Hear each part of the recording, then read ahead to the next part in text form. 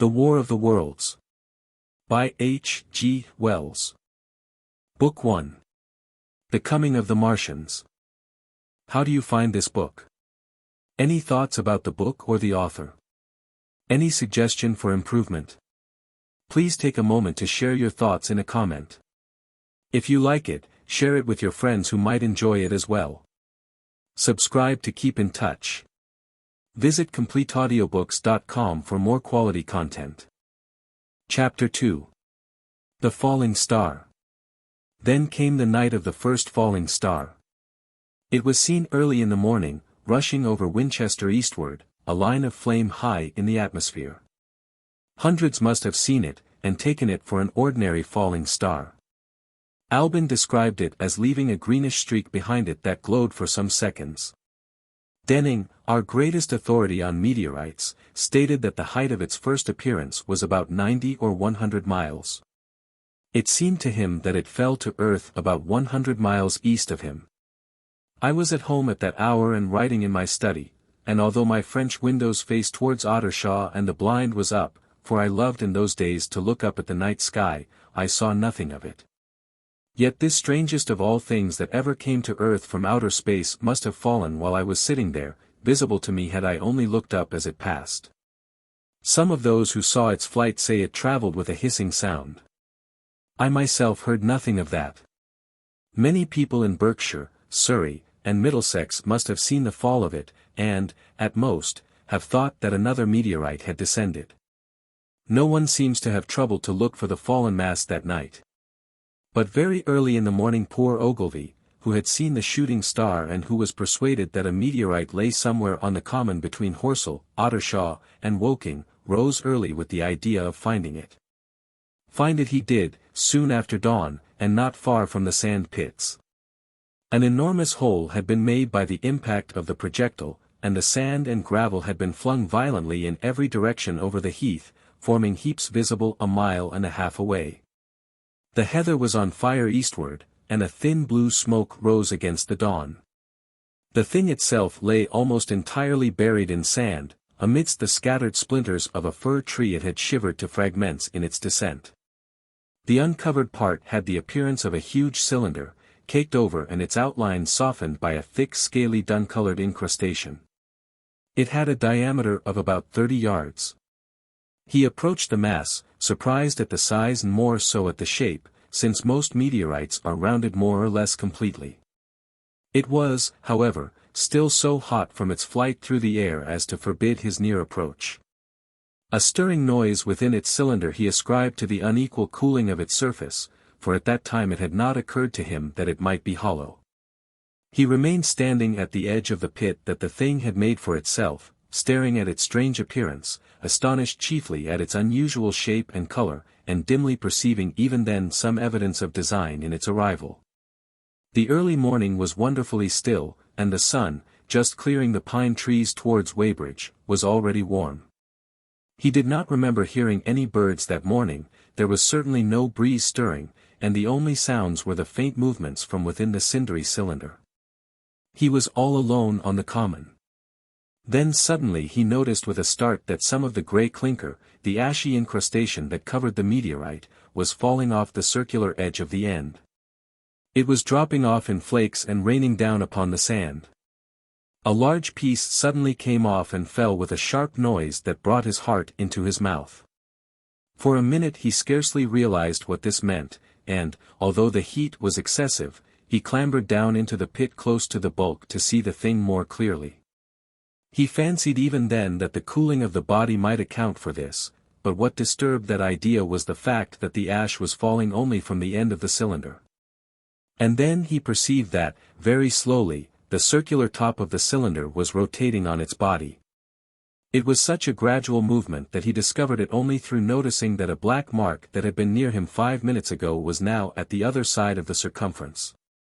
Even then he scarcely understood what this indicated, until he heard a muffled grating sound and saw the black mark jerk forward an inch or so. Then the thing came upon him in a flash. The cylinder was artificial hollow with an end that screwed out. Something within the cylinder was unscrewing the top. "Good heavens," said Ogilvy. There's a man in it, men in it. Half roasted to death. Trying to escape. At once, with a quick mental leap, he linked the thing with the flash upon Mars. The thought of the confined creature was so dreadful to him that he forgot the heat and went forward to the cylinder to help turn. But luckily the dull radiation arrested him before he could burn his hands on the still glowing metal. At that he stood irresolute for a moment, then turned, scrambled out of the pit, and set off running wildly into Woking. The time then must have been somewhere about 6 o'clock. He met a wagoner and tried to make him understand, but the tale he told and his appearance were so wild his hat had fallen off in the pit that the man simply drove on. He was equally unsuccessful with the potman who was just unlocking the doors of the public house by Horsell Bridge. The fellow thought he was a lunatic at large and made an unsuccessful attempt to shut him into the taproom. That sobered him a little, and when he saw Henderson, the London journalist, in his garden, he called over the palings and made himself understood. "Henderson," he called, "you saw that shooting star last night?" "Well," said Henderson. "It's out on Horsell Common now." "Good Lord," said Henderson. "Fallen meteorite." "That's good. But it's something more than a meteorite.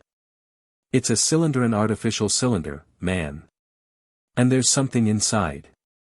Henderson stood up with his spade in his hand. "What's that?" he said. He was deaf in one ear. Ogilvy told him all that he had seen. Henderson was a minute or so taking it in.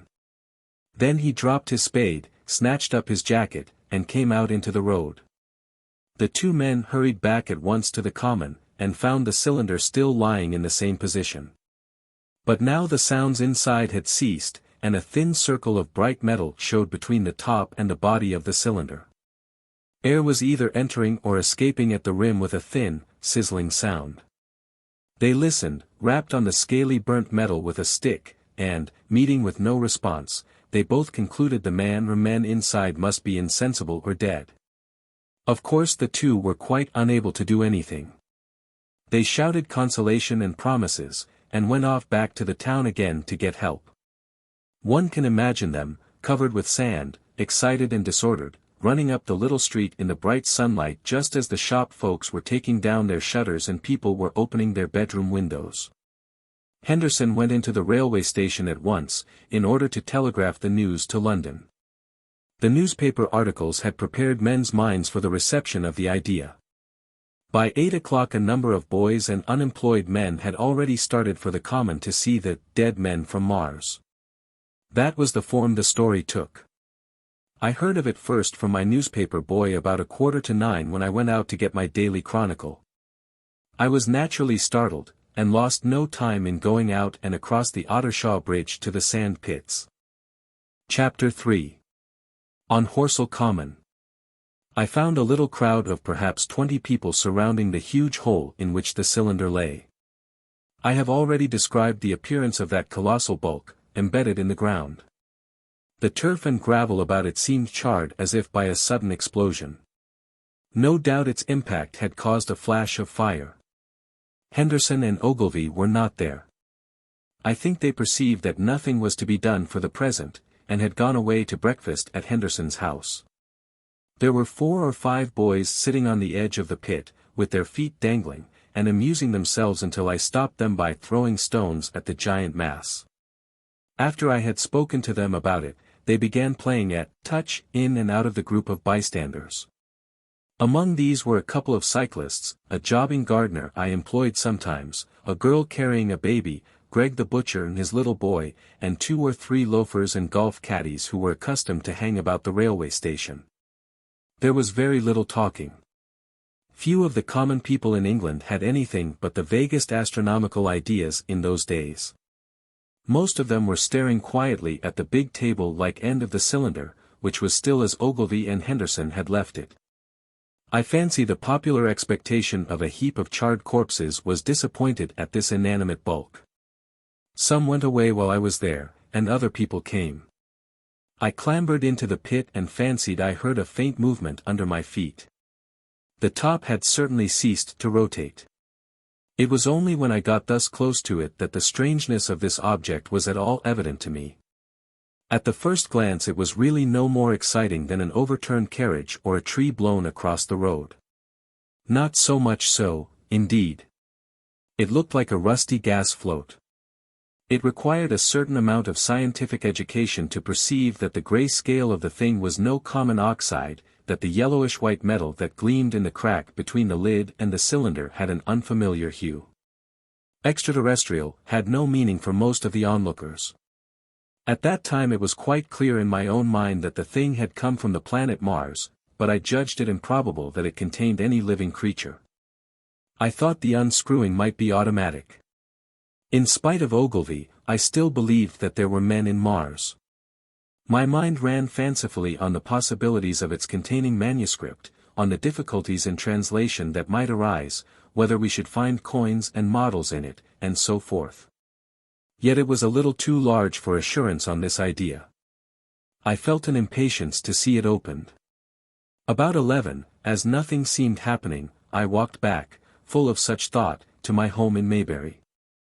But I found it difficult to get to work upon my abstract investigations. In the afternoon the appearance of the Common had altered very much. The early editions of the evening papers had startled London with enormous headlines. A message received from Mars. Remarkable story from Woking. And so forth.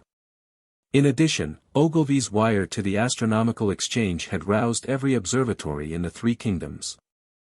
There were half a dozen flies or more from the Woking station standing in the road by the sand pits, a basket chaise from Chobham, and a rather lordly carriage. Besides that, there was quite a heap of bicycles. In addition, a large number of people must have walked, in spite of the heat of the day, from Woking and Chertsey, so that there was altogether quite a considerable crowd, one or two gaily dressed ladies among the others. It was glaringly hot, not a cloud in the sky nor a breath of wind, and the only shadow was that of the few scattered pine trees. The burning heather had been extinguished, but the level ground towards Ottershaw was blackened as far as one could see, and still giving off vertical streamers of smoke. An enterprising sweetstuff dealer in the Chobham Road had sent up his son with a barrow-load of green apples and ginger beer. Going to the edge of the pit, I found it occupied by a group of about half a dozen men: Henderson, Ogilvy, and a tall, fair-haired man that I afterwards learned was Stent, the Astronomer Royal, with several workmen wielding spades and pickaxes. Stent was giving directions in a clear, high-pitched voice. He was standing on the cylinder, which was now evidently much cooler. His face was crimson and streaming with perspiration, and something seemed to have irritated him. A large portion of the cylinder had been uncovered, though its lower end was still embedded. As soon as Ogilvy saw me among the staring crowd on the edge of the pit he called to me to come down, and asked me if I would mind going over to see Lord Hilton, the lord of the manor. The growing crowd, he said, was becoming a serious impediment to their excavations, especially the boys. They wanted a light railing put up, and help to keep the people back. He told me that a faint stirring was occasionally still audible within the case, but that the workmen had failed to unscrew the top, as it afforded no grip to them. The case appeared to be enormously thick, and it was possible that the faint sounds we heard represented a noisy tumult in the interior. I was very glad to do as he asked, and so become one of the privileged spectators within the contemplated enclosure. I failed to find Lord Hilton at his house, but I was told he was expected from London by the 6 o'clock train from Waterloo. And as it was then about 5:15, I went home, had some tea, and walked up to the station to waylay him. Chapter 4. The cylinder opens. When I returned to the Common the sun was setting. Scattered groups were hurrying from the direction of Woking, and one or two persons were returning. The crowd about the pit had increased, and stood out black against the lemon yellow of the sky, a couple of hundred people, perhaps. There were raised voices, and some sort of struggle appeared to be going on about the pit. Strange imaginings passed through my mind. As I drew nearer I heard Stent's voice. "Keep back! Keep back!" A boy came running towards me. "It's a movin'," he said to me as he passed, "a screwin' and a screwin' out. I don't like it. I'm a goin' home, I am." I went on to the crowd. There were really, I should think, 200 or 300 people elbowing and jostling one another, the 1 or 2 ladies there being by no means the least active. "He's fallen in the pit!" cried someone. "Keep back," said several. The crowd swayed a little, and I elbowed my way through. Everyone seemed greatly excited. I heard a peculiar humming sound from the pit. "I say," said Ogilvy, "help keep these idiots back. We don't know what's in the confounded thing, you know." I saw a young man, a shop assistant in Woking I believe he was, standing on the cylinder and trying to scramble out of the hole again. The crowd had pushed him in. The end of the cylinder was being screwed out from within. Nearly 2 feet of shining screw projected. Somebody blundered against me, and I narrowly missed being pitched onto the top of the screw. I turned, and as I did so the screw must have come out, for the lid of the cylinder fell upon the gravel with a ringing concussion. I stuck my elbow into the person behind me, and turned my head towards the thing again. For a moment that circular cavity seemed perfectly black. I had the sunset in my eyes. I think everyone expected to see a man emerge, possibly something a little unlike us terrestrial men, but in all essentials a man. I know I did. But, looking, I presently saw something stirring within the shadow, greyish billowy movements, one above another, and then 2 luminous discs like eyes. Then something resembling a little grey snake, about the thickness of a walking stick, coiled up out of the writhing middle, and wriggled in the air towards me, and then another. A sudden chill came over me. There was a loud shriek from a woman behind. I half turned, keeping my eyes fixed upon the cylinder still, from which other tentacles were now projecting, and began pushing my way back from the edge of the pit. I saw astonishment giving place to horror on the faces of the people about me. I heard inarticulate exclamations on all sides. There was a general movement backwards. I saw the shopman struggling still on the edge of the pit. I found myself alone, and saw the people on the other side of the pit running off, Stent among them. I looked again at the cylinder, and ungovernable terror gripped me. I stood petrified and staring. A big greyish rounded bulk, the size, perhaps, of a bear, was rising slowly and painfully out of the cylinder. As it bulged up and caught the light, it glistened like wet leather. 2 large dark-colored eyes were regarding me steadfastly. The mass that framed them, the head of the thing, was rounded, and had, one might say, a face. There was a mouth under the eyes, the lipless brim of which quivered and panted, and dropped saliva. The whole creature heaved and pulsated convulsively. A lank tentacular appendage gripped the edge of the cylinder, another swayed in the air.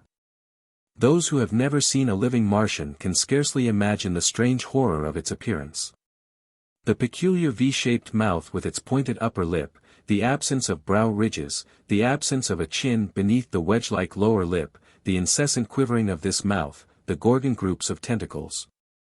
The tumultuous breathing of the lungs in a strange atmosphere, the evident heaviness and painfulness of movement due to the greater gravitational energy of the earth above all, the extraordinary intensity of the immense eyes were at once vital. Intense, inhuman, crippled and monstrous. There was something fungoid in the oily brown skin, something in the clumsy deliberation of the tedious movements unspeakably nasty. Even at this first encounter, this first glimpse, I was overcome with disgust and dread. Suddenly the monster vanished. It had toppled over the brim of the cylinder and fallen into the pit, with a thud like the fall of a great mass of leather. I heard it give a peculiar thick cry, and forthwith another of these creatures appeared darkly in the deep shadow of the aperture. I turned and, running madly, made for the first group of trees, perhaps 100 yards away. But I ran slantingly and stumbling, for I could not avert my face from these things. There, among some young pine trees and furze bushes, I stopped, panting, and waited further developments. The common round the sand pits was dotted with people, standing like myself in a half-fascinated terror, staring at these creatures, or rather at the heaped gravel at the edge of the pit in which they lay. And then, with a renewed horror, I saw a round, black object bobbing up and down on the edge of the pit. It was the head of the shopman who had fallen in, but showing as a little black object against the hot western sun. Now he got his shoulder and knee up, and again he seemed to slip back until only his head was visible. Suddenly he vanished, and I could have fancied a faint shriek had reached me. I had a momentary impulse to go back and help him that my fears overruled. Everything was then quite invisible, hidden by the deep pit and the heap of sand that the fall of the cylinder had made. Anyone coming along the road from Chobham or Woking would have been amazed at the sight, a dwindling multitude of perhaps 100 people or more standing in a great irregular circle, in ditches, behind bushes, behind gates and hedges, saying little to one another, and that in short, excited shouts, and staring hard at a few heaps of sand. The barrow of ginger beer stood, a queer derelict, black against the burning sky, and in the sand pits was a row of deserted vehicles with their horses feeding out of nosebags or pawing the ground. Chapter 5. The Heat Ray. After the glimpse I had had of the Martians emerging from the cylinder in which they had come to the Earth from their planet, a kind of fascination paralyzed my actions. I remained standing knee-deep in the heather, staring at the mound that hid them. I was a battleground of fear and curiosity. I did not dare to go back towards the pit, but I felt a passionate longing to peer into it. I began walking, therefore, in a big curve, seeking some point of vantage and continually looking at the sand heaps that hid these newcomers to our earth. Once a leash of thin black whips, like the arms of an octopus, flashed across the sunset and was immediately withdrawn, and afterwards a thin rod rose up, joint by joint, bearing at its apex a circular disc that spun with a wobbling motion. What could be going on there? Most of the spectators had gathered in one or two groups, one a little crowd towards Woking, the other a knot of people in the direction of Chobham. Evidently they shared my mental conflict. There were few near me. One man I approached. He was, I perceived, a neighbor of mine, though I did not know his name, and accosted. But it was scarcely a time for articulate conversation. "What ugly brutes," he said. "Good God! What ugly brutes!" He repeated this over and over again. "Did you see a man in the pit?" I said, but he made no answer to that. We became silent, and stood watching for a time side by side, deriving, I fancy, a certain comfort in one another's company. Then I shifted my position to a little knoll that gave me the advantage of a yard or more of elevation, and when I looked for him presently he was walking towards Woking. The sunset faded to twilight before anything further happened.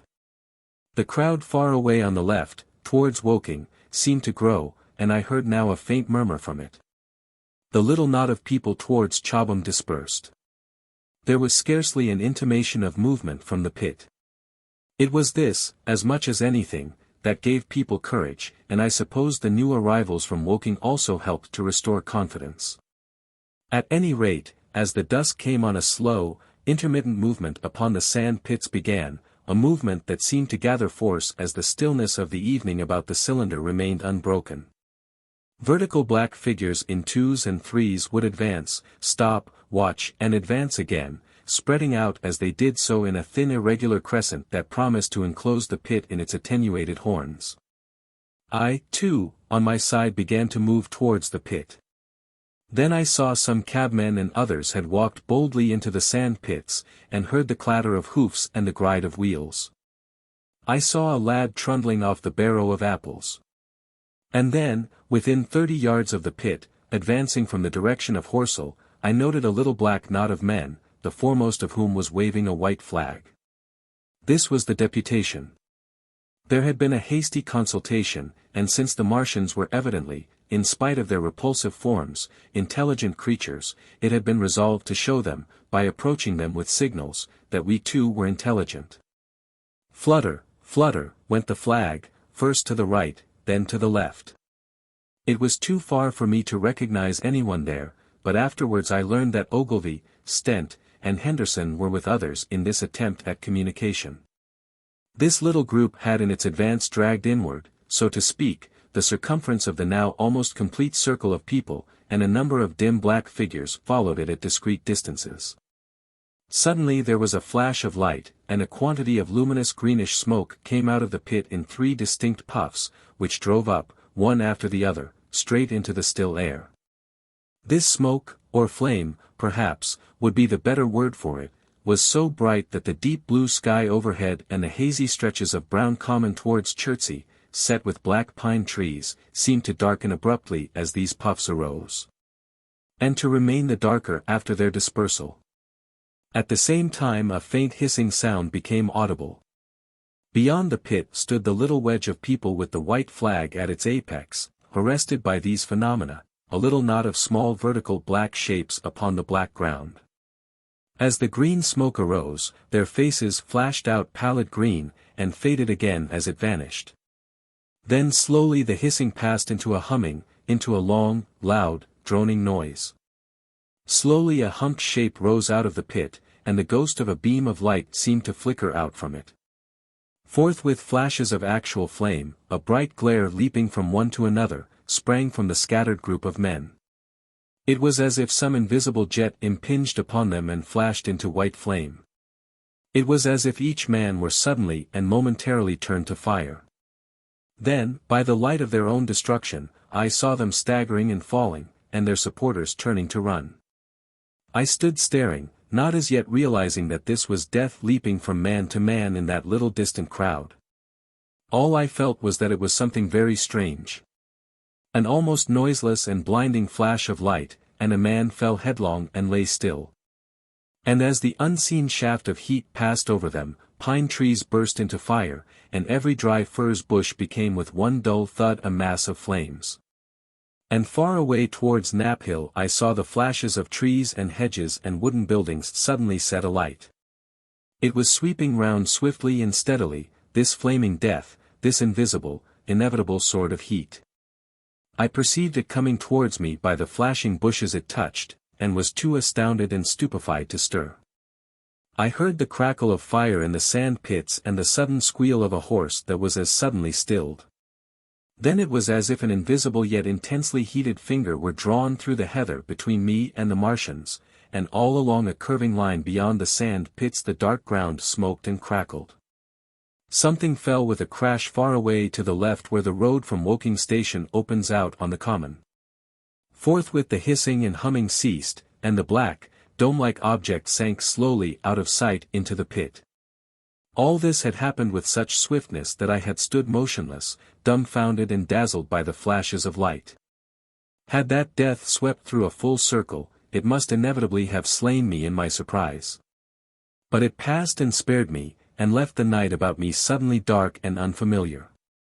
The undulating common seemed now dark almost to blackness, except where its roadways lay grey and pale under the deep blue sky of the early night. It was dark, and suddenly void of men. Overhead the stars were mustering, and in the west the sky was still a pale, bright, almost greenish blue. The tops of the pine trees and the roofs of Horsell came out sharp and black against the western afterglow. The Martians and their appliances were altogether invisible, save for that thin mast upon which their restless mirror wobbled. Patches of bush and isolated trees here and there smoked and glowed still, and the houses towards Woking station were sending up spires of flame into the stillness of the evening air. Nothing was changed save for that and a terrible astonishment. The little group of black specks with the flag of white had been swept out of existence, and the stillness of the evening, so it seemed to me, had scarcely been broken. It came to me that I was upon this dark common, helpless, unprotected, and alone. Suddenly, like a thing falling upon me from without, came fear. With an effort I turned and began a stumbling run through the heather. The fear I felt was no rational fear, but a panic terror not only of the Martians, but of the dusk and stillness all about me. Such an extraordinary effect in unmanning me it had that I ran weeping silently as a child might do. Once I had turned, I did not dare to look back. I remember I felt an extraordinary persuasion that I was being played with, that presently, when I was upon the very verge of safety, this mysterious death as swift as the passage of light would leap after me from the pit about the cylinder and strike me down. Chapter 6. The Heat Ray in the Chobham Road. It is still a matter of wonder how the Martians are able to slay men so swiftly and so silently.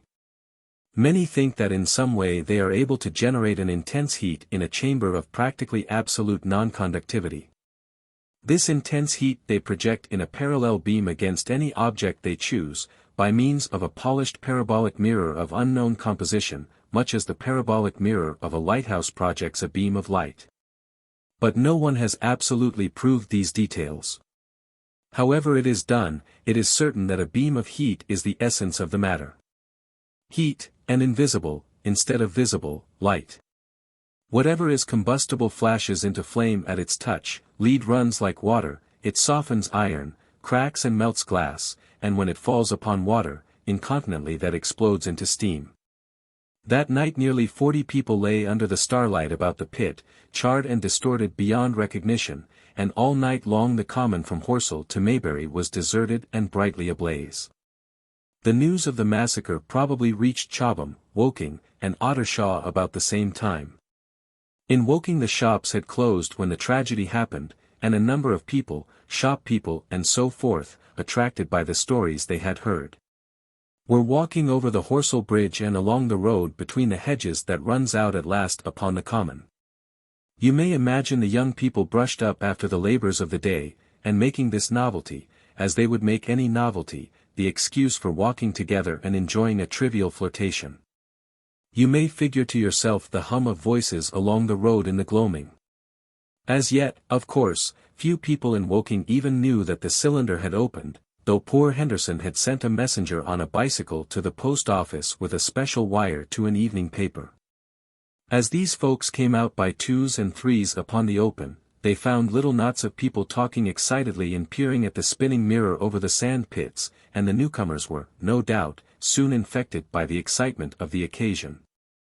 By 8:30, when the deputation was destroyed, there may have been a crowd of 300 people or more at this place, besides those who had left the road to approach the Martians nearer. There were 3 policemen too, one of whom was mounted, doing their best, under instructions from Stent, to keep the people back and deter them from approaching the cylinder. There was some booing from those more thoughtless and excitable souls to whom a crowd is always an occasion for noise and horseplay. Stent and Ogilvy, anticipating some possibilities of a collision, had telegraphed from Horsell to the barracks as soon as the Martians emerged, for the help of a company of soldiers to protect these strange creatures from violence. After that they returned to lead that ill-fated advance. The description of their death, as it was seen by the crowd, tallies very closely with my own impressions, the 3 puffs of green smoke, the deep humming note, and the flashes of flame. But that crowd of people had a far narrower escape than mine. Only the fact that a hummock of heathery sand intercepted the lower part of the heat ray saved them. Had the elevation of the parabolic mirror been a few yards higher, none could have lived to tell the tale. They saw the flashes and the men falling, and an invisible hand, as it were, lit the bushes as it hurried towards them through the twilight. Then, with a whistling note that rose above the droning of the pit, the beam swung close over their heads, lighting the tops of the beech trees that line the road, and splitting the bricks, smashing the windows, firing the window frames, and bringing down in crumbling ruin a portion of the gable of the house nearest the corner. In the sudden thud, hiss, and glare of the igniting trees, the panic-stricken crowd seems to have swayed hesitatingly for some moments. Sparks and burning twigs began to fall into the road, and single leaves like puffs of flame. Hats and dresses caught fire. Then came a crying from the common. There were shrieks and shouts, and suddenly a mounted policeman came galloping through the confusion with his hands clasped over his head, screaming, "They're coming!" A woman shrieked, and incontinently everyone was turning and pushing at those behind, in order to clear their way to Woking again. They must have bolted as blindly as a flock of sheep. Where the road grows narrow and black between the high banks the crowd jammed, and a desperate struggle occurred. All that crowd did not escape. 3 persons at least, 2 women and a little boy, were crushed and trampled there, and left to die amid the terror and the darkness. Chapter 7. How I reached home. For my own part, I remember nothing of my flight except the stress of blundering against trees and stumbling through the heather. All about me gathered the invisible terrors of the Martians. That pitiless sword of heat seemed whirling to and fro, flourishing overhead before it descended and smote me out of life. I came into the road between the crossroads and Horsell, and ran along this to the crossroads. At last I could go no further. I was exhausted with the violence of my emotion and of my flight, and I staggered and fell by the wayside. That was near the bridge that crosses the canal by the gasworks. I fell and lay still. I must have remained there some time. I sat up, strangely perplexed. For a moment, perhaps, I could not clearly understand how I came there. My terror had fallen from me like a garment. My hat had gone, and my collar had burst away from its fastener. A few minutes before, there had only been three real things before me: the immensity of the night and space and nature, my own feebleness and anguish, and the near approach of death. Now it was as if something turned over, and the point of view altered abruptly. There was no sensible transition from one state of mind to the other. I was immediately the self of every day again, a decent, ordinary citizen. The silent common, the impulse of my flight, the starting flames, were as if they had been in a dream. I asked myself, had these latter things indeed happened? I could not credit it. I rose and walked unsteadily up the steep incline of the bridge. My mind was blank wonder. My muscles and nerves seemed drained of their strength. I dare say I staggered drunkenly. A head rose over the arch, and the figure of a workman carrying a basket appeared. Beside him ran a little boy. He passed me, wishing me good night. I was minded to speak to him, but did not. I answered his greeting with a meaningless mumble and went on over the bridge. Over the Maybury arch a train, a billowing tumult of white, firelit smoke, and a long caterpillar of lighted windows, went flying south, clatter, clatter, clap, rap, and it had gone. A dim group of people talked in the gate of one of the houses in the pretty little row of gables that was called Oriental Terrace. It was all so real and so familiar. And that behind me. It was frantic, fantastic. Such things, I told myself, could not be. Perhaps I am a man of exceptional moods. I do not know how far my experience is common. At times I suffer from the strangest sense of detachment from myself and the world about me. I seem to watch it all from the outside, from somewhere inconceivably remote, out of time, out of space, out of the stress and tragedy of it all. This feeling was very strong upon me that night. Here was another side to my dream. But the trouble was the blank incongruity of this serenity in the swift death flying yonder, not 2 miles away. There was a noise of business from the gasworks, and the electric lamps were all alight. I stopped at the group of people. "What news from the common?" said I. There were 2 men and a woman at the gate. Said one of the men, turning. "What news from the common?" I said. "Ain't you just been there?" asked the men. "People seem fair silly about the common," said the woman over the gate. "What's it all about?" "Haven't you heard of the men from Mars?" said I, "the creatures from Mars." "Quite enough," said the woman over the gate. "Thanks." And all 3 of them laughed. I felt foolish and angry. I tried and found I could not tell them what I had seen. They laughed again at my broken sentences.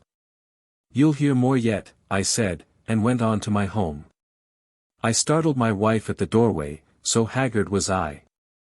I went into the dining room, sat down, drank some wine, and so soon as I could collect myself sufficiently I told her the things I had seen. The dinner, which was a cold one, had already been served, and remained neglected on the table while I told my story. "There is one thing," I said, to allay the fears I had aroused, "they are the most sluggish things I ever saw crawl. They may keep the pit and kill people who come near them, but they cannot get out of it. But the horror of them!" "Don't, dear," said my wife, knitting her brows and putting her hand on mine. "Poor Ogilvy," I said. "To think he may be lying dead there." My wife at least did not find my experience incredible. When I saw how deadly white her face was, I ceased abruptly. "They may come here," she said again and again. I pressed her to take wine, and tried to reassure her. They can scarcely move, I said. I began to comfort her and myself by repeating all that Ogilvy had told me of the impossibility of the Martians establishing themselves on the Earth. In particular, I laid stress on the gravitational difficulty.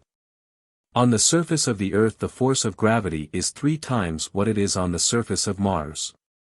A Martian, therefore, would weigh 3 times more than on Mars, albeit his muscular strength would be the same. His own body would be a cope of lead to him.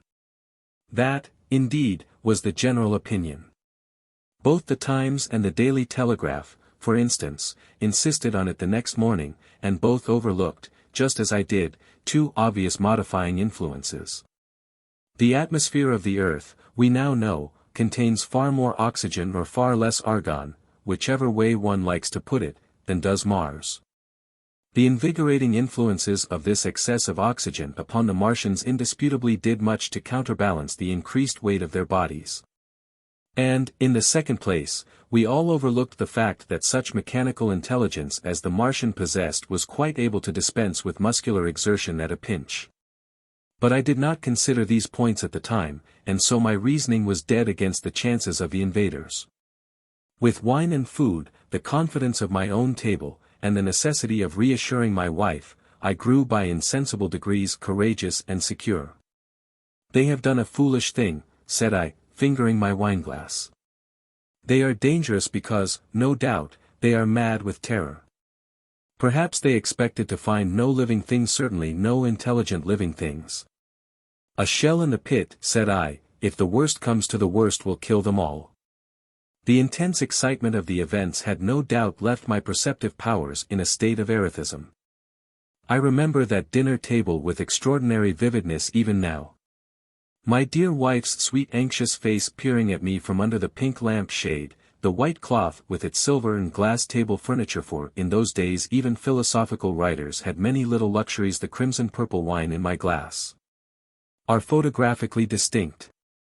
At the end of it I sat, tempering nuts with a cigarette, regretting Ogilvy's rashness, and denouncing the short-sighted timidity of the Martians. So some respectable dodo in the Mauritius might have lorded it in his nest, and discussed the arrival of that shipful of pitiless sailors in want of animal food. We will peck them to death tomorrow, my dear. I did not know it, but that was the last civilized dinner I was to eat for very many strange and terrible days. Chapter 8. Friday night. The most extraordinary thing to my mind, of all the strange and wonderful things that happened upon that Friday, was the dovetailing of the commonplace habits of our social order with the first beginnings of the series of events that was to topple that social order headlong. If on Friday night you had taken a pair of compasses and drawn a circle with a radius of 5 miles round the Woking sand pits, I doubt if you would have had one human being outside it. Unless it were some relation of Stent or of the 3 or 4 cyclists or London people lying dead on the common, whose emotions or habits were at all affected by the newcomers. Many people had heard of the cylinder, of course, and talked about it in their leisure, but it certainly did not make the sensation that an ultimatum to Germany would have done.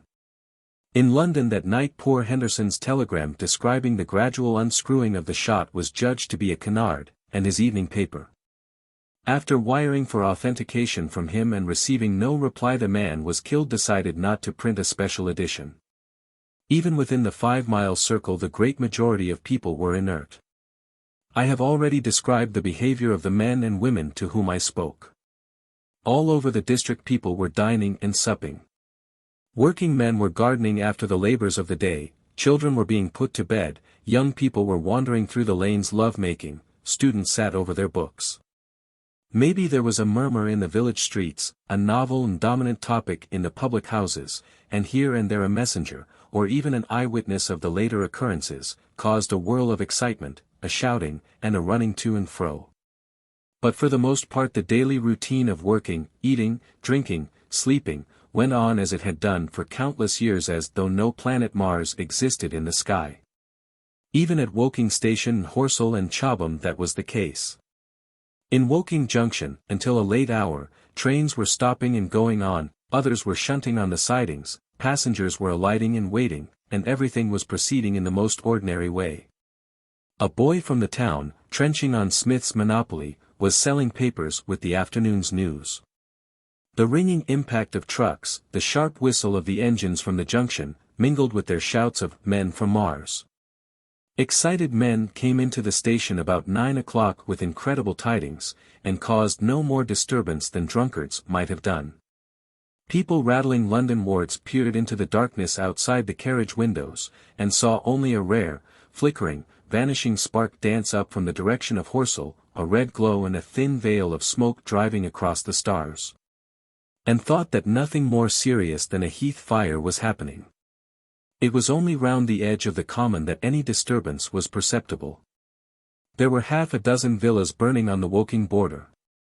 There were lights in all the houses on the common side of the three villages, and the people there kept awake till dawn. A curious crowd lingered restlessly, people coming and going but the crowd remaining, both on the Chobham and Horsell bridges. One or two adventurous souls, it was afterwards found, went into the darkness and crawled quite near the Martians. But they never returned, for now and again a light ray, like the beam of a warship searchlight, swept the common, and the heat ray was ready to follow. Save for such, that big area of common was silent and desolate, and the charred bodies lay about on it all night under the stars, and all the next day. A noise of hammering from the pit was heard by many people. So you have the state of things on Friday night.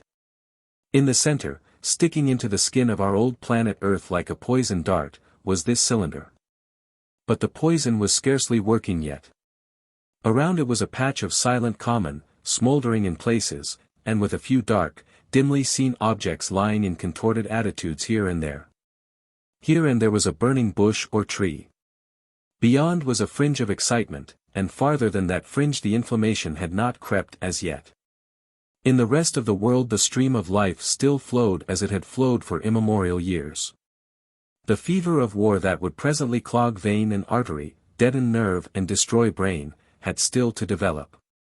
All night long the Martians were hammering and stirring, sleepless, indefatigable, at work upon the machines they were making ready, and ever and again a puff of greenish-white smoke whirled up to the starlit sky.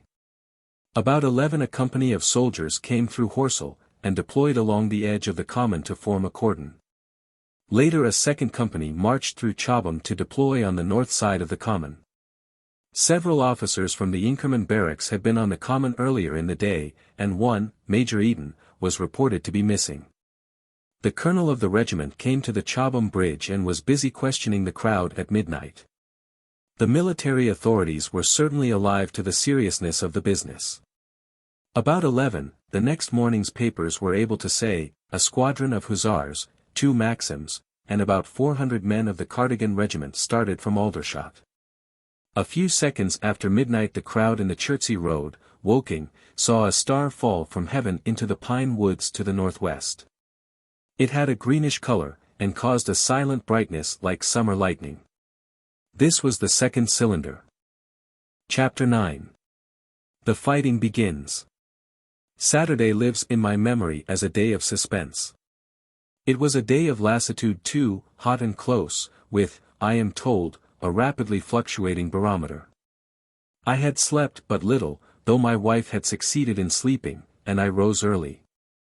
I went into my garden before breakfast and stood listening, but towards the common there was nothing stirring but a lark. The milkman came as usual.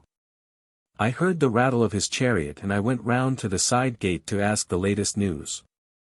He told me that during the night the Martians had been surrounded by troops, and that guns were expected. Then a familiar, reassuring note I heard a train running towards Woking. They aren't to be killed, said the milkman, if that can possibly be avoided. I saw my neighbor gardening, chatted with him for a time, and then strolled in to breakfast. It was a most unexceptional morning.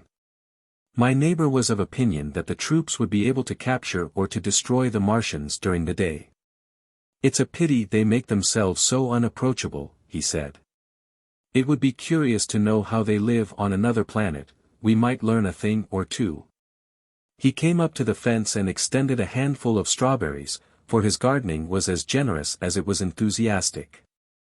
At the same time he told me of the burning of the pine woods about the Byfleet golf links. They say, said he, that there's another of those blessed things fallen there number 2. But one's enough, surely. This lava cost the insurance people a pretty penny before everything's settled. He laughed with an air of the greatest good humor as he said this. The woods, he said, were still burning, and pointed out a haze of smoke to me. They will be hot underfoot for days, on account of the thick soil of pine needles and turf, he said, and then grew serious over, poor Ogilvy. After breakfast, instead of working, I decided to walk down towards the common. Under the railway bridge I found a group of soldier sappers, I think, men in small round caps, dirty red jackets unbuttoned, and showing their blue shirts, dark trousers, and boots coming to the calf. They told me no one was allowed over the canal, and, looking along the road towards the bridge, I saw one of the Cardigan men standing sentinel there. I talked with these soldiers for a time. I told them of my sight of the Martians on the previous evening. None of them had seen the Martians, and they had but the vaguest ideas of them, so that they plied me with questions. They said that they did not know who had authorized the movements of the troops. Their idea was that a dispute had arisen at the Horse Guards. The ordinary sapper is a great deal better educated than the common soldier, and they discussed the peculiar conditions of the possible fight with some acuteness. I described the heat ray to them, and they began to argue among themselves. Crawl up under cover and rush say I, said one. Get out, said another. What's cover against this air heat? Sticks to cook here. What we got to do is to go as near as the ground let us, and then drive a trench. Blow your trenches. You always want trenches, you ought to hop been born a rabbit snippy. Ain't they got any necks, then, said a third, abruptly a little, contemplative, dark man, smoking a pipe. I repeated my description. Octopuses, said he, that's what I calls 'em. Talk about fishers of men fighters of fish it is this time. It ain't no murder killing beasts like that, said the first speaker. Why not shell the darn thing straight off and finish 'em? Said the little dark man. You can't tell what they might do. Where's your shells, said the first speaker. There ain't no time. Do it in a rush, that's my tip, and do it at once. So they discussed it. After a while I left them, and went on to the railway station to get as many morning papers as I could. But I will not weary the reader with a description of that long morning and of the longer afternoon. I did not succeed in getting a glimpse of the common, for even Horsell and Chobham church towers were in the hands of the military authorities. The soldiers I addressed didn't know anything, the officers were mysterious as well as busy. I found people in the town quite secure again in the presence of the military, and I heard for the first time from Marshall, the tobacconist, that his son was among the dead on the common. The soldiers had made the people on the outskirts of Horsell lock up and leave their houses. I got back to lunch about 2, very tired for, as I have said, the day was extremely hot and dull. And in order to refresh myself I took a cold bath in the afternoon. About 4:30 I went up to the railway station to get an evening paper, for the morning papers had contained only a very inaccurate description of the killing of Stent, Henderson, Ogilvy, and the others. But there was little I didn't know. The Martians did not show an inch of themselves. They seemed busy in their pit, and there was a sound of hammering and an almost continuous streamer of smoke. Apparently they were busy getting ready for a struggle. Fresh attempts have been made to signal, but without success, was the stereotyped formula of the papers. A sapper told me it was done by a man in a ditch with a flag on a long pole. The Martians took as much notice of such advances as we should of the lowing of a cow. I must confess the sight of all this armament, all this preparation, greatly excited me. My imagination became belligerent, and defeated the invaders in a dozen striking ways. Something of my schoolboy dreams of battle and heroism came back. It hardly seemed a fair fight to me at that time. They seemed very helpless in that pit of theirs. About 3 o'clock there began the thud of a gun at measured intervals from Chertsey or Addleston. I learned that the smouldering pine wood into which the second cylinder had fallen was being shelled, in the hope of destroying that object before it opened. It was only about 5, however, that a field gun reached Chobham for use against the first body of Martians. About 6 in the evening, as I sat at tea with my wife in the summer-house talking vigorously about the battle that was lowering upon us, I heard a muffled detonation from the common, and immediately after a gust of firing. Close on the heels of that came a violent rattling crash, quite close to us, that shook the ground. And, starting out upon the lawn, I saw the tops of the trees about the Oriental College burst into smoky red flame, and the tower of the little church beside it slide down into ruin. The pinnacle of the mosque had vanished, and the roof line of the college itself looked as if a 100-ton gun had been at work upon it. One of our chimneys cracked as if a shot had hit it, flew, and a piece of it came clattering down the tiles and made a heap of broken red fragments upon the flower bed by my study window. I and my wife stood amazed. Then I realized that the crest of Maybury Hill must be within range of the Martians' heat ray now that the college was cleared out of the way. At that I gripped my wife's arm, and without ceremony ran her out into the road. Then I fetched out the servant, telling her I would go upstairs myself for the box she was clamoring for. "We can't possibly stay here," I said, and as I spoke the firing reopened for a moment upon the common. "But where are we to go?" said my wife in terror. I thought perplexed. Then I remembered her cousins at Leatherhead. "Leatherhead!" I shouted above the sudden noise. She looked away from me downhill. The people were coming out of their houses, astonished. "How are we to get to Leatherhead?" she said. Down the hill I saw a bevy of hussars ride under the railway bridge, 3 galloped through the open gates of the Oriental College, 2 others dismounted, and began running from house to house. The sun, shining through the smoke that drove up from the tops of the trees, seemed blood-red, and threw an unfamiliar lurid light upon everything. "Stop here," said I, "you are safe here." And I started off at once for the Spotted Dog, for I knew the landlord had a horse and dog cart. I ran, for I perceived that in a moment everyone upon this side of the hill would be moving. I found him in his bar, quite unaware of what was going on behind his house. A man stood with his back to me, talking to him. "I must have £1," said the landlord, "and I've no one to drive it." "I'll give you 2, said I, over the stranger's shoulder. "What for?" "And I'll bring it back by midnight," I said. "Lord," said the landlord, "what's the hurry?" "I'm selling my bit of a pig." £2, and you bring it back. What's going on now?" I explained hastily that I had to leave my home, and so secured the dog cart. At the time it did not seem to me nearly so urgent that the landlord should leave his. I took care to have the cart there and then, drove it off down the road, and, leaving it in charge of my wife and servant, rushed into my house and packed a few valuables, such plate as we had, and so forth. The beech trees below the house were burning while I did this, and the palings up the road glowed red. While I was occupied in this way, one of the dismounted hussars came running up. He was going from house to house, warning people to leave. He was going on as I came out of my front door, lugging my treasures, done up in a tablecloth. I shouted after him. "What news?" He turned, stared, bawled something about crawling out in a thing like a dish cover, and ran on to the gate of the house at the crest. A sudden whirl of black smoke driving across the road hid him for a moment. I ran to my neighbor's door and rapped to satisfy myself of what I already knew, that his wife had gone to London with him and had locked up their house.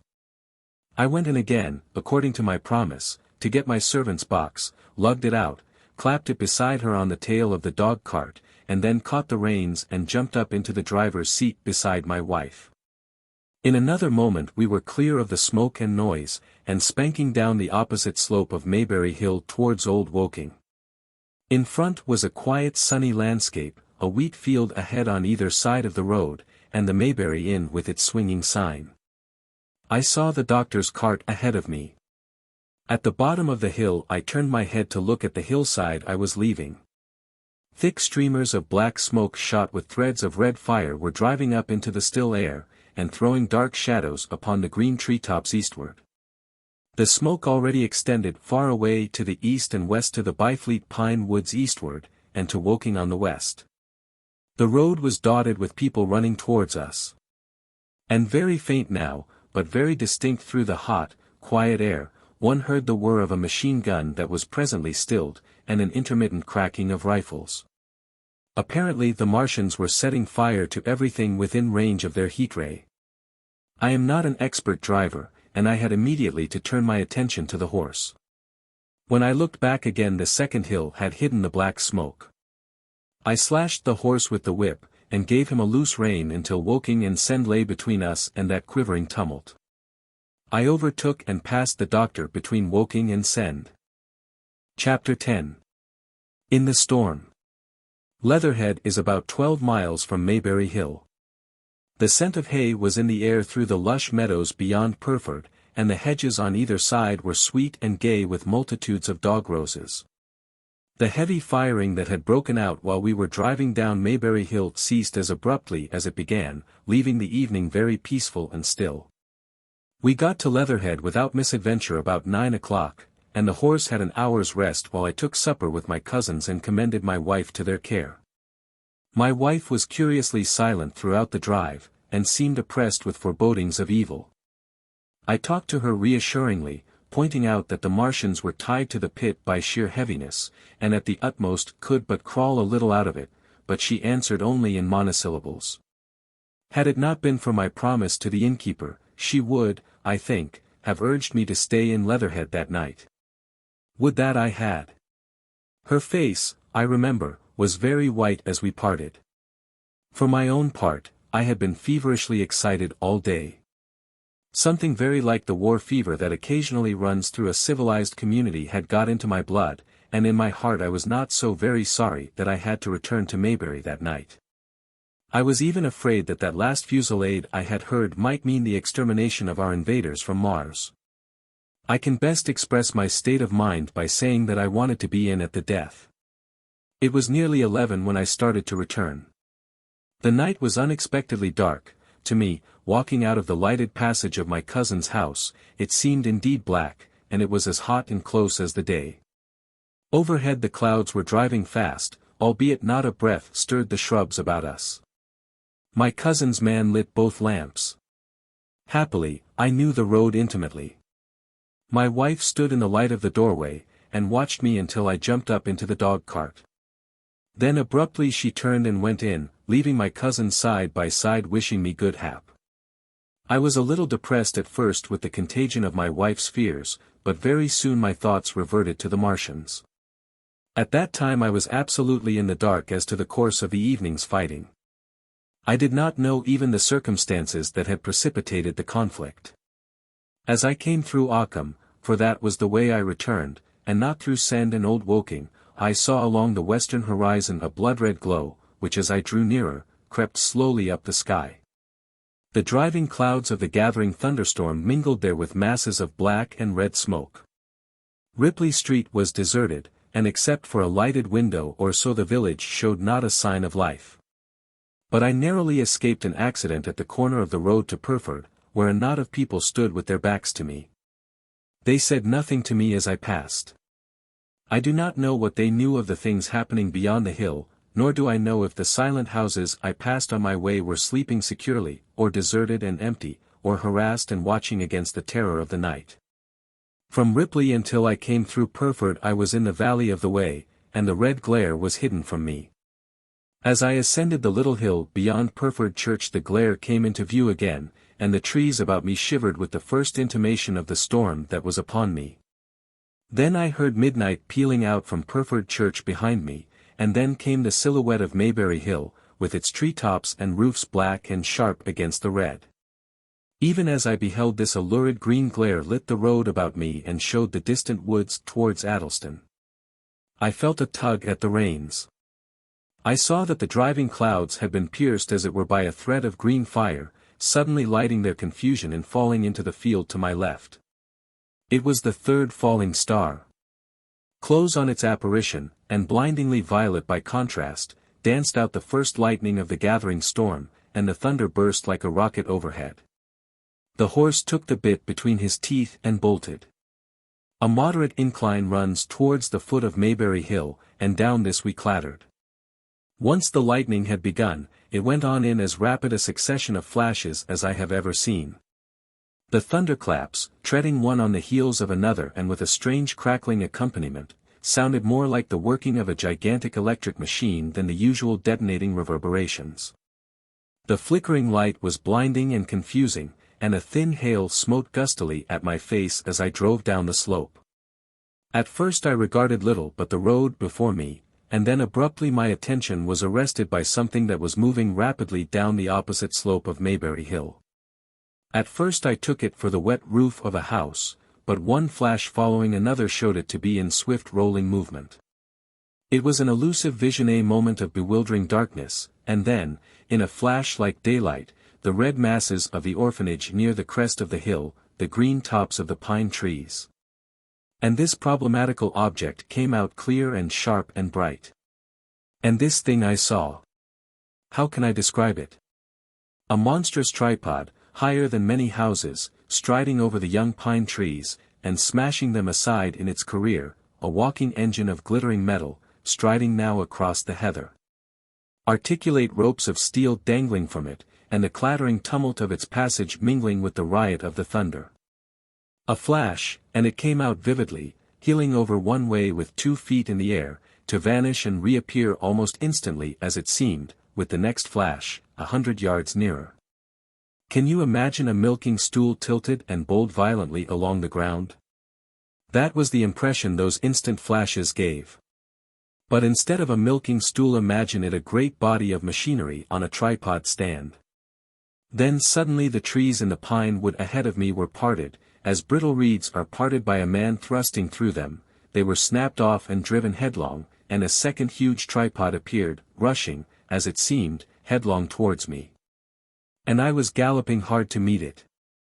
At the sight of the second monster my nerve went altogether. Not stopping to look again, I wrenched the horse's head hard round to the right, and in another moment the dog cart had heeled over upon the horse. The shaft smashed noisily, and I was flung sideways and fell heavily into a shallow pool of water. I crawled out almost immediately, and crouched, my feet still in the water, under a clump of firs. The horse lay motionless, his neck was broken, poor brute, and by the lightning flashes I saw the black bulk of the overturned dog cart and the silhouette of the wheel still spinning slowly. In another moment the colossal mechanism went striding by me, and passed uphill towards Purford. Seen nearer, the thing was incredibly strange, for it was no mere insensate machine driving on its way. Machine it was, with a ringing metallic pace, and long, flexible, glittering tentacles, one of which gripped a young pine tree, swinging and rattling about its strange body. It picked its road as it went striding along, and the brazen hood that surmounted it moved to and fro with the inevitable suggestion of a head looking about. Behind the main body was a huge mass of white metal like a gigantic fisherman's basket, and puffs of green smoke squirted out from the joints of the limbs as the monster swept by me. And in an instant it was gone. So much I saw then, all vaguely for the flickering of the lightning, in blinding highlights and dense black shadows. As it passed it set up an exultant deafening howl that drowned the thunder, alloo. Alloo. And in another minute it was with its companion, half a mile away, stooping over something in the field. I have no doubt this thing in the field was the third of the 10 cylinders they had fired at us from Mars.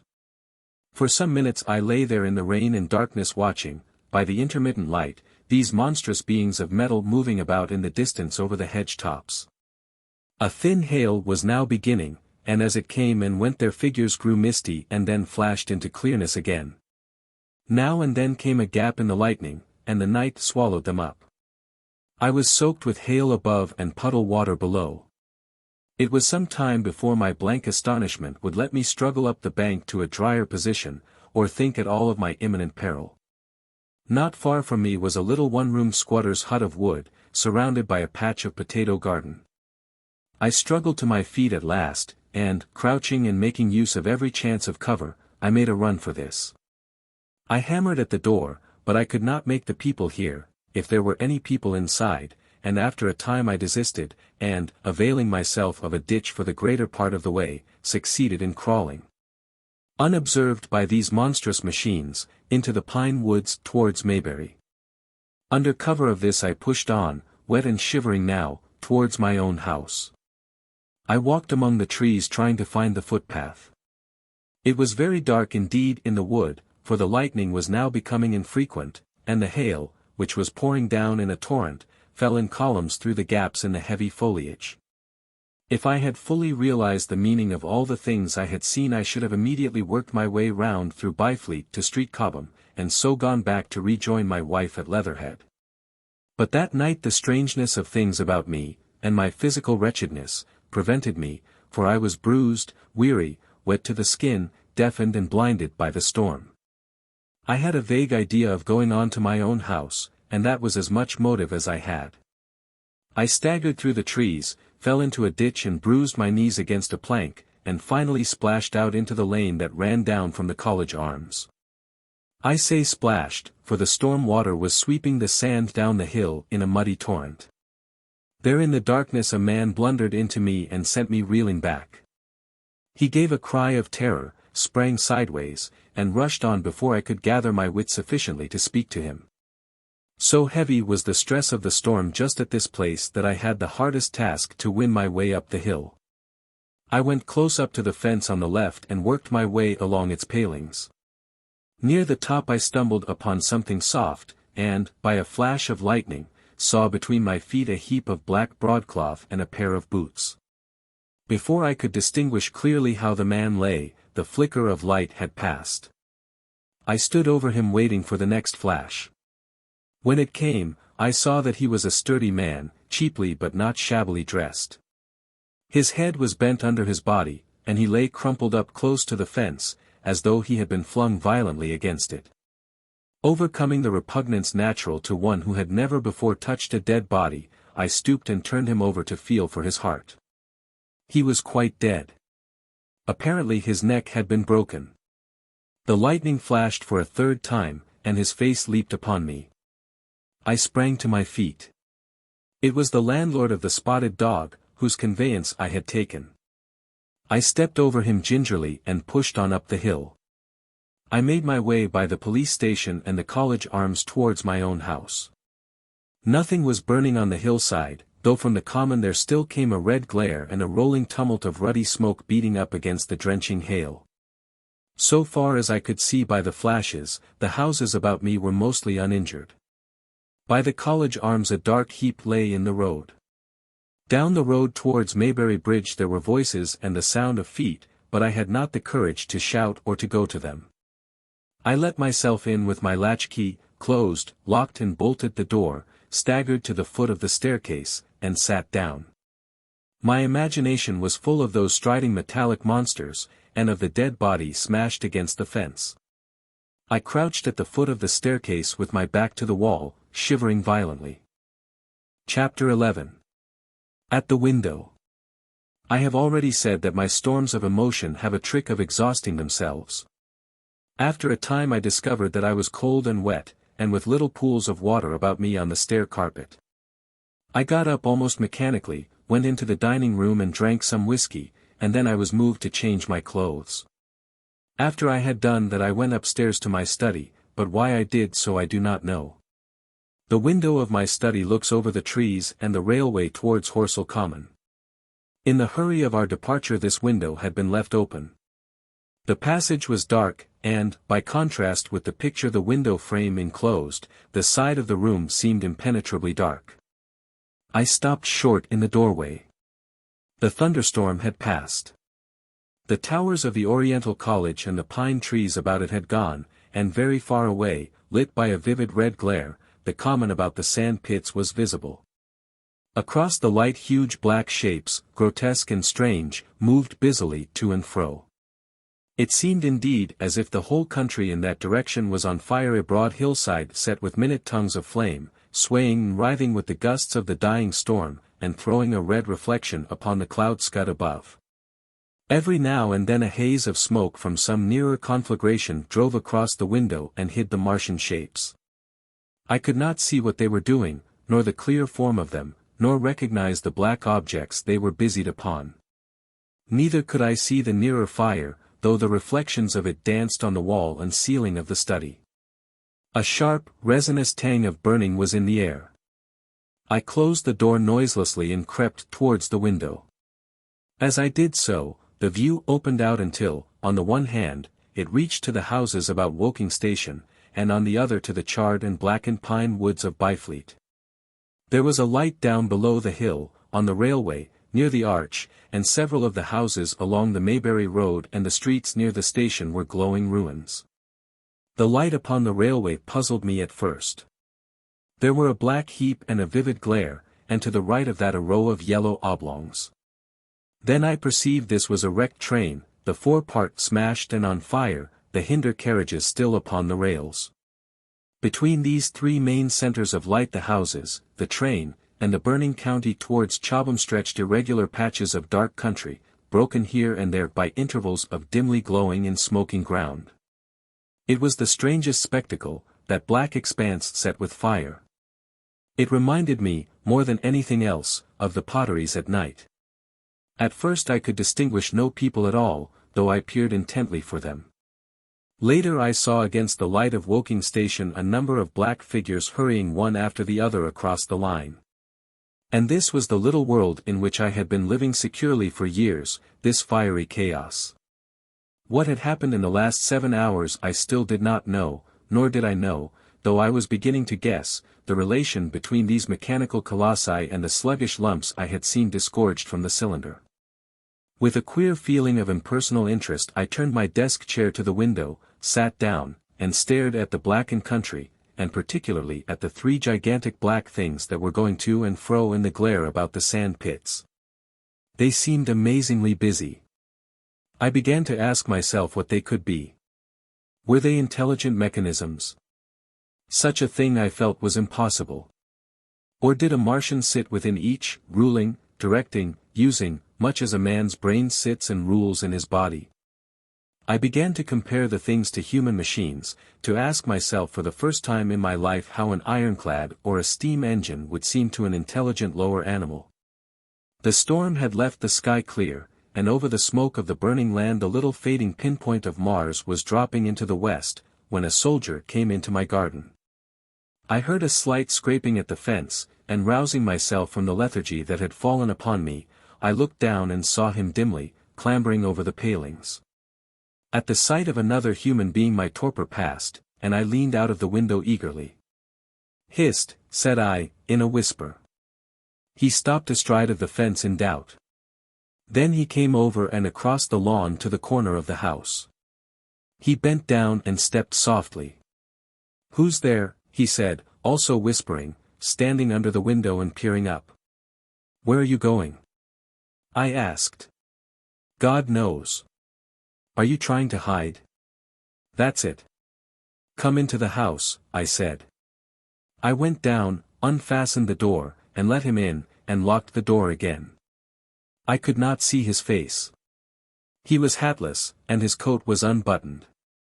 "My God," he said, as I drew him in. "What has happened?" I asked. "What hasn't?" In the obscurity I could see he made a gesture of despair. "They wiped us out, simply wiped us out," he repeated again and again. He followed me, almost mechanically, into the dining room. "Take some whiskey," I said, pouring out a stiff dose. He drank it. Then abruptly he sat down before the table, put his head on his arms, and began to sob and weep like a little boy, in a perfect passion of emotion, while I, with a curious forgetfulness of my own recent despair, stood beside him, wondering. It was a long time before he could steady his nerves to answer my questions, and then he answered perplexingly and brokenly. He was a driver in the artillery, and had only come into action about 7. At that time firing was going on across the common, and it was said the first party of Martians were crawling slowly towards their second cylinder under cover of a metal shield. Later this shield staggered up on tripod legs and became the first of the fighting machines I had seen. The gun he drove had been unlimbered near Horsell, in order to command the sand pits, and its arrival it was that had precipitated the action. As the limber gunners went to the rear, his horse trod in a rabbit hole and came down, throwing him into a depression of the ground. At the same moment the gun exploded behind him, the ammunition blew up, there was fire all about him, and he found himself lying under a heap of charred dead men and dead horses. I lay still, he said, scared out of my wits, with the forequarter of a horse atop of me. We'd been wiped out. And the smell, good God! Like burnt meat. I was hurt across the back by the fall of the horse, and there I had to lie until I felt better. Just like parade it had been a minute before, then stumble, bang, swish. Wiped out, he said. He had hid under the dead horse for a long time, peeping out furtively across the common. The Cardigan men had tried a rush, in skirmishing order, at the pit, simply to be swept out of existence. Then the monster had risen to its feet and had begun to walk leisurely to and fro across the common among the few fugitives, with its head-like hood turning about exactly like the head of a cowled human being. A kind of arm carried a complicated metallic case, about which green flashes scintillated, and out of the funnel of this there smoked the heat ray. In a few minutes there was, so far as the soldier could see, not a living thing left upon the common, and every bush and tree upon it that was not already a blackened skeleton was burning. The hussars had been on the road beyond the curvature of the ground, and he saw nothing of them. He heard the Martians rattle for a time and then become still. The giant saved Woking station and its cluster of houses until the last. Then in a moment the heat ray was brought to bear, and the town became a heap of fiery ruins. Then the thing shut off the heat ray, and turning its back upon the artilleryman, began to waddle away towards the smouldering pine woods that sheltered the second cylinder. As it did so a second glittering titan built itself up out of the pit. The second monster followed the first, and at that the artilleryman began to crawl very cautiously across the hot heather ash towards Horsell. He managed to get alive into the ditch by the side of the road, and so escaped to Woking.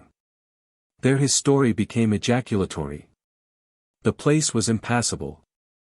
It seems there were a few people alive there, frantic for the most part, and many burned and scalded. He was turned aside by the fire, and hid among some almost scorching heaps of broken wall as one of the Martian giants returned. He saw this one pursue a man, catch him up in one of its steely tentacles, and knock his head against the trunk of a pine tree. At last, after nightfall, the artilleryman made a rush for it and got over the railway embankment. Since then he had been skulking along towards Maybury, in the hope of getting out of danger London ward. People were hiding in trenches and cellars, and many of the survivors had made off towards Woking village and Send. He had been consumed with thirst until he found one of the water mains near the railway arch smashed, and the water bubbling out like a spring upon the road. That was the story I got from him, bit by bit. He grew calmer, telling me and trying to make me see the things he had seen. He had eaten no food since midday, he told me early in his narrative, and I found some mutton and bread in the pantry and brought it into the room. We lit no lamp for fear of attracting the Martians, and ever and again our hands would touch upon bread or meat. As he talked, things about us came darkly out of the darkness, and the trampled bushes and broken rose trees outside the window grew distinct. It would seem that a number of men or animals had rushed across the lawn. I began to see his face, blackened and haggard, as no doubt mine was also. When we had finished eating we went softly upstairs to my study, and I looked again out of the open window. In one night the valley had become a valley of ashes. The fires had dwindled now.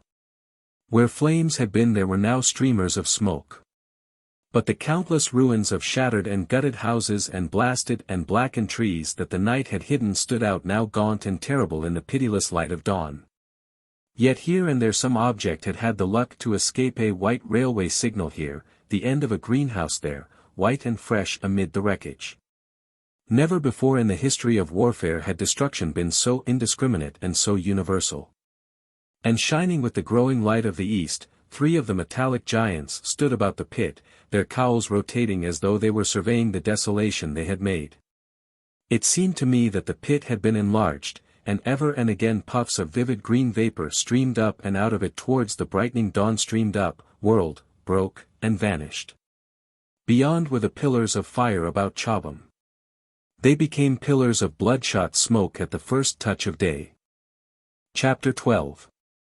What I saw of the destruction of Weybridge and Shepperton. As the dawn grew brighter we withdrew from the window from which we had watched the Martians, and went very quietly downstairs. The artilleryman agreed with me that the house was no place to stay in. He proposed, he said, to make his way London-ward, and thence rejoin his battery No. 12, of the horse artillery. My plan was to return at once to Leatherhead. And so greatly had the strength of the Martians impressed me that I had determined to take my wife to Newhaven, and go with her out of the country forthwith. For I already perceived clearly that the country about London must inevitably be the scene of a disastrous struggle before such creatures as these could be destroyed. Between us and Leatherhead, however, lay the third cylinder, with its guarding giants. Had I been alone, I think I should have taken my chance and struck across country. But the artilleryman dissuaded me. It's no kindness to the right sort of wife, he said, to make her a widow, and in the end I agreed to go with him, under cover of the woods, northward as far as Street Chobham before I parted with him. Thence I would make a big detour by Epsom to reach Leatherhead. I should have started at once, but my companion had been in active service and he knew better than that. He made me ransack the house for a flask, which he filled with whiskey. And we lined every available pocket with packets of biscuits and slices of meat. Then we crept out of the house, and ran as quickly as we could down the ill-made road by which I had come overnight. The houses seemed deserted. In the road lay a group of 3 charred bodies close together, struck dead by the heat ray, and here and there were things that people had dropped: a clock, a slipper, a silver spoon, and the like poor valuables. At the corner turning up towards the post office a little cart, filled with boxes and furniture, and horseless, heeled over on a broken wheel. A cash box had been hastily smashed open and thrown under the debris. Except the lodge at the orphanage, which was still on fire, none of the houses had suffered very greatly here. The heat ray had shaved the chimney tops and passed. Yet, save ourselves, there did not seem to be a living soul on Maybury Hill. The majority of the inhabitants had escaped, I suppose, by way of the old Woking road, the road I had taken when I drove to Leatherhead, or they had hidden. We went down the lane, by the body of the man in black, sodden now from the overnight hail, and broke into the woods at the foot of the hill. We pushed through these towards the railway without meeting a soul. The woods across the line were but the scarred and blackened ruins of woods. For the most part the trees had fallen, but a certain proportion still stood, dismal grey stems, with dark brown foliage instead of green. On our side the fire had done no more than scorch the nearer trees. It had failed to secure its footing. In one place the woodmen had been at work on Saturday. Trees, felled and freshly trimmed, lay in a clearing, with heaps of sawdust by the sawing machine and its engine. Hard by was a temporary hut, deserted. There was not a breath of wind this morning, and everything was strangely still. Even the birds were hushed, and as we hurried along I and the artilleryman talked in whispers and looked now and again over our shoulders. Once or twice we stopped to listen. After a time we drew near the road, and as we did so we heard the clatter of hoofs and saw through the tree stems 3 cavalry soldiers riding slowly towards Woking. We hailed them, and they halted while we hurried towards them. It was a lieutenant and a couple of privates of the 8th Hussars, with a stand like a theodolite, which the artilleryman told me was a heliograph. "You are the first men I've seen coming this way this morning," said the lieutenant. "What's brewing?" His voice and face were eager. The men behind him stared curiously. The artilleryman jumped down the bank into the road and saluted. "Gun destroyed last night, sir." "Have been hiding." "Trying to rejoin battery, sir." "You'll come in sight of the Martians, I expect, about half a mile along this road." "What the dickens are they like?" asked the lieutenant. "Giants in armor, sir. 100 feet high. 3 legs and a body like aluminium, with a mighty great head in a hood, sir." "Get out," said the lieutenant. "What confounded nonsense." "You'll see, sir. They carry a kind of box, sir, that shoots fire and strikes you dead. What do you mean a gun? No, sir, and the artilleryman began a vivid account of the heat ray. Halfway through, the lieutenant interrupted him and looked up at me. I was still standing on the bank by the side of the road. It's perfectly true, I said. Well, said the lieutenant, I suppose it's my business to see it too.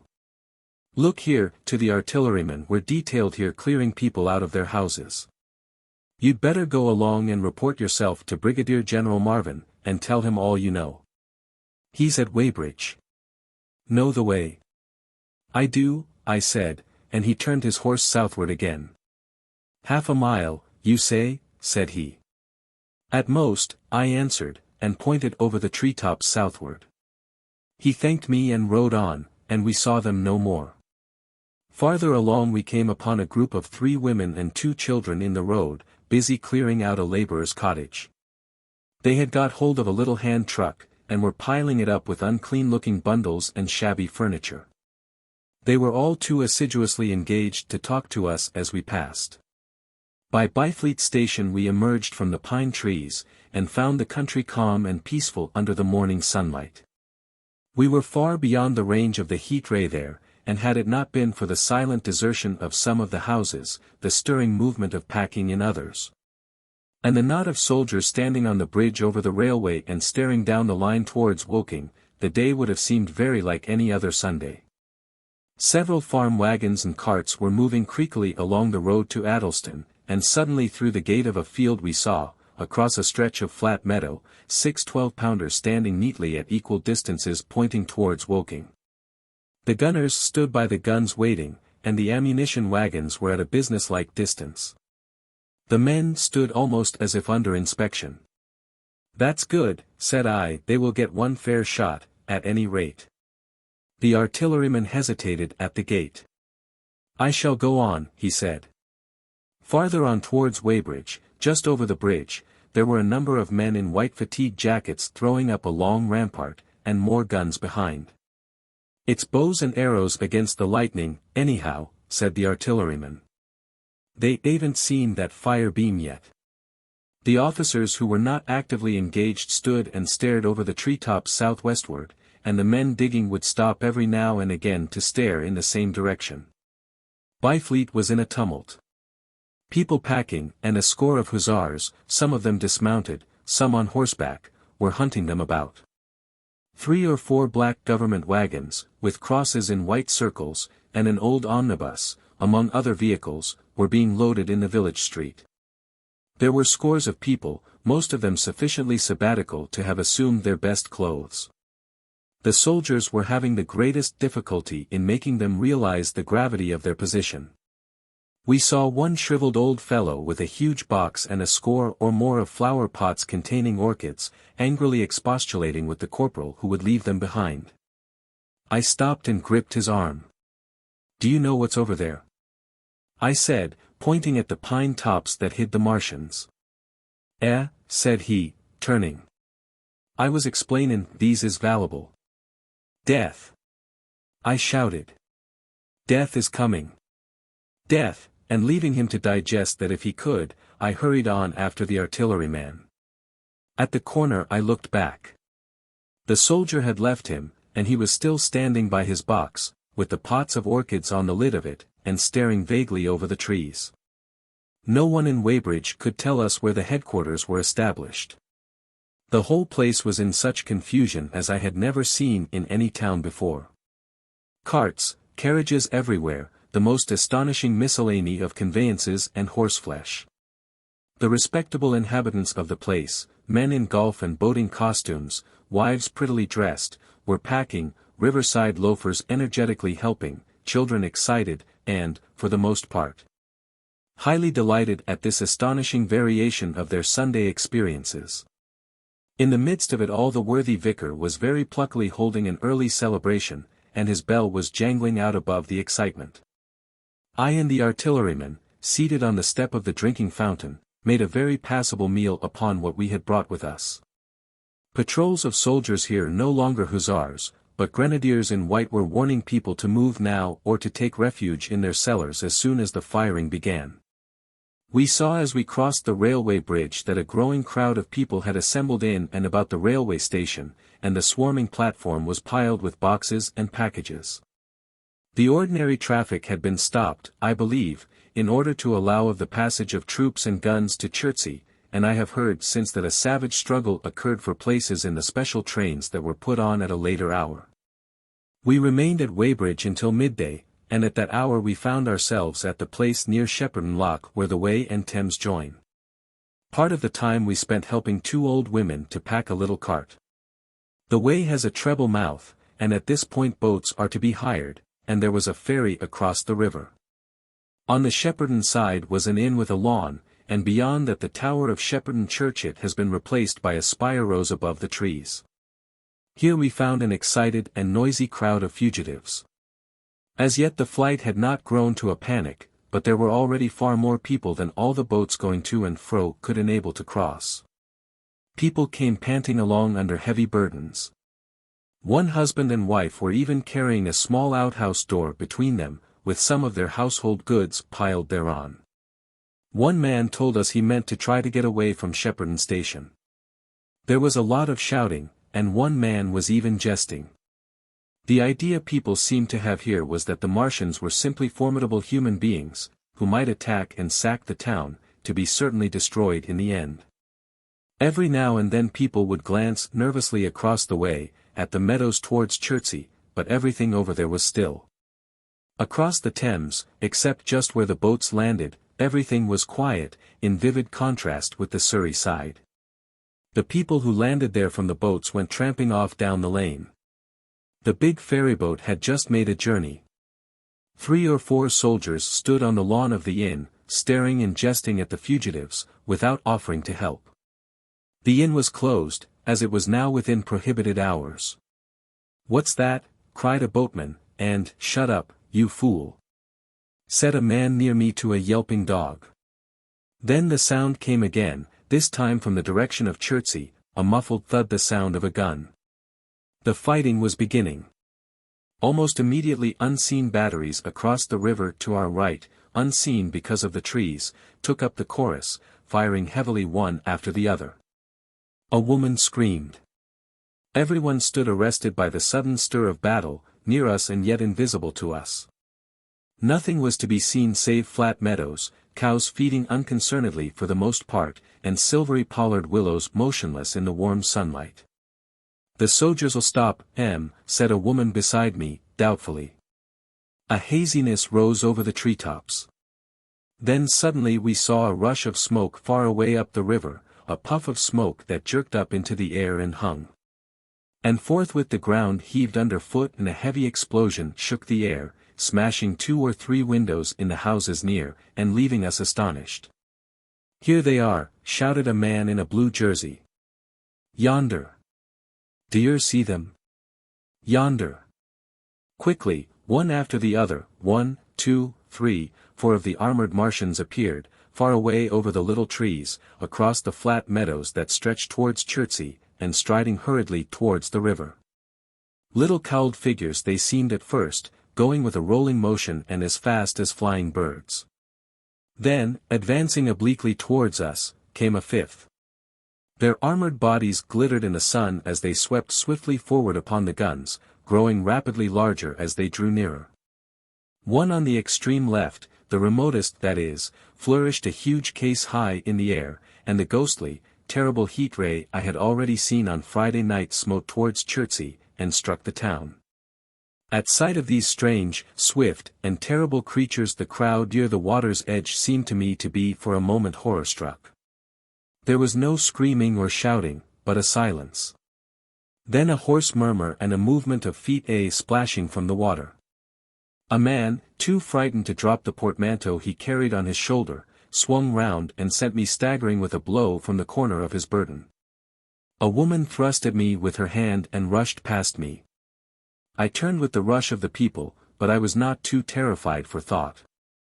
The terrible heat ray was in my mind. To get under water. That was it. Get under water. I shouted, unheeded. I faced about again, and rushed towards the approaching Martian, rushed right down the gravelly beach and headlong into the water. Others did the same. A boatload of people putting back came leaping out as I rushed past. The stones under my feet were muddy and slippery, and the river was so low that I ran perhaps 20 feet scarcely waist deep. Then, as the Martian towered overhead scarcely a couple of 100 yards away, I flung myself forward under the surface. The splashes of the people in the boats leaping into the river sounded like thunderclaps in my ears. People were landing hastily on both sides of the river. But the Martian machine took no more notice for the moment of the people running this way and that than a man would of the confusion of ants in a nest against which his foot has kicked. When, half suffocated, I raised my head above water, the Martians had pointed at the batteries that were still firing across the river, and as it advanced it swung loose what must have been the generator of the heat ray. In another moment it was on the bank, and in a stride wading halfway across. The knees of its foremost legs bent at the farther bank, and in another moment it had raised itself to its full height again, close to the village of Shepperton. Forthwith the 6 guns which, unknown to anyone on the right bank, had been hidden behind the outskirts of that village, fired simultaneously. The sudden near concussion, the last close upon the first, made my heart jump. The monster was already raising the case generating the heat ray as the first shell burst 6 yards above the hood. I gave a cry of astonishment. I saw and thought nothing of the other 4 Martian monsters. My attention was riveted upon the nearer incident. Simultaneously 2 other shells burst in the air near the body as the hood twisted round in time to receive, but not in time to dodge, the 4th shell. The shell burst clean in the face of the thing. The hood bulged, flashed, was whirled off in a dozen tattered fragments of red flesh and glittering metal. "Hit!" shouted I, with something between a scream and a cheer. I heard answering shouts from the people in the water about me. I could have leaped out of the water with that momentary exultation. The decapitated colossus reeled like a drunken giant, but it did not fall over. It recovered its balance by a miracle, and, no longer heeding its steps and with the camera that fired the heat ray now rigidly upheld, it reeled swiftly upon Shepperton. The living intelligence, the Martian within the hood, was slain and splashed to the 4 winds of heaven, and the thing was now but a mere intricate device of metal whirling to destruction. It drove along in a straight line, incapable of guidance. It struck the tower of Shepperton Church, smashing it down as the impact of a battering ram might have done, swerved aside, blundered on and collapsed with tremendous force into the river out of my sight. A violent explosion shook the air, and a spout of water, steam, mud, and shattered metal shot far up into the sky. As the camera of the heat ray hit the water, the latter had immediately flashed into steam. In another moment a huge wave, like a muddy tidal bore but almost scaldingly hot, came sweeping round the bend upstream. I saw people struggling shorewards, and heard their screaming and shouting faintly above the seething and roar of the Martian's collapse. For a moment I heeded nothing of the heat, forgot the patent need of self-preservation. I splashed through the tumultuous water, pushing aside a man in black to do so, until I could see round the bend. Half a dozen deserted boats pitched aimlessly upon the confusion of the waves. The fallen Martian came into sight downstream, lying across the river, and for the most part submerged. Thick clouds of steam were pouring off the wreckage, and through the tumultuously whirling wisps I could see, intermittently and vaguely, the gigantic limbs churning the water and flinging a splash and spray of mud and froth into the air. The tentacles swayed and struck like living arms, and, save for the helpless purposelessness of these movements, it was as if some wounded thing were struggling for its life amid the waves. Enormous quantities of a ruddy brown fluid were spurting up in noisy jets out of the machine. My attention was diverted from this death flurry by a furious yelling, like that of the thing called a siren in our manufacturing towns. A man, knee-deep near the towing path, shouted inaudibly to me and pointed. Looking back, I saw the other Martians advancing with gigantic strides down the riverbank from the direction of Chertsey. The Shepperton guns spoke this time unavailingly. At that I ducked at once under water, and, holding my breath until movement was an agony, blundered painfully ahead under the surface as long as I could. The water was in a tumult about me, and rapidly growing hotter. When for a moment I raised my head to take breath and throw the hair and water from my eyes, the steam was rising in a whirling white fog that at first hid the Martians altogether. The noise was deafening. Then I saw them dimly, colossal figures of grey, magnified by the mist.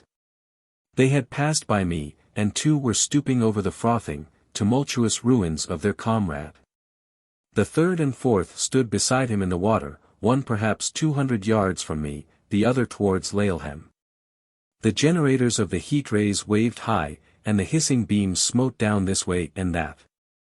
The air was full of sound, a deafening and confusing conflict of noises, the clangorous din of the Martians, the crash of falling houses, the thud of trees, fences, sheds flashing into flame, and the crackling and roaring of fire. Dense black smoke was leaping up to mingle with the steam from the river, and as the heat ray went to and fro over Weybridge its impact was marked by flashes of incandescent white, that gave place at once to a smoky dance of lurid flames. The nearer houses still stood intact, awaiting their fate, shadowy, faint and pallid in the steam, with the fire behind them going to and fro. For a moment perhaps I stood there, breast high in the almost boiling water, dumbfounded at my position, hopeless of escape. Through the reek I could see the people who had been with me in the river scrambling out of the water through the reeds, like little frogs hurrying through grass from the advance of a man, or running to and fro in utter dismay on the towing path. Then suddenly the white flashes of the heat ray came leaping towards me. The houses caved in as they dissolved at its touch, and darted out flames, the trees changed to fire with a roar. The ray flickered up and down the towing path, licking off the people who ran this way and that, and came down to the water's edge not 50 yards from where I stood. It swept across the river to Shepperton, and the water in its track rose in a boiling wheel crested with steam. I turned shoreward. In another moment the huge wave, well nigh at the boiling point, had rushed upon me. I screamed aloud, and scalded, half-blinded, agonized, I staggered through the leaping, hissing water towards the shore. Had my foot stumbled, it would have been the end. I fell helplessly, in full sight of the Martians, upon the broad, bare gravelly spit that runs down to mark the angle of the Wey and Thames. I expected nothing but death. I have a dim memory of the foot of a Martian coming down within a score of yards of my head, driving straight into the loose gravel, whirling it this way and that and lifting again. Of a long suspense, and then of the four carrying the debris of their comrade between them, now clear and then presently faint through a veil of smoke, receding interminably, as it seemed to me, across a vast space of river and meadow. And then, very slowly, I realized that by a miracle I had escaped. Chapter 13. How I fell in with the curate. After getting this sudden lesson in the power of terrestrial weapons, the Martians retreated to their original position upon Horsell Common. And in their haste, and encumbered with the debris of their smashed companion, they no doubt overlooked many such a stray and negligible victim as myself. Had they left their comrade and pushed on forthwith, there was nothing at that time between them and London but batteries of 12-pounder guns, and they would certainly have reached the capital in advance of the tidings of their approach. As sudden, dreadful, and destructive their advent would have been as the earthquake that destroyed Lisbon a century ago. But they were in no hurry. Cylinder followed cylinder on its interplanetary flight. Every 24 hours brought them reinforcement. And meanwhile the military and naval authorities, now fully alive to the tremendous power of their antagonists, worked with furious energy. Every minute a fresh gun came into position until, before twilight, every copse, every row of suburban villas on the hilly slopes about Kingston and Richmond, massed an expectant black muzzle. And through the charred and desolated area perhaps 20 square miles altogether that encircled the Martian encampment on Horsell Common, through charred and ruined villages among the green trees. Through the blackened and smoking arcades that had been but a day ago pine spinneys, crawled the devoted scouts with the heliographs that were presently to warn the gunners of the Martian approach. But the Martians now understood our command of artillery and the danger of human proximity, and not a man ventured within a mile of either cylinder, save at the price of his life. It would seem that these giants spent the earlier part of the afternoon in going to and fro, transferring everything from the second and third cylinders, the second in Addleston Golf Links and the third at Purford, to their original pit on Horsell Common. Over that, above the blackened heather and ruined buildings that stretched far and wide, stood one as sentinel, while the rest abandoned their vast fighting machines and descended into the pit. They were hard at work there far into the night, and the towering pillar of dense green smoke that rose therefrom could be seen from the hills about Marrow, and even, it is said, from Banstead and Epsom Downs. And while the Martians behind me were thus preparing for their next sally, and in front of me humanity gathered for the battle, I made my way with infinite pains and labour from the fire and smoke of burning Weybridge towards London. I saw an abandoned boat, very small and remote, drifting downstream, and throwing off the most of my sodden clothes, I went after it, gained it, and so escaped out of that destruction. There were no oars in the boat, but I contrived to paddle, as well as my parboiled hands would allow, down the river towards Halliford and Walton, going very tediously and continually looking behind me, as you may well understand. I followed the river, because I considered that the water gave me my best chance of escape should these giants return. The hot water from the Martians' overthrow drifted downstream with me, so that for the best part of a mile I could see little of either bank. Once, however, I made out a string of black figures hurrying across the meadows from the direction of Weybridge. Halliford, it seemed, was deserted, and several of the houses facing the river were on fire. It was strange to see the place quite tranquil, quite desolate under the hot blue sky, with the smoke and little threads of flame going straight up into the heat of the afternoon. Never before had I seen houses burning without the accompaniment of an obstructive crowd. A little farther on the dry reeds up the bank were smoking and glowing, and a line of fire inland was marching steadily across a late field of hay. For a long time I drifted, so painful and weary was I after the violence I had been through, and so intense the heat upon the water. Then my fears got the better of me again, and I resumed my paddling. The sun scorched my bare back. At last, as the bridge at Walton was coming into sight round the bend, my fever and faintness overcame my fears, and I landed on the Middlesex bank and lay down, deadly sick, amid the long grass. I suppose the time was then about 4 or 5 o'clock. I got up presently, walked perhaps half a mile without meeting a soul, and then lay down again in the shadow of a hedge. I seem to remember talking, wanderingly, to myself during that last spurt.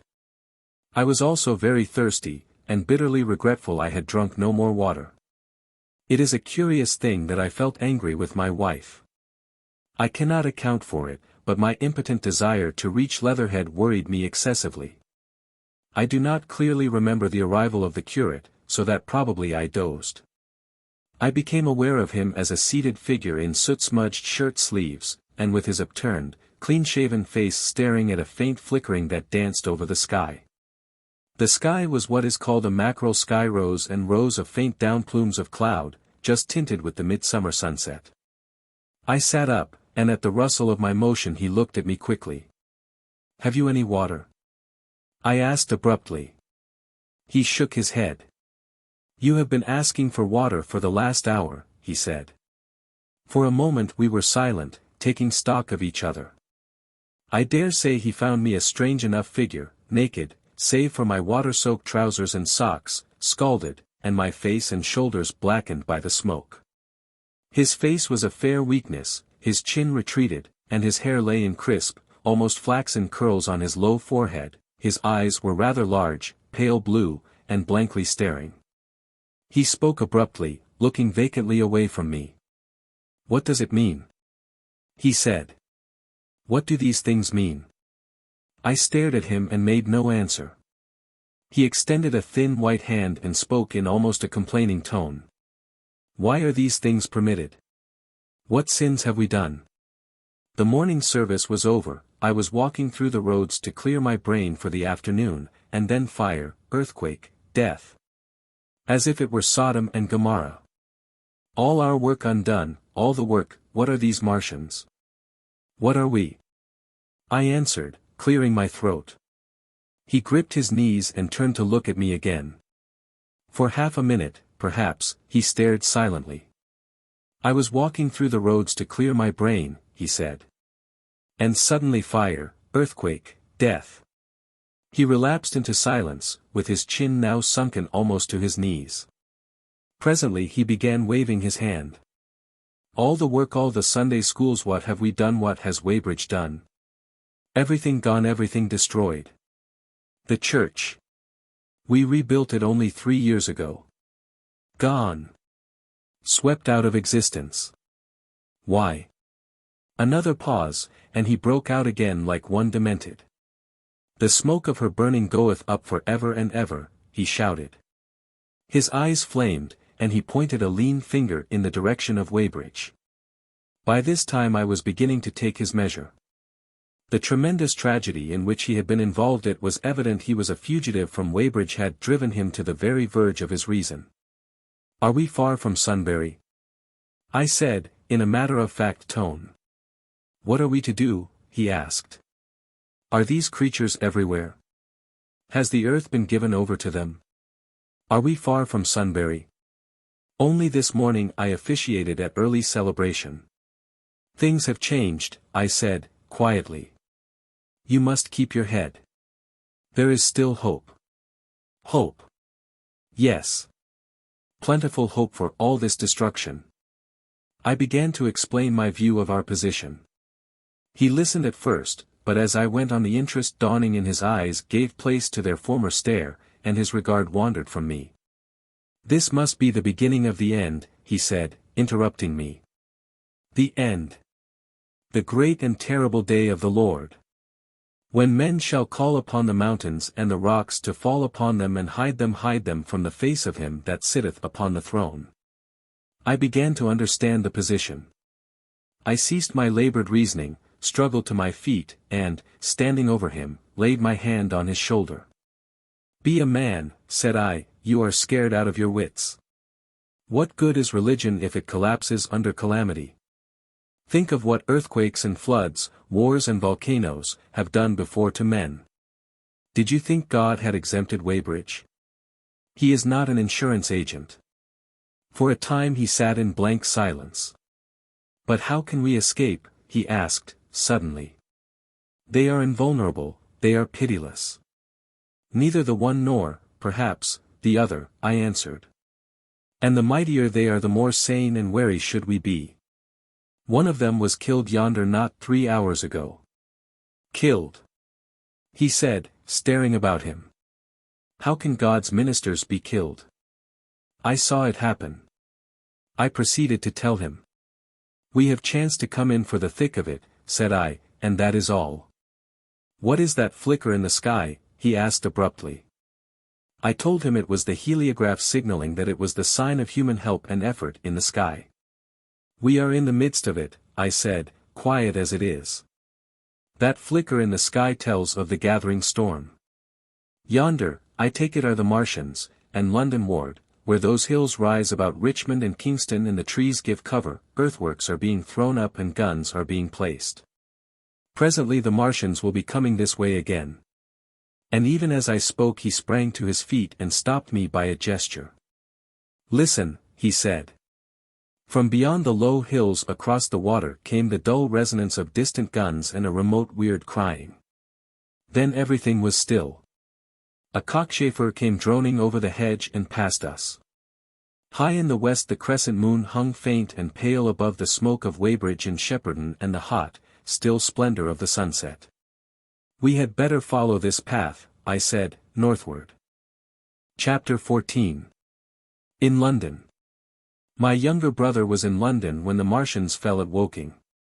He was a medical student working for an imminent examination, and he heard nothing of the arrival until Saturday morning. The morning papers on Saturday contained, in addition to lengthy special articles on the planet Mars, on life in the planets, and so forth, a brief and vaguely worded telegram, all the more striking for its brevity. The Martians, alarmed by the approach of a crowd, had killed a number of people with a quick-firing gun, so the story ran. The telegram concluded with the words, formidable as they seem to be, the Martians have not moved from the pit into which they have fallen, and, indeed, seem incapable of doing so. Probably this is due to the relative strength of the Earth's gravitational energy.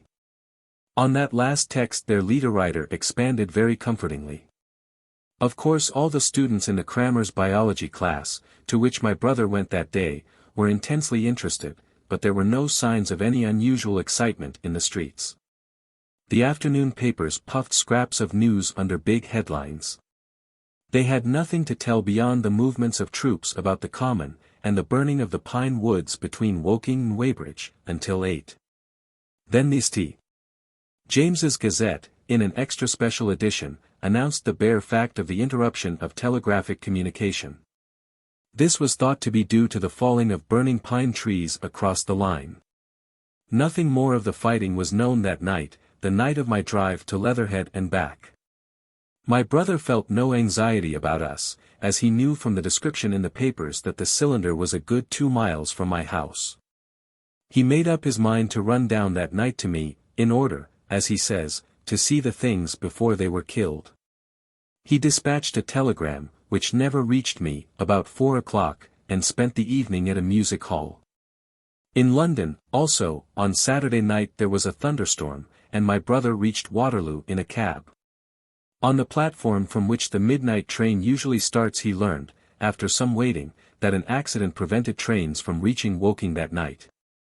The nature of the accident he could not ascertain.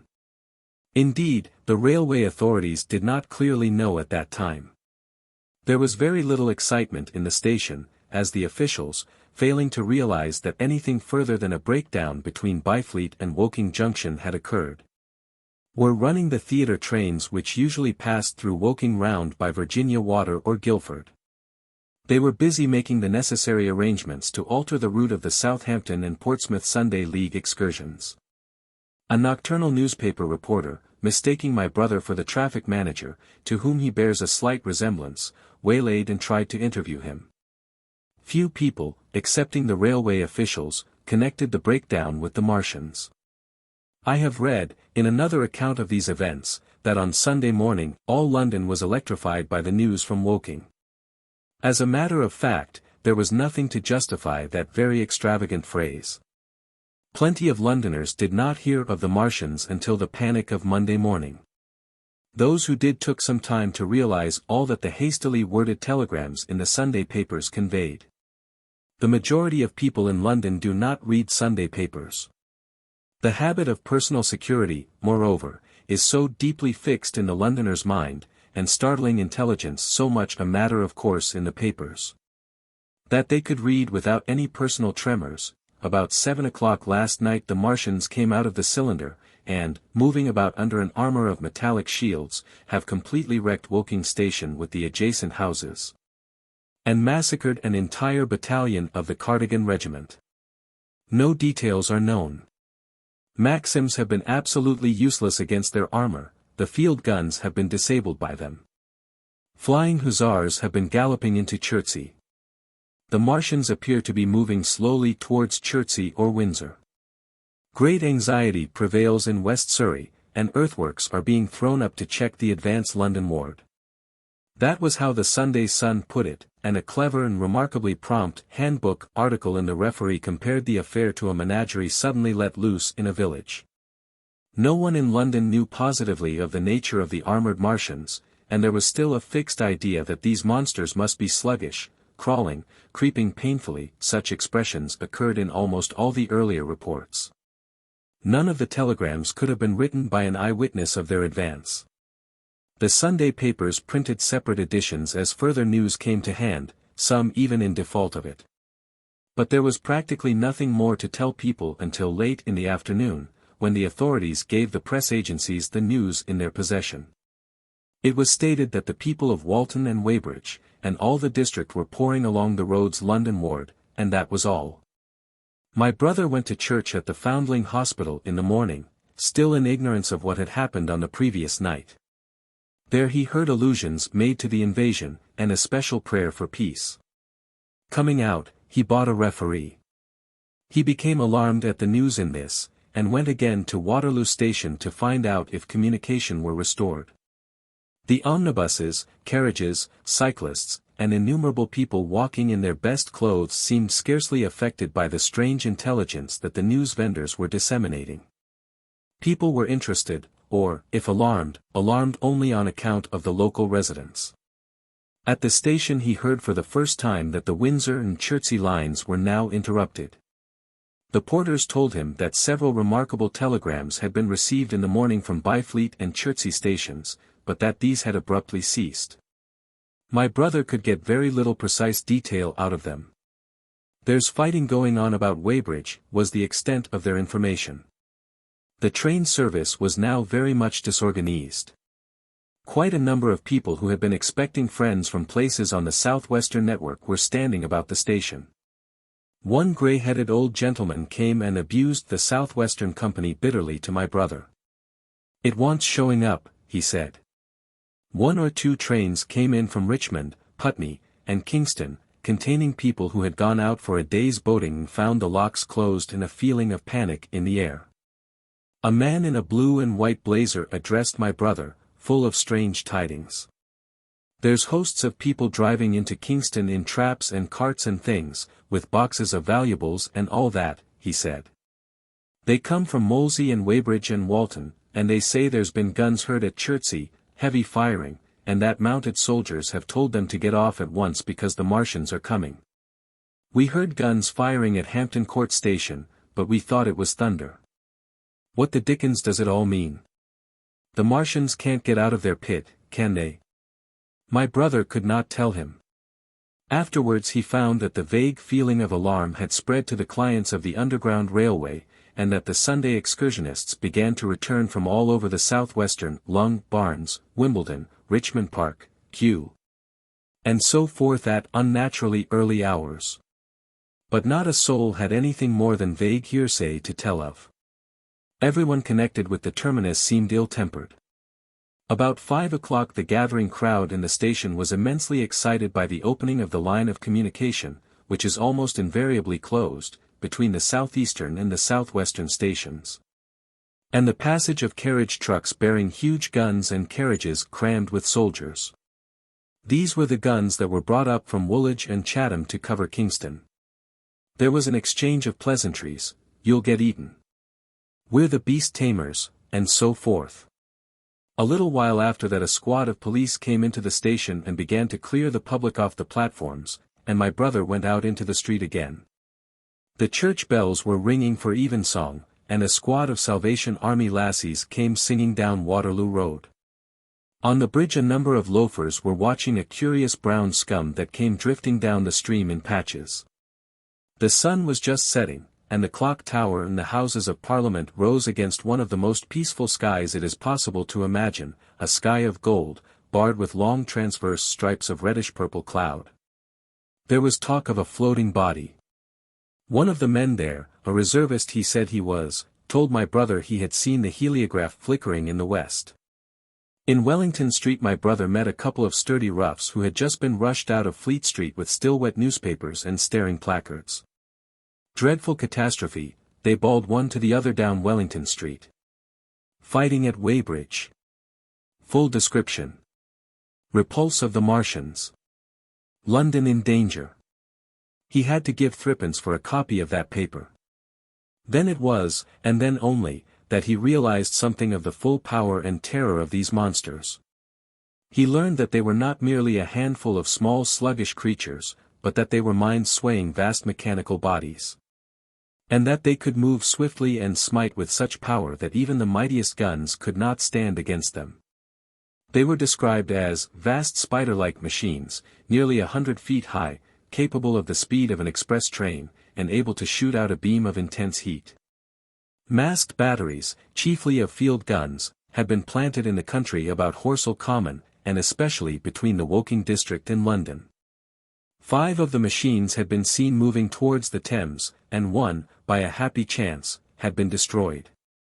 In the other cases the shells had missed, and the batteries had been at once annihilated by the heat rays. Heavy losses of soldiers were mentioned, but the tone of the dispatch was optimistic. The Martians had been repulsed, they were not invulnerable. They had retreated to their triangle of cylinders again, in the circle about Woking. Signallers with heliographs were pushing forward upon them from all sides. Guns were in rapid transit from Windsor, Portsmouth, Aldershot, Woolwich, even from the north, among others, long wire guns of 95 tons from Woolwich. Altogether 116 were in position or being hastily placed, chiefly covering London. Never before in England had there been such a vast or rapid concentration of military material. Any further cylinders that fell, it was hoped, could be destroyed at once by high explosives, which were being rapidly manufactured and distributed.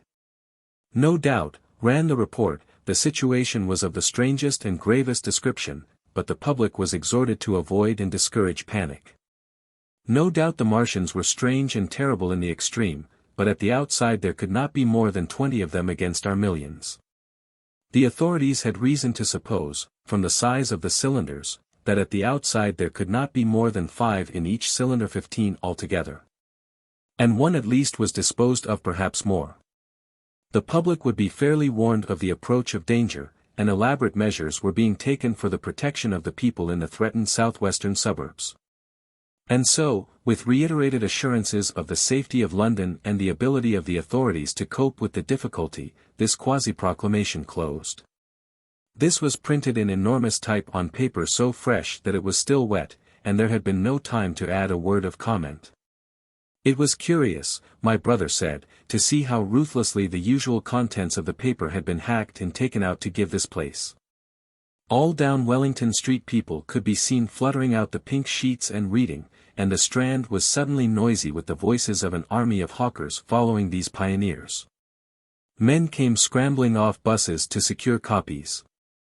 Certainly this news excited people intensely, whatever their previous apathy. The shutters of a map shop in the Strand were being taken down, my brother said, and a man in his Sunday raiment, lemon-yellow gloves even, was visible inside the window hastily fastening maps of Surrey to the glass. Going on along the Strand to Trafalgar Square, the paper in his hand, my brother saw some of the fugitives from West Surrey. There was a man with his wife and 2 boys and some articles of furniture in a cart such as greengrocers use. He was driving from the direction of Westminster Bridge, and close behind him came a hay wagon with 5 or 6 respectable-looking people in it, and some boxes and bundles. The faces of these people were haggard, and their entire appearance contrasted conspicuously with the Sabbath-best appearance of the people on the omnibuses. People in fashionable clothing peeped at them out of cabs. They stopped at the square as if undecided which way to take, and finally turned eastward along the Strand.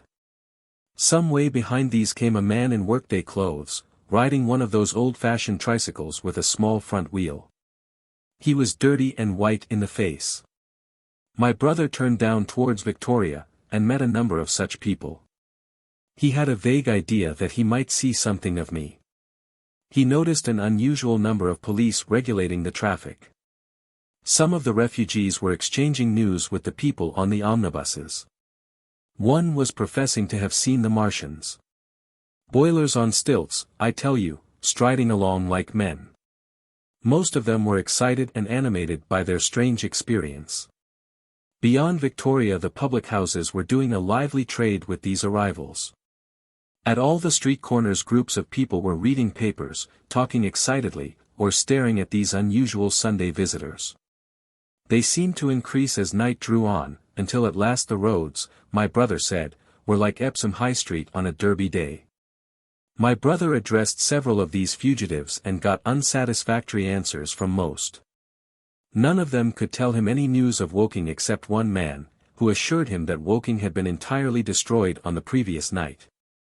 I come from Byfleet, he said.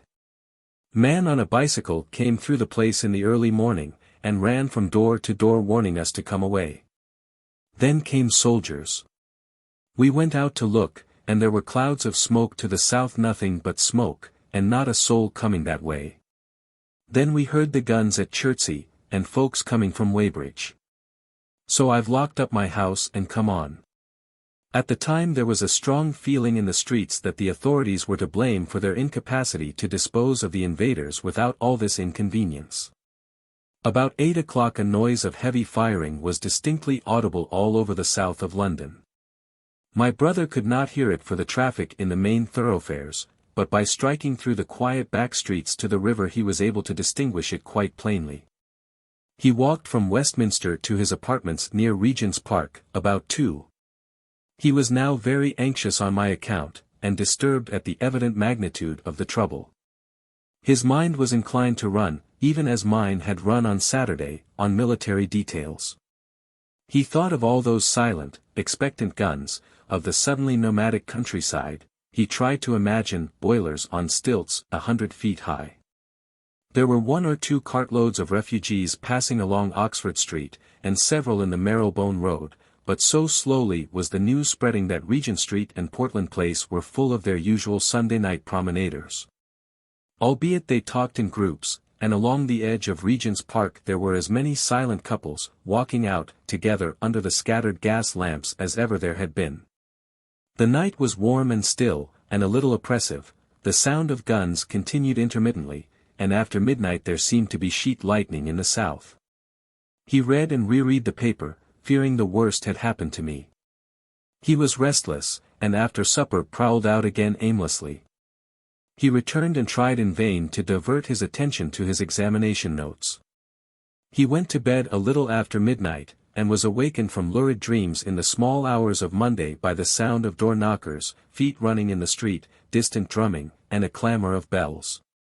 Red reflections danced on the ceiling. For a moment he lay astonished, wondering whether day had come or the world gone mad. Then he jumped out of bed and ran to the window. His room was an attic, and as he thrust his head out, up and down the street there were a dozen echoes to the noise of his window sash, and heads in every kind of night disarray appeared. Inquiries were being shouted. "They are coming!" bawled a policeman, hammering at the door. "The Martians are coming," and hurried to the next door.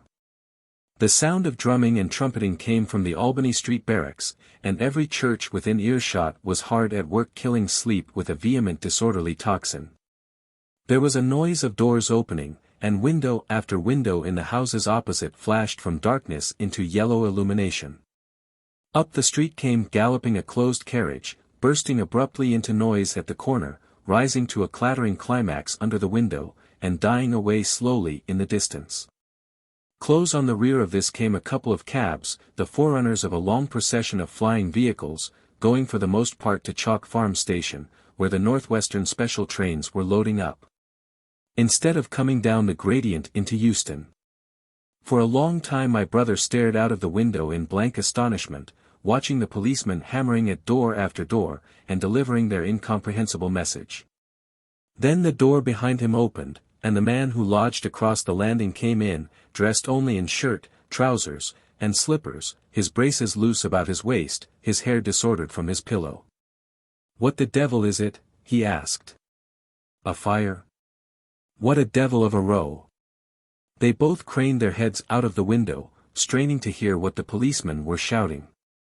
People were coming out of the side streets, and standing in groups at the corners talking. "What the devil is it all about?" said my brother's fellow lodger. My brother answered him vaguely and began to dress, running with each garment to the window in order to miss nothing of the growing excitement. And presently men selling unnaturally early newspapers came bawling into the street. "London in danger of suffocation. The Kingston and Richmond defences forced. Fearful massacres in the Thames Valley." And all about him in the rooms below, in the houses on each side and across the road, and behind in the park terraces and in the 100 other streets of that part of Marylebone, and the Westbourne Park district and St. Pancras, and westward and northward in Kilburn and St. John's Wood and Hampstead, and eastward in Shoreditch and Highbury and Haggerston and Hoxton, and, indeed, through all the vastness of London from Ealing to East Ham people were rubbing their eyes, and opening windows to stare out and ask aimless questions, dressing hastily as the first breath of the coming storm of fear blew through the streets. It was the dawn of the great panic. London, which had gone to bed on Sunday night oblivious and inert, was awakened, in the small hours of Monday morning, to a vivid sense of danger. Unable from his window to learn what was happening, my brother went down and out into the street, just as the sky between the parapets of the houses grew pink with the early dawn. The flying people on foot and in vehicles grew more numerous every moment. Black smoke, he heard people crying, and again, black smoke. The contagion of such a unanimous fear was inevitable. As my brother hesitated on the doorstep, he saw another news vendor approaching, and got a paper forthwith. The man was running away with the rest, and selling his papers for a shilling each as he ran, a grotesque mingling of profit and panic. And from this paper my brother read that catastrophic dispatch of the Commander-in-Chief. The Martians are able to discharge enormous clouds of a black and poisonous vapor by means of rockets. They have smothered our batteries, destroyed Richmond, Kingston, and Wimbledon, and are advancing slowly towards London, destroying everything on the way. It is impossible to stop them. There is no safety from the black smoke but in instant flight. That was all, but it was enough. The whole population of the great 6 million city was stirring, slipping, running, presently it would be pouring en masse northward. Black smoke, the voices cried. Fire. The bells of the neighboring church made a jangling tumult, a cart carelessly driven smashed, amid shrieks and curses, against the water trough up the street. Sickly yellow lights went to and fro in the houses, and some of the passing cabs flaunted unextinguished lamps. And overhead the dawn was growing brighter, clear and steady and calm. He heard footsteps running to and fro in the rooms, and up and down stairs behind him. His landlady came to the door, loosely wrapped in dressing gown and shawl, her husband followed ejaculating. As my brother began to realize the import of all these things, he turned hastily to his own room, put all his available money, some £10 altogether, into his pockets, and went out again into the streets. Chapter 15. What had happened in Surrey? It was while the curate had sat and talked so wildly to me under the hedge in the flat meadows near Halliford, and while my brother was watching the fugitive stream over Westminster Bridge, that the Martians had resumed the offensive. So far as one can ascertain from the conflicting accounts that have been put forth, the majority of them remained busied with preparations in the Horsell pit until 9 that night, hurrying on some operation that disengaged huge volumes of green smoke. But 3 certainly came out about 8 o'clock and, advancing slowly and cautiously, made their way through Byfleet and Purford towards Ripley and Weybridge, and so came in sight of the expectant batteries against the setting sun. These Martians did not advance in a body, but in a line, each perhaps 1.5 miles from his nearest fellow. They communicated with one another by means of siren-like howls, running up and down the scale from one note to another. It was this howling and firing of the guns at Ripley and St. George's Hill that we had heard at Upper Halliford. The Ripley gunners, unseasoned artillery volunteers who ought never to have been placed in such a position, fired one wild, premature, ineffectual volley, and bolted on horse and foot through the deserted village, while the Martian, without using his heat ray, walked serenely over their guns, stepped gingerly among them, passed in front of them, and so came unexpectedly upon the guns in Payne's Hill Park, which he destroyed. The St. George's Hill men, however, were better led or of a better metal. Hidden by a pine wood as they were, they seemed to have been quite unsuspected by the Martian nearest to them. They laid their guns as deliberately as if they had been on parade, and fired at about 1,000 yards range. The shells flashed all round him, and he was seen to advance a few paces, stagger, and go down. Everybody yelled together, and the guns were reloaded in frantic haste. The overthrown Martian set up a prolonged ululation, and immediately a second glittering giant, answering him, appeared over the trees to the south. It would seem that a leg of the tripod had been smashed by one of the shells. The whole of the second volley flew wide of the Martian on the ground, and, simultaneously, both his companions brought their heat rays to bear on the battery. The ammunition blew up, the pine trees all about the guns flashed into fire, and only 1 or 2 of the men who were already running over the crest of the hill escaped. After this it would seem that the 3 took counsel together and halted, and the scouts who were watching them report that they remained absolutely stationary for the next half hour. The Martian who had been overthrown crawled tediously out of his hood, a small brown figure, oddly suggestive from that distance of a speck of blight, and apparently engaged in the repair of his support. About 9 he had finished, for his cowl was then seen above the trees again. It was a few minutes past 9 that night when these 3 sentinels were joined by 4 other Martians, each carrying a thick black tube. A similar tube was handed to each of the 3, and the 7 proceeded to distribute themselves at equal distances along a curved line between St. George's Hill, Weybridge, and the village of Send, southwest of Ripley. A dozen rockets sprang out of the hills before them so soon as they began to move, and warned the waiting batteries about Ditton and Esher. At the same time 4 of their fighting machines, similarly armed with tubes, crossed the river, and 2 of them, black against the western sky, came into sight of myself and the curate as we hurried wearily and painfully along the road that runs northward out of Halliford. They moved, as it seemed to us, upon a cloud, for a milky mist covered the fields and rose to 1/3 of their height. At this sight the curate cried faintly in his throat, and began running. But I knew it was no good running from a Martian, and I turned aside and crawled through dewy nettles and brambles into the broad ditch by the side of the road. He looked back, saw what I was doing, and turned to join me. The 2 halted, the nearer to us standing and facing Sunbury, the remoter being a grey indistinctness towards the evening star, away towards Staines. The occasional howling of the Martians had ceased. They took up their positions in the huge crescent about their cylinders in absolute silence. It was a crescent with 12 miles between its horns. Never since the devising of gunpowder was the beginning of a battle so still. To us and to an observer about Ripley it would have had precisely the same effect. The Martians seemed in solitary possession of the darkling night, lit only as it was by the slender moon, the stars, the afterglow of the daylight, and the ruddy glare from St. George's Hill and the woods of Payne's Hill.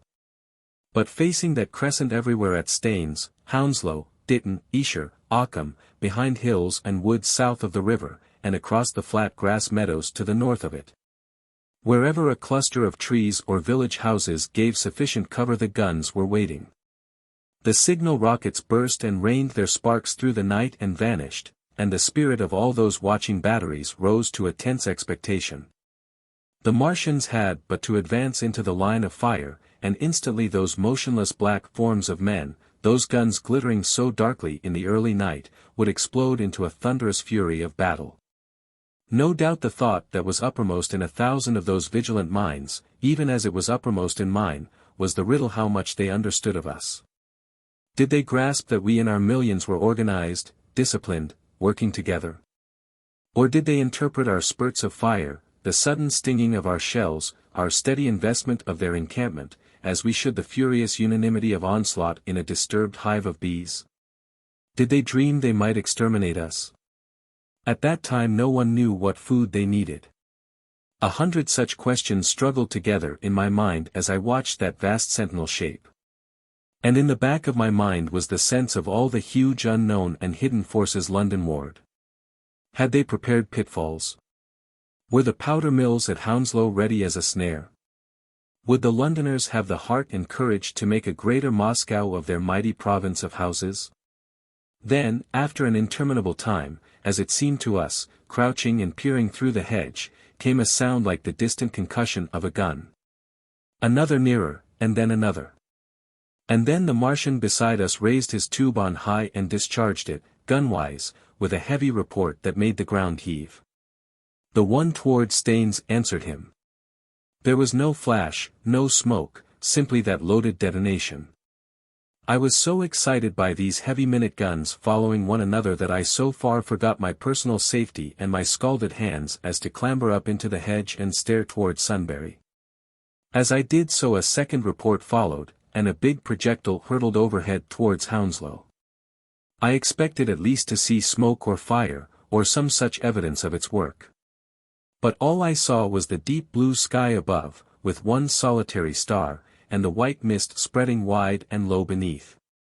And there had been no crash, no answering explosion. The silence was restored, the minute lengthened to 3. "What has happened?" said the curate, standing up beside me. "Heaven knows," said I. A bat flickered by and vanished. A distant tumult of shouting began and ceased. I looked again at the Martian, and saw he was now moving eastward along the riverbank, with a swift, rolling motion. Every moment I expected the fire of some hidden battery to spring upon him, but the evening calm was unbroken. The figure of the Martian grew smaller as he receded, and presently the mist and the gathering night had swallowed him up. By a common impulse we clambered higher. Towards Sunbury was a dark appearance, as though a conical hill had suddenly come into being there, hiding our view of the farther country, and then, remoter across the river, over Walton, we saw another such summit. These hill-like forms grew lower and broader even as we stared. Moved by a sudden thought, I looked northward, and there I perceived a third of these cloudy black kopjes had risen. Everything had suddenly become very still. Far away to the southeast, marking the quiet, we heard the Martians hooting to one another, and then the air quivered again with the distant thud of their guns. But the earthly artillery made no reply.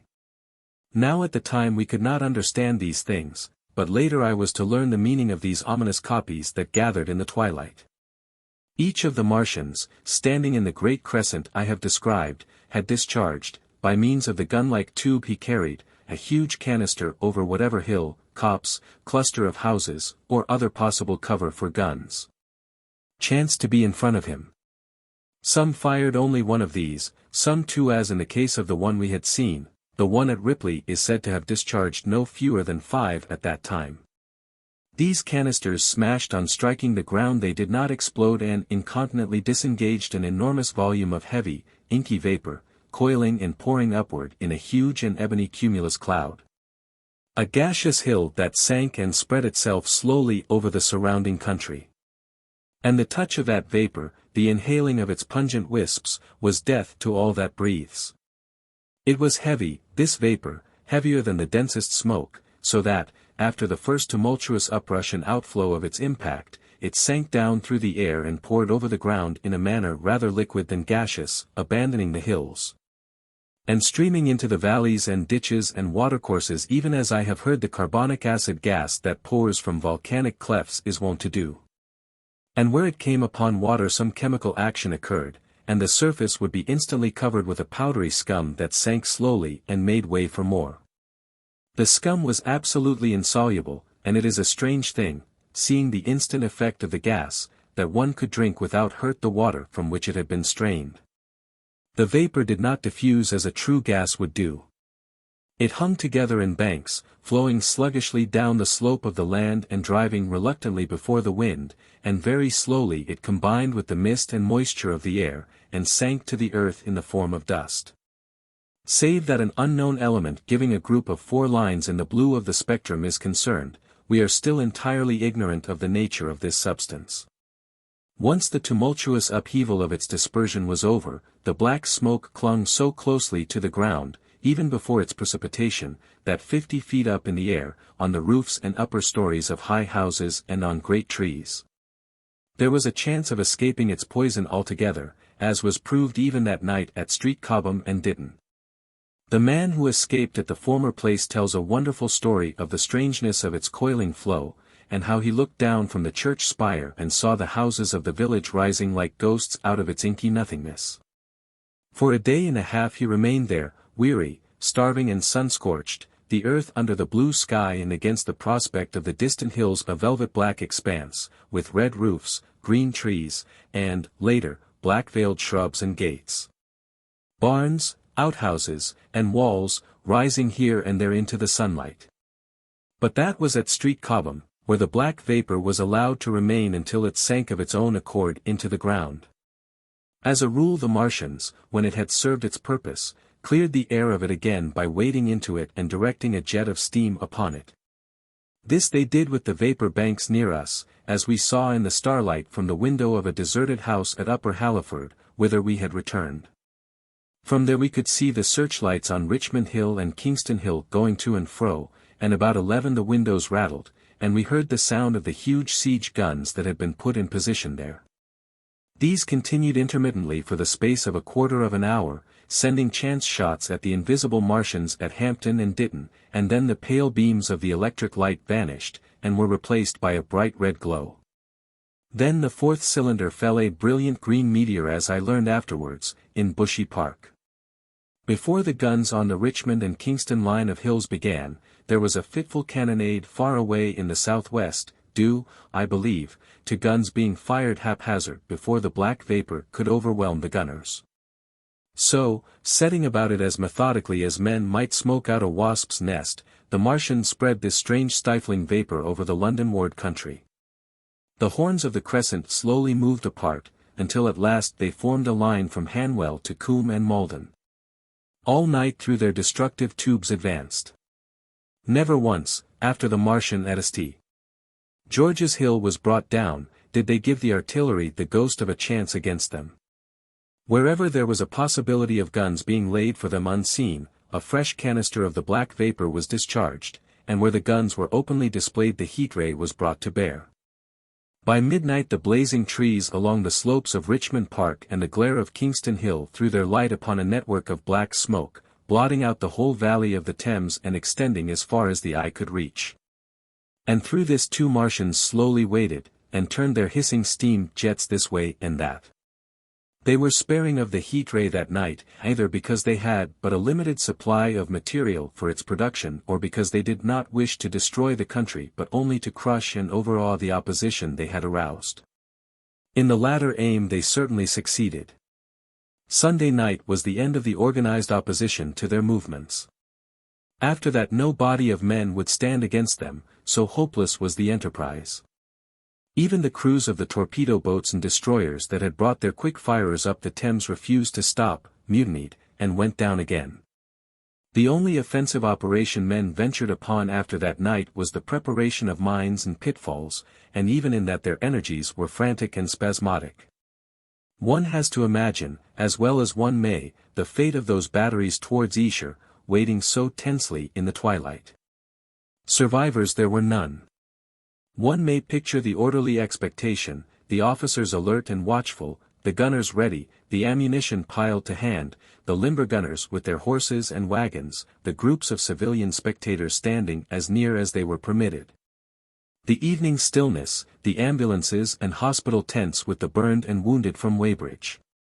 Then the dull resonance of the shots the Martians fired, and the clumsy projectile whirling over the trees and houses and smashing amid the neighboring fields. One may picture, too, the sudden shifting of the attention, the swiftly spreading coils and bellyings of that blackness advancing headlong, towering heavenward, turning the twilight to a palpable darkness.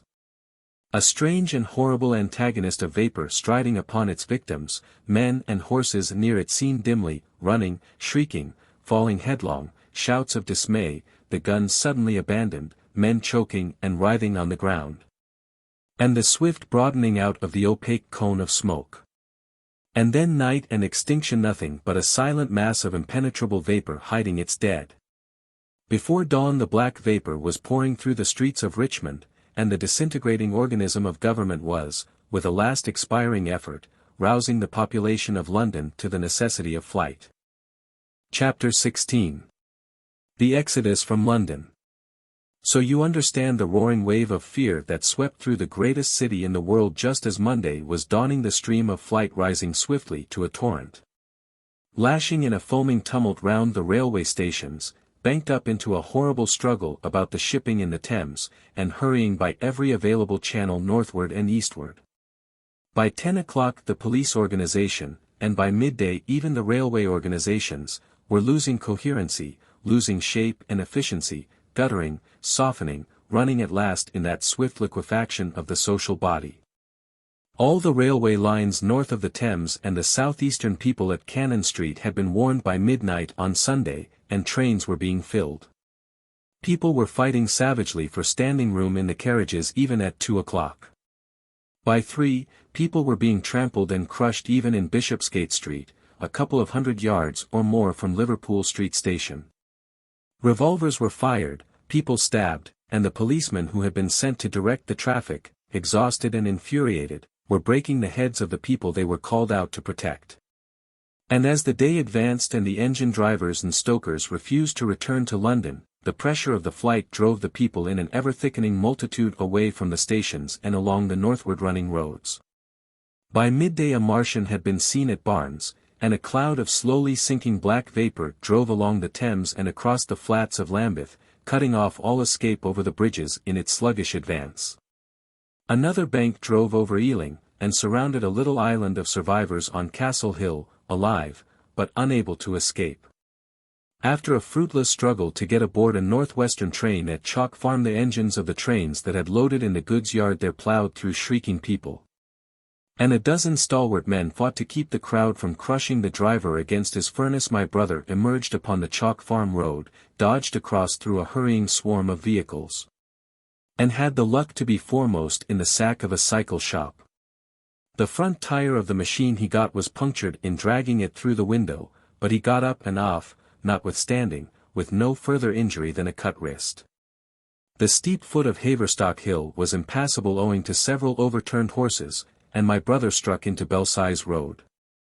So he got out of the fury of the panic, and, skirting the Edgware Road, reached Edgware about 7, fasting and wearied, but well ahead of the crowd. Along the road people were standing in the roadway, curious, wondering. He was passed by a number of cyclists, some horsemen, and 2 motor cars. A mile from Edgware the rim of the wheel broke, and the machine became unrideable. He left it by the roadside and trudged through the village. There were shops half opened in the main street of the place, and people crowded on the pavement and in the doorways and windows, staring astonished at this extraordinary procession of fugitives that was beginning. He succeeded in getting some food at an inn.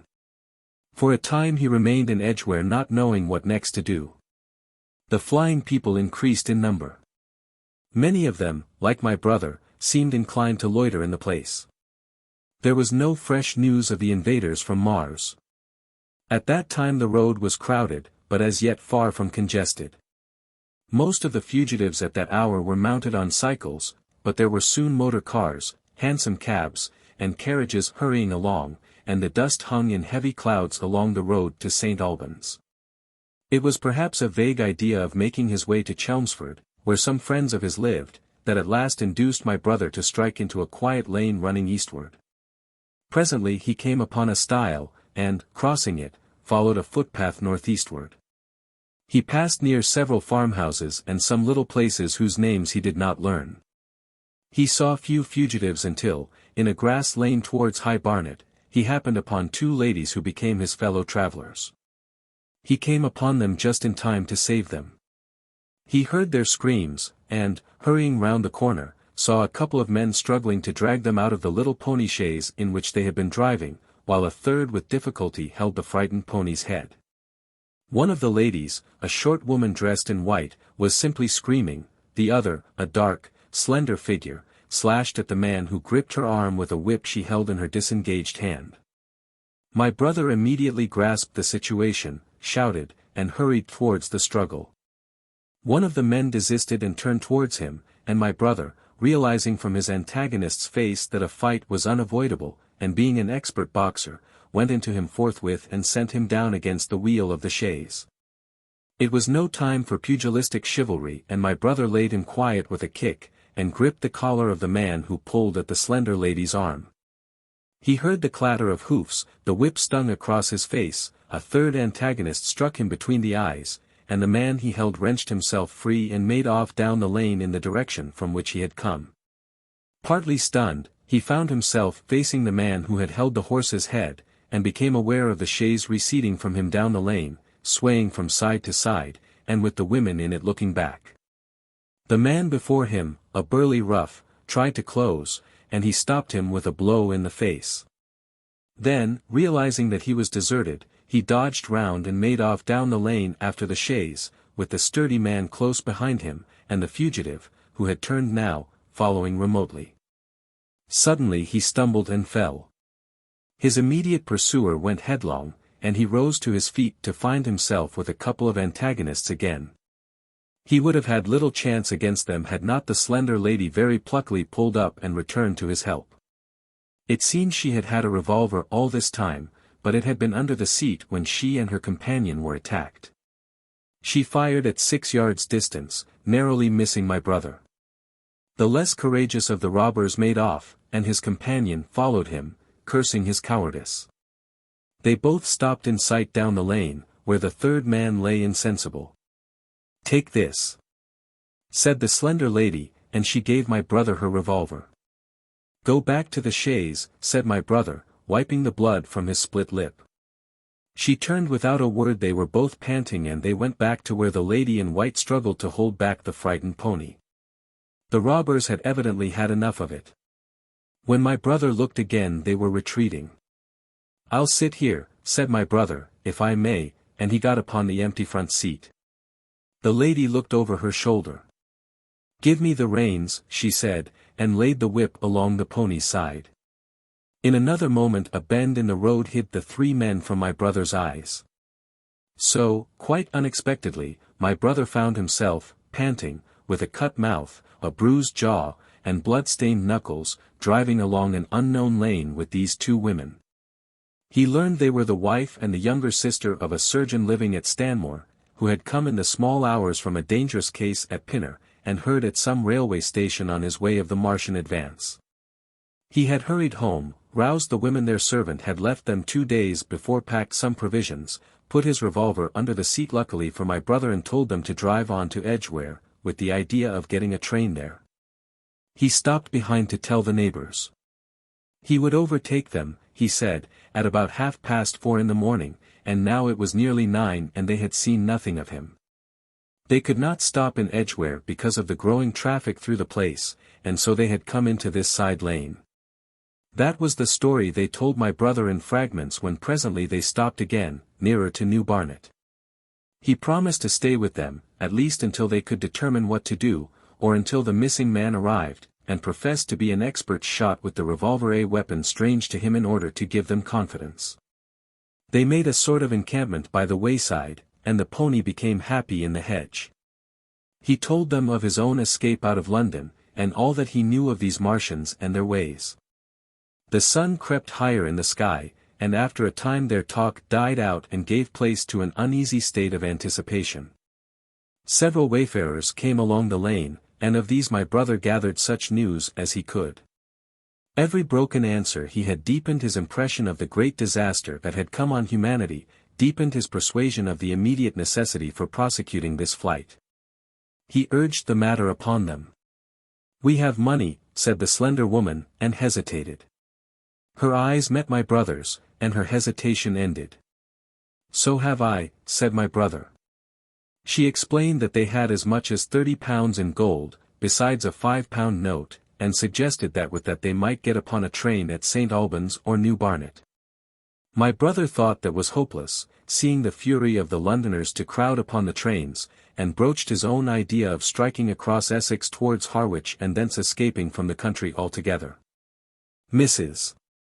Elphinstone, that was the name of the woman in white, would listen to no reasoning, and kept calling upon George, but her sister-in-law was astonishingly quiet and deliberate, and at last agreed to my brother's suggestion.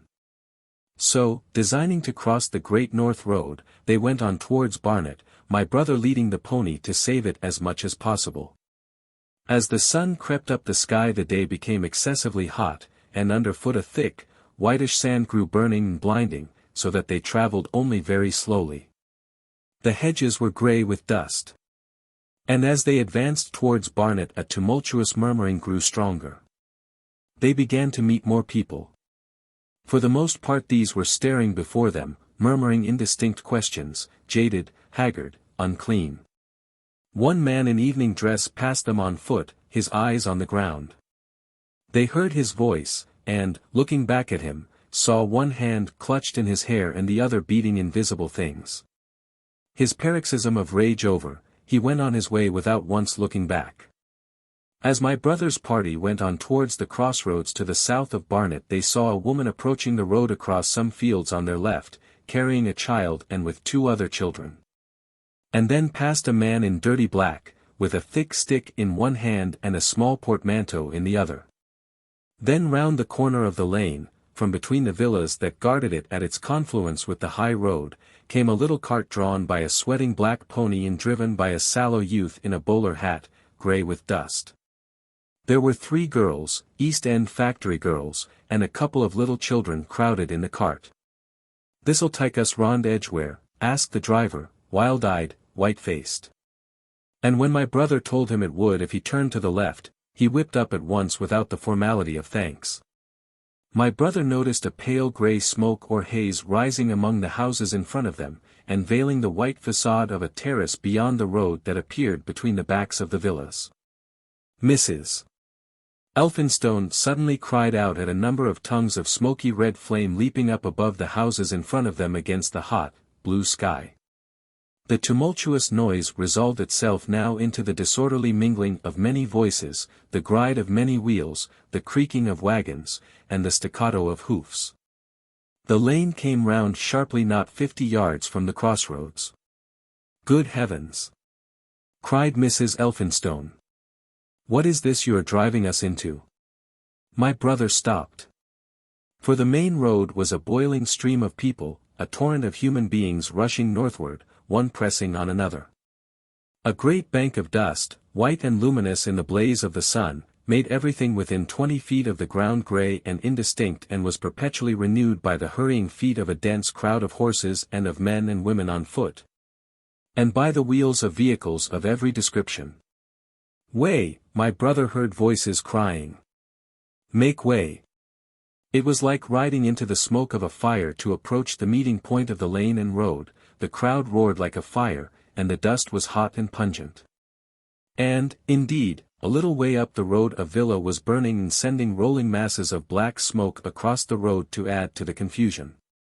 2 men came past them. Then a dirty woman, carrying a heavy bundle and weeping.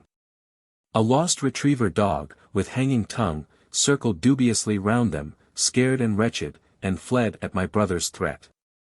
So much as they could see of the road London ward between the houses to the right was a tumultuous stream of dirty, hurrying people, pent in between the villas on either side. The black heads, the crowded forms, grew into distinctness as they rushed towards the corner, hurried past, and merged their individuality again in a receding multitude that was swallowed up at last in a cloud of dust.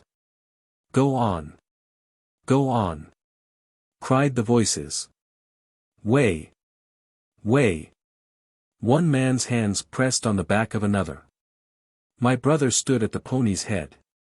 Irresistibly attracted, he advanced slowly, pace by pace, down the lane.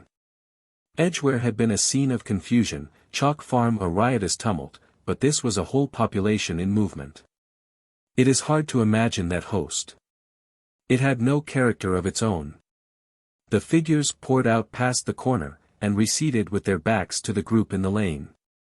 Along the margin came those who were on foot threatened by the wheels, stumbling in the ditches, blundering into one another.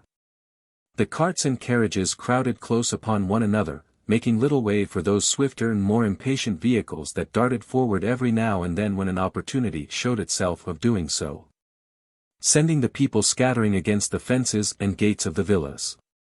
"Push on," was the cry. "Push on. They are coming." In one cart stood a blind man in the uniform of the Salvation Army, gesticulating with his crooked fingers and bawling, "Eternity!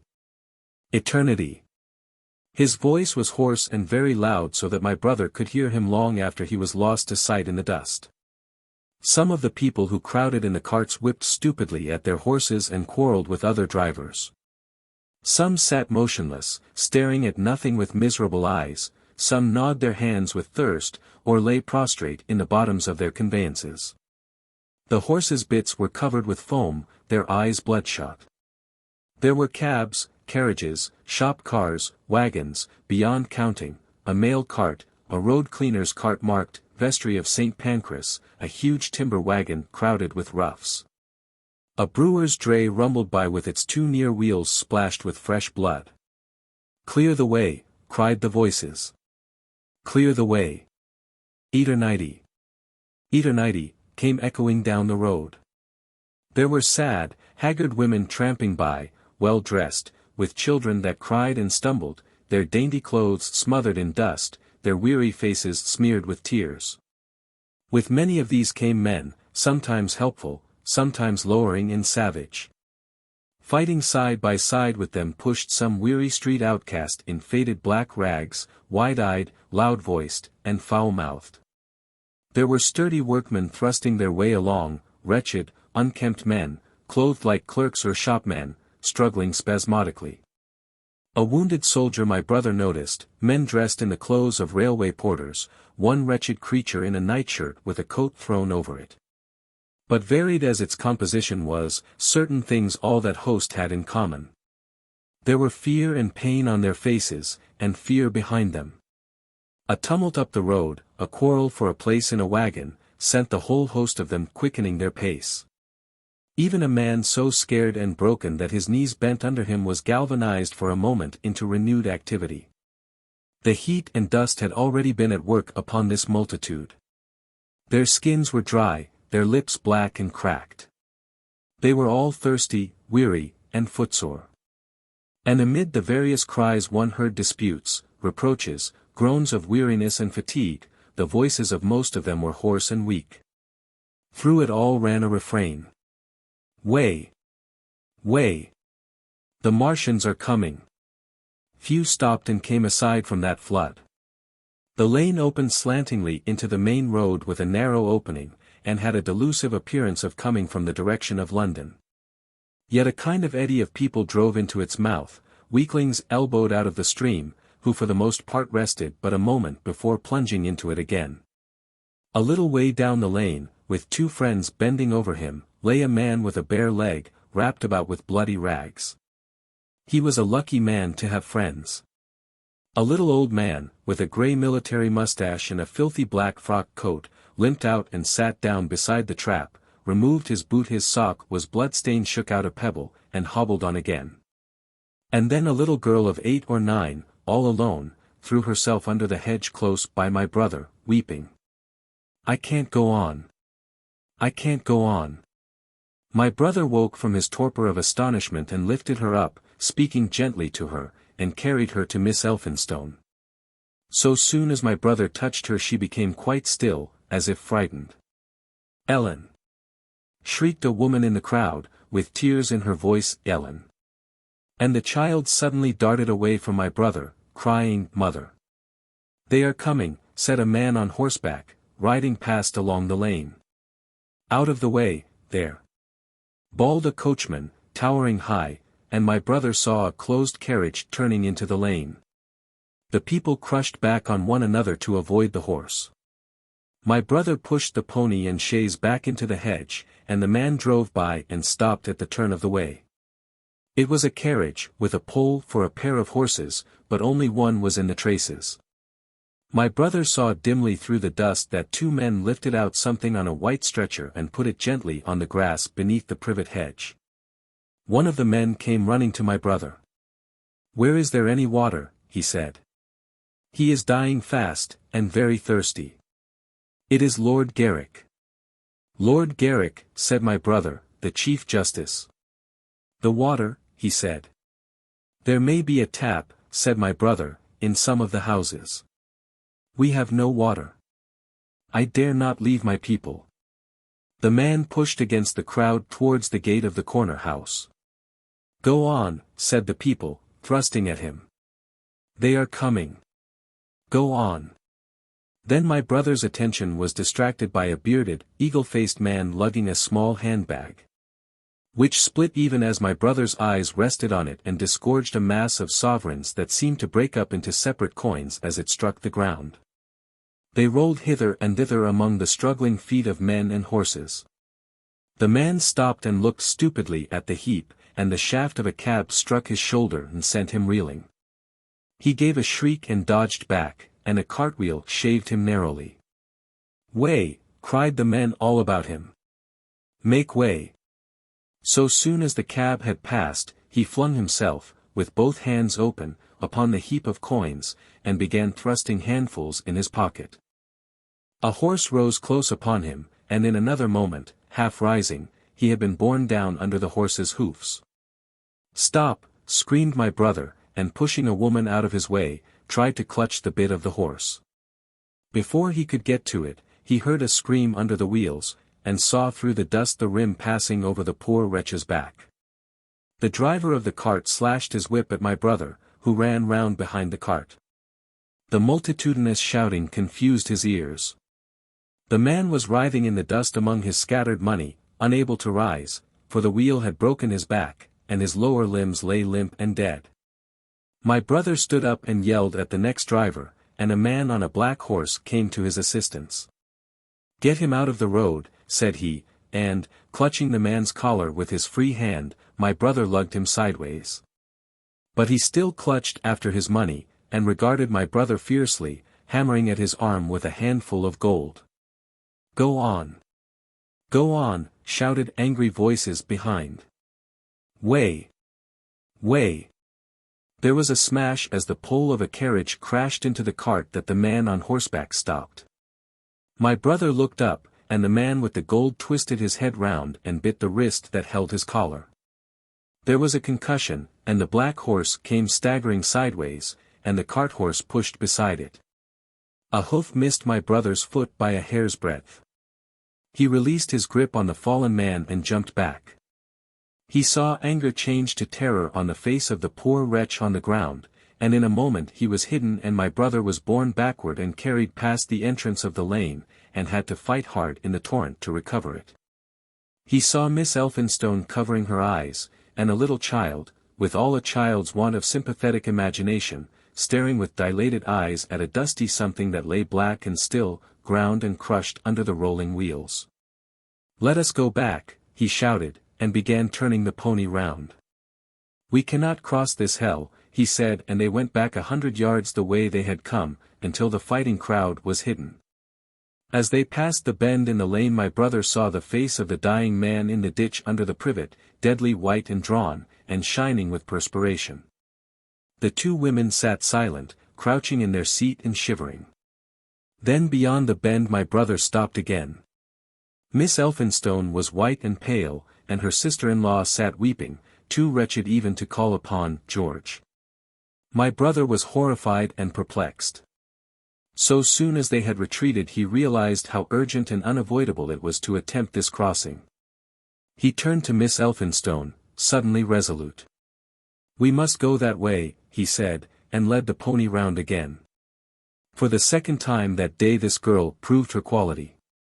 To force their way into the torrent of people, my brother plunged into the traffic and held back a cab horse, while she drove the pony across its head. A wagon locked wheels for a moment and ripped a long splinter from the chaise. In another moment they were caught and swept forward by the stream. My brother, with the cabman's whip marks red across his face and hands, scrambled into the chaise and took the reins from her. "Point the revolver at the man behind," he said, giving it to her, "if he presses us too hard." "No. Point it at his horse." Then he began to look out for a chance of edging to the right across the road. But once in the stream he seemed to lose volition, to become a part of that dusty route. They swept through Chipping Barnet with the torrent. They were nearly a mile beyond the centre of the town before they had fought across to the opposite side of the way. It was din and confusion indescribable. But in and beyond the town the road forks repeatedly, and this to some extent relieved the stress. They struck eastward through Hadley, and there on either side of the road, and at another place farther on they came upon a great multitude of people drinking at the stream, some fighting to come at the water. And farther on, from a lull near East Barnet, they saw two trains running slowly one after the other without signal or order, trains swarming with people. With men even among the coals behind the engines going northward along the Great Northern Railway. My brother supposes they must have filled outside London, for at that time the furious terror of the people had rendered the central termini impossible. Near this place they halted for the rest of the afternoon, for the violence of the day had already utterly exhausted all three of them. They began to suffer the beginnings of hunger, the night was cold, and none of them dared to sleep. And in the evening many people came hurrying along the road nearby their stopping place, fleeing from unknown dangers before them, and going in the direction from which my brother had come. Chapter 17. The Thunder Child. Had the Martians aimed only at destruction, they might on Monday have annihilated the entire population of London, as it spread itself slowly through the home counties. Not only along the road through Barnet, but also through Edgware and Waltham Abbey, and along the roads eastward to Southend and Shoeburyness, and south of the Thames to Deal and Broadstairs, poured the same frantic rout. If one could have hung that June morning in a balloon in the blazing blue above London, every northward and eastward road running out of the tangled maze of streets would have seemed stippled black with the streaming fugitives. Each a human agony of terror and physical distress. I have set forth at length in the last chapter my brother's account of the road through Chipping Barnet, in order that my readers may realize how that swarming of black dots appeared to one of those concerned. Never before in the history of the world had such a mass of human beings moved and suffered together. The legendary hosts of Goths and Huns, the hugest armies Asia has ever seen, would have been but a drop in that current. And this was no disciplined march. It was a stampede gigantic and terrible, without order and without a goal, 6 million people unarmed and unprovisioned, driving headlong. It was the beginning of the rout of civilization, of the massacre of mankind.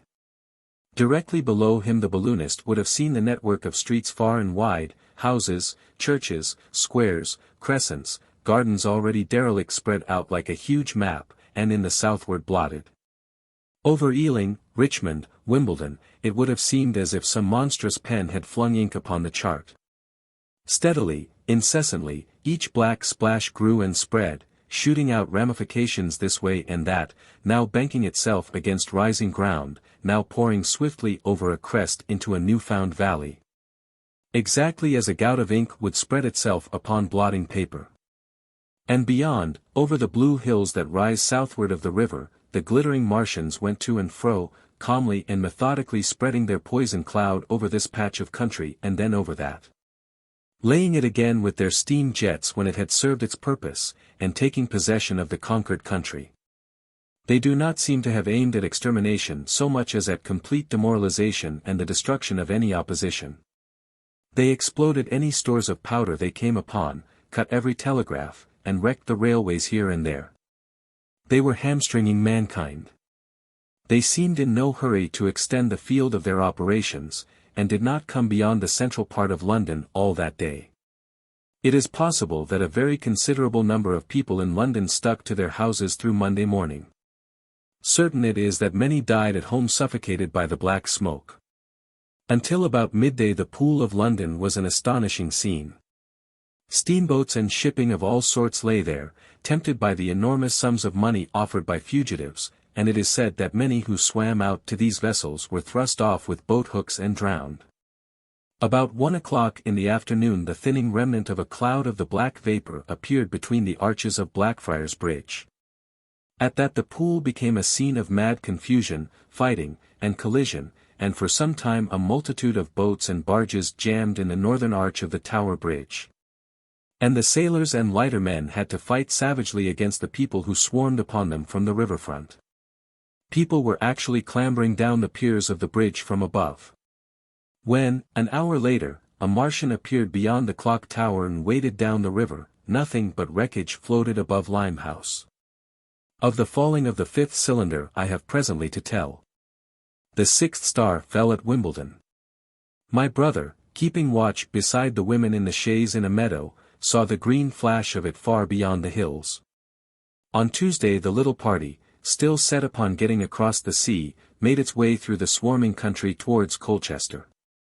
The news that the Martians were now in possession of the whole of London was confirmed. They had been seen at Highgate, and even, it was said, at Neasden. But they did not come into my brother's view until the morrow. That day the scattered multitudes began to realize the urgent need of provisions. As they grew hungry the rights of property ceased to be regarded. Farmers were out to defend their cattle sheds, granaries, and ripening root crops with arms in their hands. A number of people now, like my brother, had their faces eastward, and there were some desperate souls even going back towards London to get food. These were chiefly people from the northern suburbs, whose knowledge of the black smoke came by hearsay. He heard that about half the members of the government had gathered at Birmingham, and that enormous quantities of high explosives were being prepared to be used in automatic mines across the Midland counties. He was also told that the Midland Railway Company had replaced the desertions of the first day's panic, had resumed traffic, and was running northward trains from St. Albans to relieve the congestion of the home counties. There was also a placard in Chipping Ongar announcing that large stores of flour were available in the northern towns and that within 24 hours bread would be distributed among the starving people in the neighborhood. But this intelligence did not deter him from the plan of escape he had formed, and the three pressed eastward all day, and heard no more of the bread distribution than this promise. Nor, as a matter of fact, did anyone else hear more of it. That night fell the seventh star, falling upon Primrose Hill.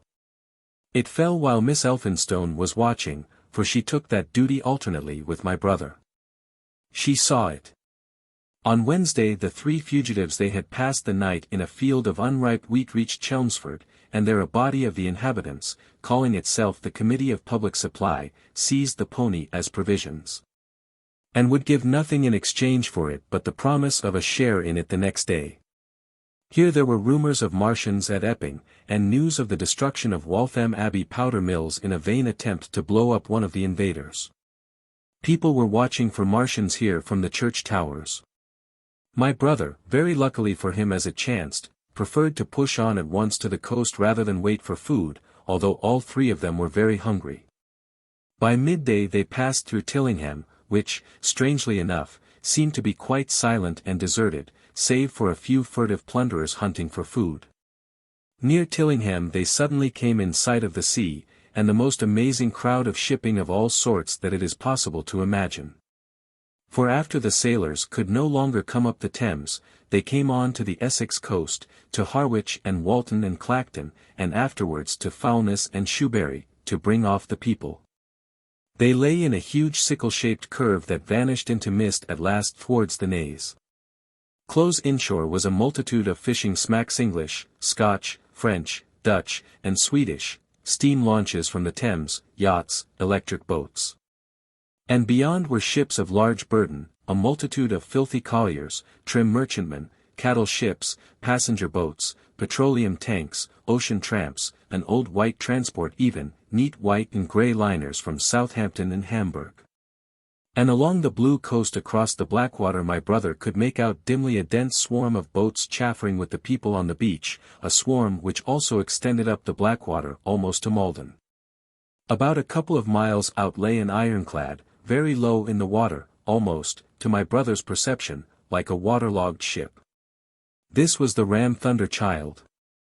It was the only warship in sight, but far away to the right over the smooth surface of the sea for that day there was a dead calm lay a serpent of black smoke to mark the next ironclads of the Channel fleet, which hovered in an extended line. Steam up and ready for action, across the Thames estuary during the course of the Martian conquest, vigilant and yet powerless to prevent it.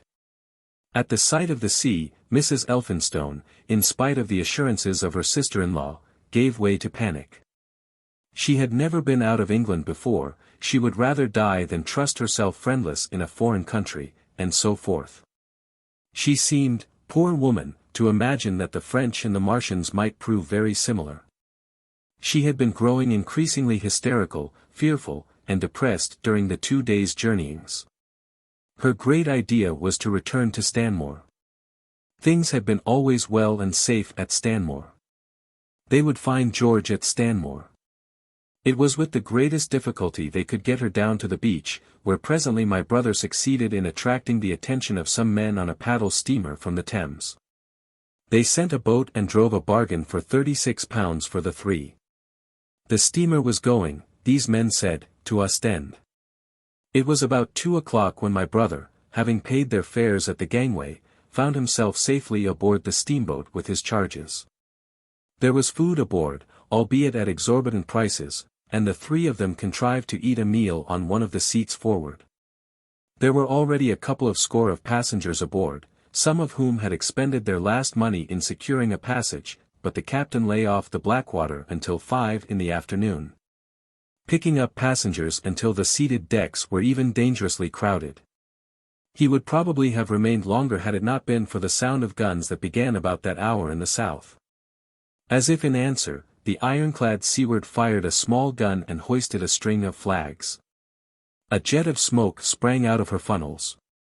Some of the passengers were of opinion that this firing came from Shoeburyness, until it was noticed that it was growing louder.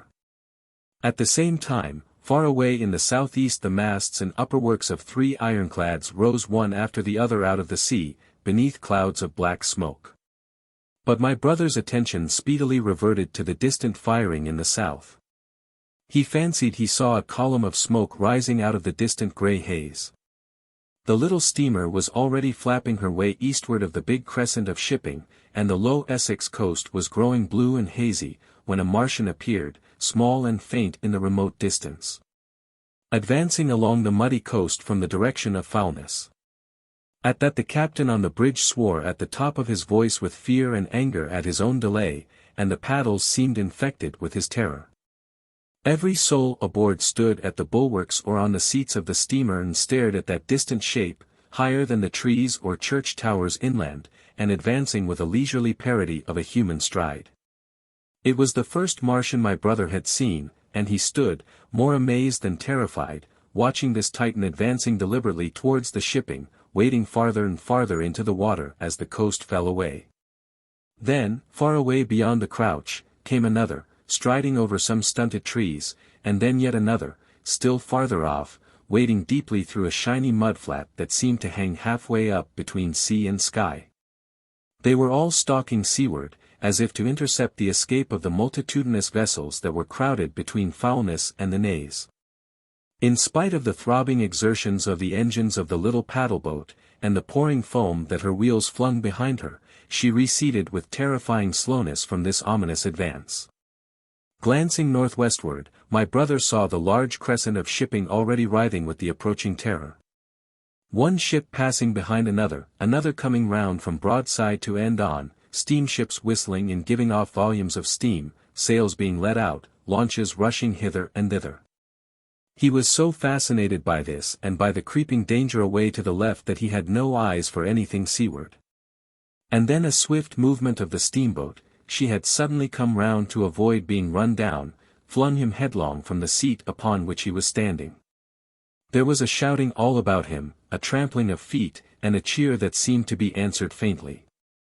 The steamboat lurched and rolled him over upon his hands. He sprang to his feet and saw to starboard, and not 100 yards from their heeling, pitching boat, a vast iron bulk like the blade of a plough tearing through the water, tossing it on either side in huge waves of foam that leaped towards the steamer, flinging her paddles helplessly in the air, and then sucking her deck down almost to the waterline. A douche of spray blinded my brother for a moment. When his eyes were clear again he saw the monster had passed and was rushing landward. Big iron upperworks rose out of this headlong structure, and from that twin funnels projected and spat a smoking blast shot with fire. It was the torpedo ram, Thunderchild, steaming headlong, coming to the rescue of the threatened shipping. Keeping his footing on the heaving deck by clutching the bulwarks, my brother looked past this charging leviathan at the Martians again, and he saw the 3 of them now close together, and standing so far out to sea that their tripod supports were almost entirely submerged.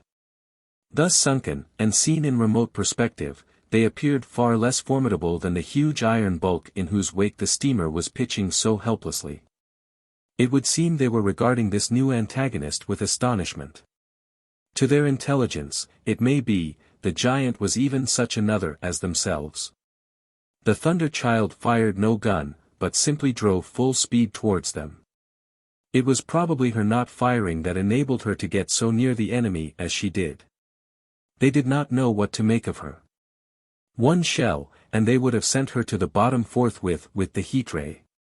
She was steaming at such a pace that in a minute she seemed halfway between the steamboat and the Martians, a diminishing black bulk against the receding horizontal expanse of the Essex coast. Suddenly the foremost Martian lowered his tube and discharged a canister of the black gas at the ironclad. It hit her larboard side and glanced off in an inky jet that rolled away to seaward, an unfolding torrent of black smoke, from which the ironclad drove clear. To the watchers from the steamer, low in the water and with the sun in their eyes, it seemed as though she were already among the Martians. They saw the gaunt figures separating and rising out of the water as they retreated shoreward, and one of them raised the camera-like generator of the heat ray. He held it pointing obliquely downward, and a bank of steam sprang from the water at its touch.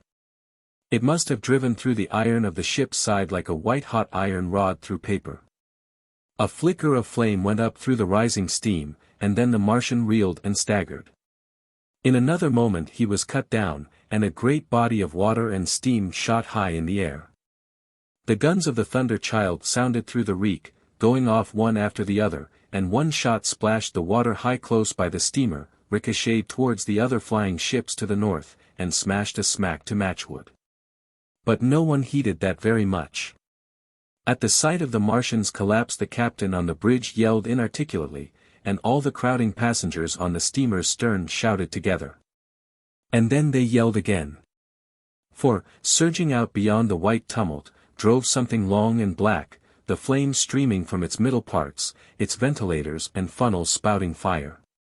She was alive still, the steering gear, it seems, was intact and her engines working. She headed straight for a second Martian, and was within 100 yards of him when the heat ray came to bear. Then with a violent thud, a blinding flash, her decks, her funnels, leaped upward. The Martian staggered with the violence of her explosion, and in another moment the flaming wreckage, still driving forward with the impetus of its pace, had struck him and crumpled him up like a thing of cardboard. My brother shouted involuntarily. A boiling tumult of steam hit everything again. "Two!" yelled the captain.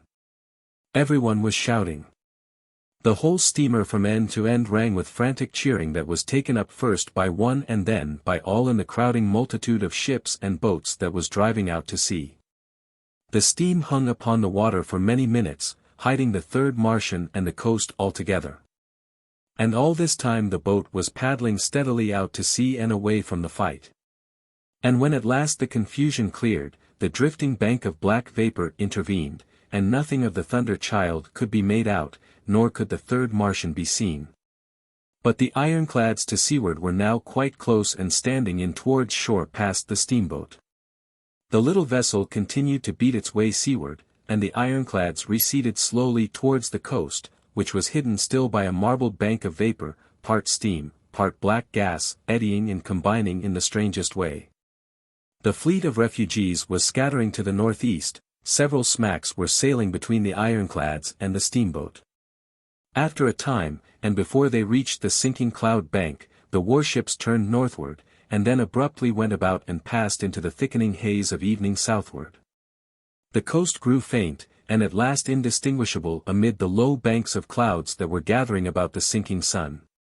Then suddenly out of the golden haze of the sunset came the vibration of guns, and a form of black shadows moving. Everyone struggled to the rail of the steamer and peered into the blinding furnace of the west, but nothing was to be distinguished clearly. A mass of smoke rose slanting and barred the face of the sun. The steamboat throbbed on its way through an interminable suspense.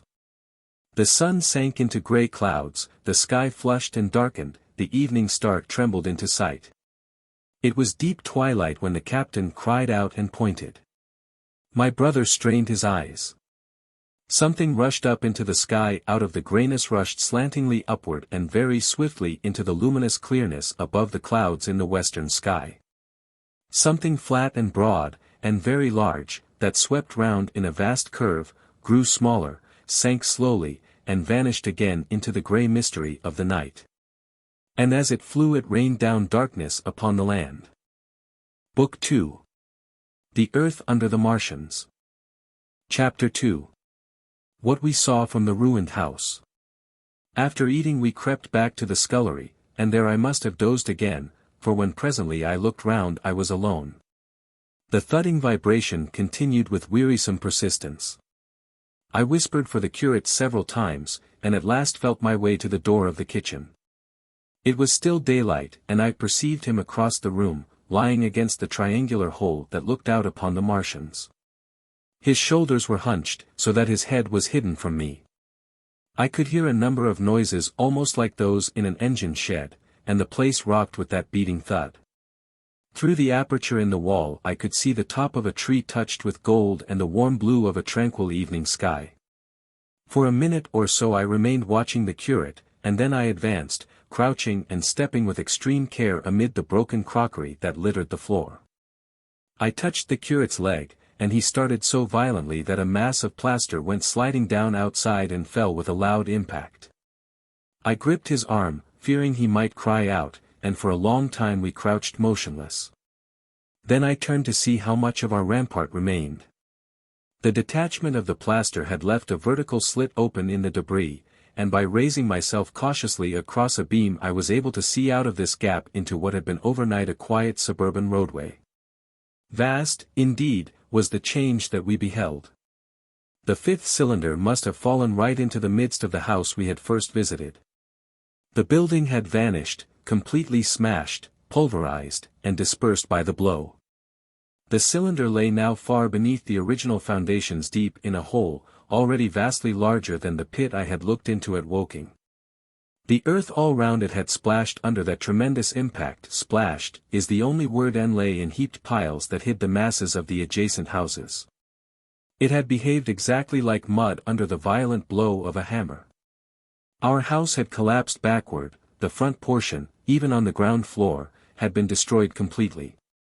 By a chance the kitchen and scullery had escaped, and stood buried now under soil and ruins, closed in by tons of earth on every side save towards the cylinder. Over that aspect we hung now on the very edge of the great circular pit the Martians were engaged in making. The heavy beating sound was evidently just behind us, and ever and again a bright green vapor drove up like a veil across our peephole. The cylinder was already opened in the center of the pit, and on the farther edge of the pit, amid the smashed and gravel-heaped shrubbery, one of the great fighting machines, deserted by its occupant, stood stiff and tall against the evening sky. At first I scarcely noticed the pit and the cylinder, although it has been convenient to describe them first, on account of the extraordinary glittering mechanism I saw busy in the excavation. And on account of the strange creatures that were crawling slowly and painfully across the heaped mold near it. The mechanism it certainly was that held my attention first. It was one of those complicated fabrics that have since been called handling machines, and the study of which has already given such an enormous impetus to terrestrial invention. As it dawned upon me first, it presented a sort of metallic spider with 5 jointed, agile legs, and with an extraordinary number of jointed levers, bars, and reaching and clutching tentacles about its body. Most of its arms were retracted, but with 3 long tentacles it was fishing out a number of rods, plates, and bars which lined the covering and apparently strengthened the walls of the cylinder. These, as it extracted them, were lifted out and deposited upon a level surface of earth behind it. Its motion was so swift, complex, and perfect that at first I did not see it as a machine, in spite of its metallic glitter. The fighting machines were coordinated and animated to an extraordinary pitch, but nothing to compare with this. People who have never seen these structures, and have only the ill-imagined efforts of artists or the imperfect descriptions of such eyewitnesses as myself to go upon, scarcely realize that living quality. I recall particularly the illustration of one of the first pamphlets to give a consecutive account of the war. The artist had evidently made a hasty study of one of the fighting machines, and there his knowledge ended. He presented them as tilted, stiff tripods, without either flexibility or subtlety, and with an altogether misleading monotony of effect.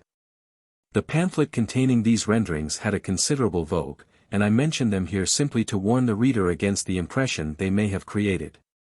They were no more like the Martians I saw in action than a Dutch doll is like a human being. To my mind, the pamphlet would have been much better without them.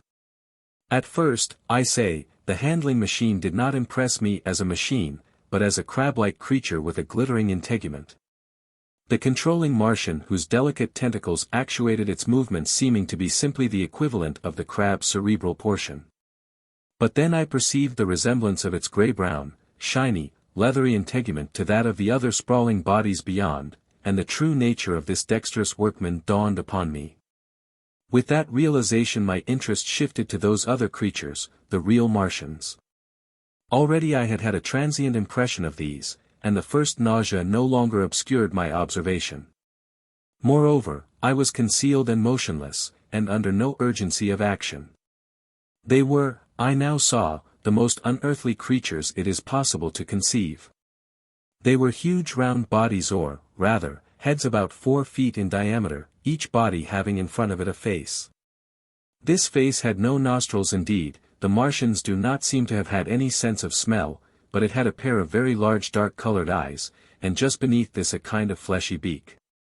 In the back of this head or body I scarcely know how to speak of it was the single tight tympanic surface, since known to be anatomically an ear, though it must have been almost useless in our dense air.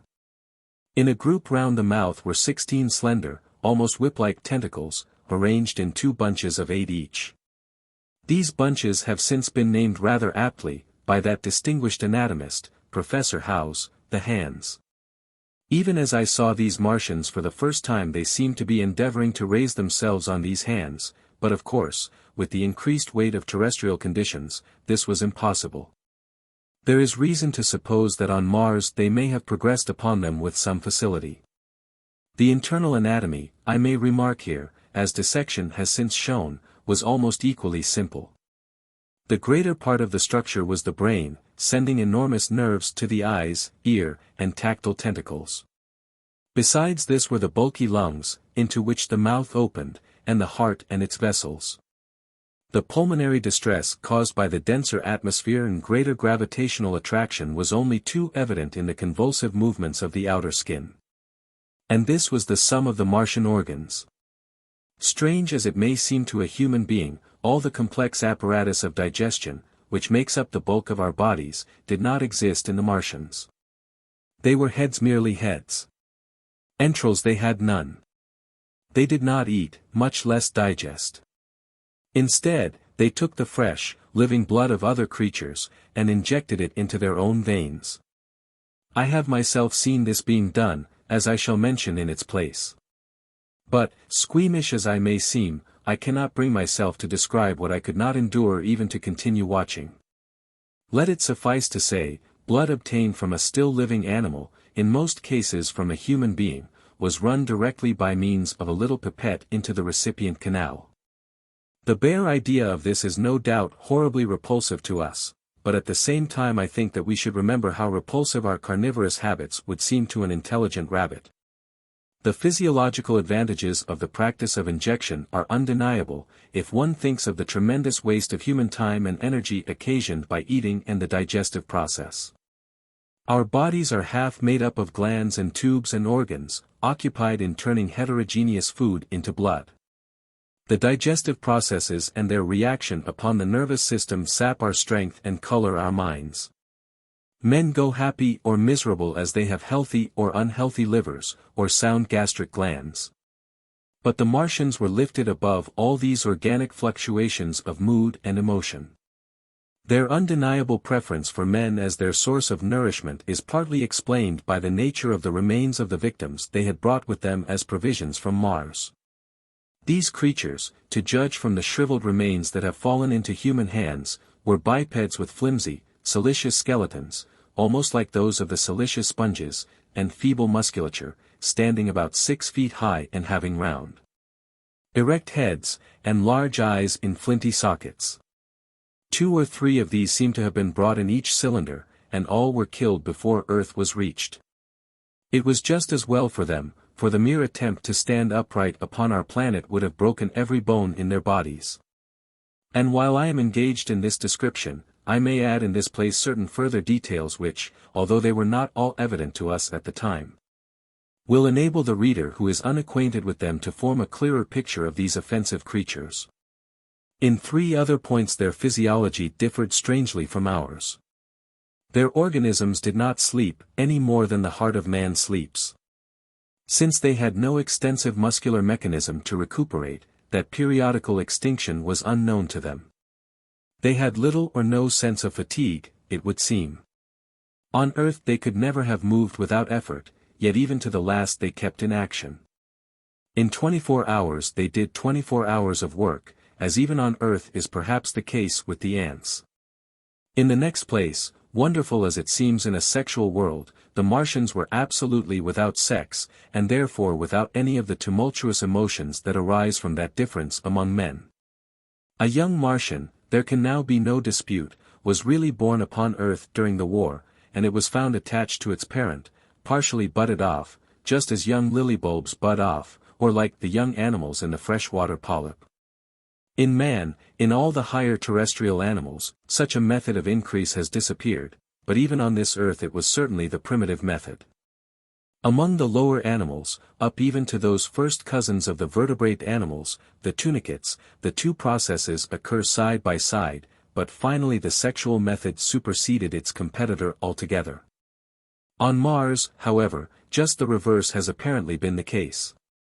It is worthy of remark that a certain speculative writer of quasi-scientific repute, writing long before the Martian invasion, did forecast for man a final structure not unlike the actual Martian condition. His prophecy, I remember, appeared in November or December, 1893, in a long-defunct publication, the Pall Mall Budget, and I recall a caricature of it in a pre-Martian periodical called Punch. He pointed out, writing in a foolish, facetious tone, that the perfection of mechanical appliances must ultimately supersede limbs, the perfection of chemical devices, digestion. That such organs as hair, external nose, teeth, ears, and chin were no longer essential parts of the human being, and that the tendency of natural selection would lie in the direction of their steady diminution through the coming ages. The brain alone remained a cardinal necessity. Only one other part of the body had a strong case for survival, and that was the hand, teacher and agent of the brain. While the rest of the body dwindled, the hands would grow larger. There is many a true word written in jest, and here in the Martians we have beyond dispute the actual accomplishment of such a suppression of the animal side of the organism by the intelligence. To me it is quite credible that the Martians may be descended from beings not unlike ourselves. By a gradual development of brain and hands, the latter giving rise to the two bunches of delicate tentacles at last, at the expense of the rest of the body. Without the body the brain would, of course, become a mere selfish intelligence, without any of the emotional substratum of the human being. The last salient point in which the systems of these creatures differed from ours was in what one might have thought a very trivial particular. Microorganisms, which cause so much disease and pain on Earth, have either never appeared upon Mars or Martian sanitary science eliminated them ages ago. 100 diseases, all the fevers and contagions of human life, consumption, cancers, tumors and such morbidities, never enter the scheme of their life. And speaking of the differences between the life on Mars and terrestrial life, I may allude here to the curious suggestions of the red weed. Apparently the vegetable kingdom in Mars, instead of having green for a dominant color, is of a vivid blood-red tint. At any rate, the seeds which the Martians, intentionally or accidentally, brought with them gave rise in all cases to red-colored growths. Only that known popularly as the red weed, however, gained any footing in competition with terrestrial forms. The red creeper was quite a transitory growth, and few people have seen it growing. For a time, however, the redweed grew with astonishing vigor and luxuriance. It spread up the sides of the pit by the third or fourth day of our imprisonment, and its cactus-like branches formed a carmine fringe to the edges of our triangular window. And afterwards I found it broadcast throughout the country, and especially wherever there was a stream of water. The Martians had what appears to have been an auditory organ, a single round drum at the back of the head body, and eyes with a visual range not very different from ours except that, according to Phillips, blue and violet were as black to them. It is commonly supposed that they communicated by sounds and tentacular gesticulations. This is asserted, for instance, in the able but hastily compiled pamphlet, written evidently by someone not an eyewitness of Martian actions, to which I have already alluded, and which, so far, has been the chief source of information concerning them. Now no surviving human being saw so much of the Martians in action as I did. I take no credit to myself for an accident, but the fact is so. And I assert that I watched them closely time after time, and that I have seen 4, 5, and, once, 6 of them sluggishly performing the most elaborately complicated operations together without either sound or gesture. Their peculiar hooting invariably preceded feeding, it had no modulation, and was, I believe, in no sense a signal, but merely the expiration of air preparatory to the suctional operation. I have a certain claim to at least an elementary knowledge of psychology, and in this matter I am convinced as firmly as I am convinced of anything that the Martians interchanged thoughts without any physical intermediation. And I have been convinced of this in spite of strong preconceptions. Before the Martian invasion, as an occasional reader here or there may remember, I had written with some little vehemence against the telepathic theory. The Martians wore no clothing. Their conceptions of ornament and decorum were necessarily different from ours. And not only were they evidently much less sensible of changes of temperature than we are, but changes of pressure do not seem to have affected their health at all seriously. Yet though they wore no clothing, it was in the other artificial additions to their bodily resources that their great superiority over man lay. We men, with our bicycles and road skates, our Lilienthal soaring machines, our guns and sticks and so forth, are just in the beginning of the evolution that the Martians have worked out. They have become practically mere brains, wearing different bodies according to their needs, just as men wear suits of clothes and take a bicycle in a hurry or an umbrella in the wet.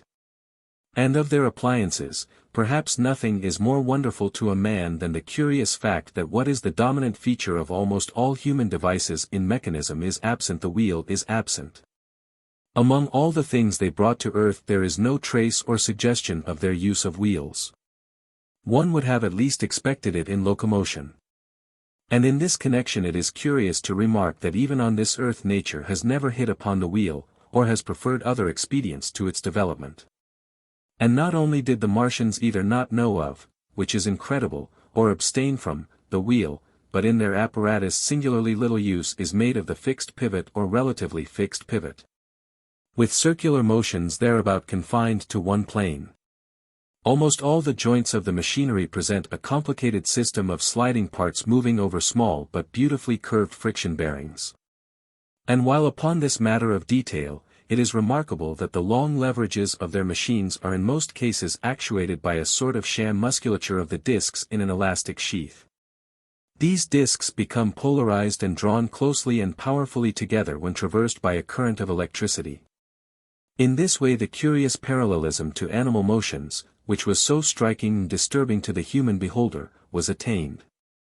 Such quasi-muscles abounded in the crab-like handling machine which, on my first peeping out of the slit, I watched unpacking the cylinder.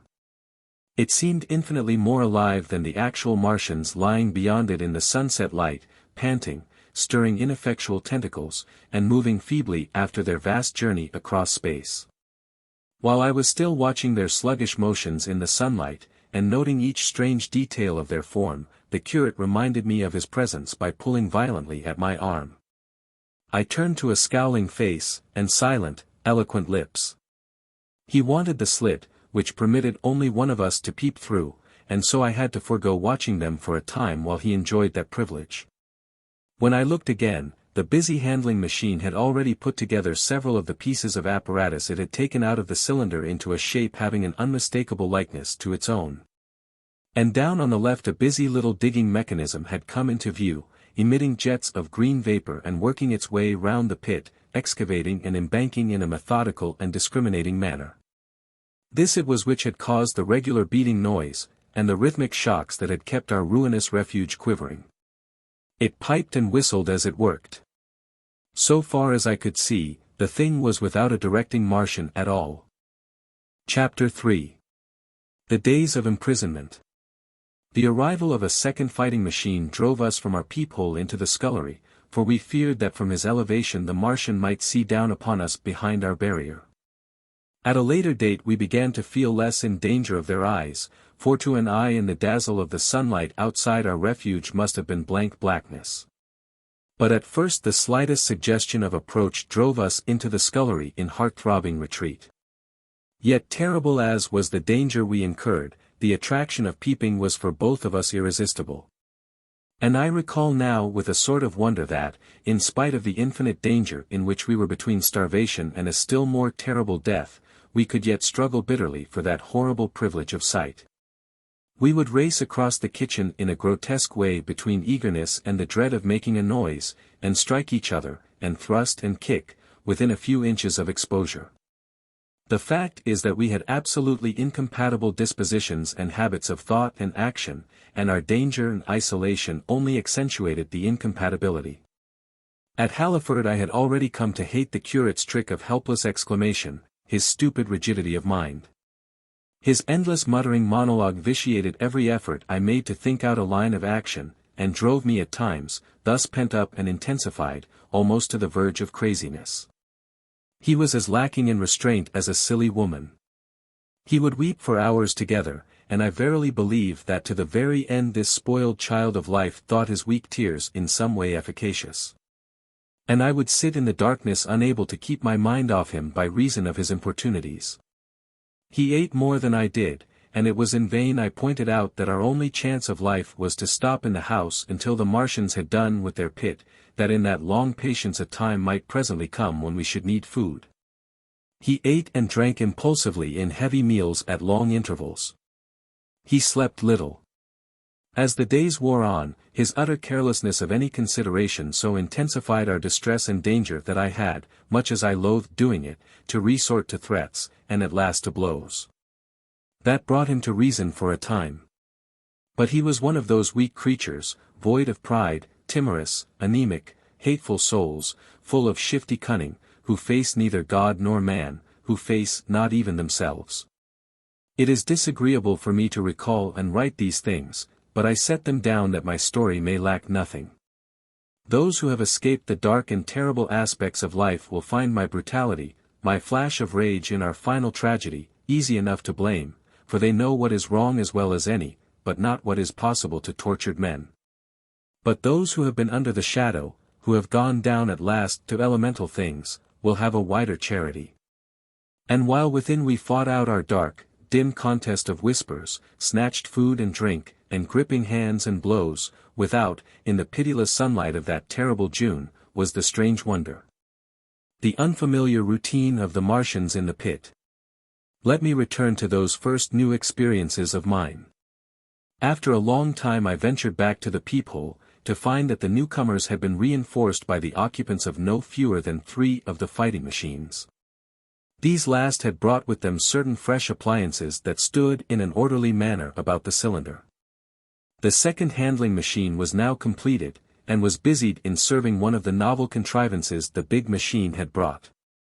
This was a body resembling a milk can in its general form, above which oscillated a pear-shaped receptacle, and from which a stream of white powder flowed into a circular basin below.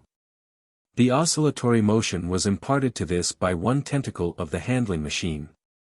With 2 spatulate hands the handling machine was digging out and flinging masses of clay into the pear-shaped receptacle above.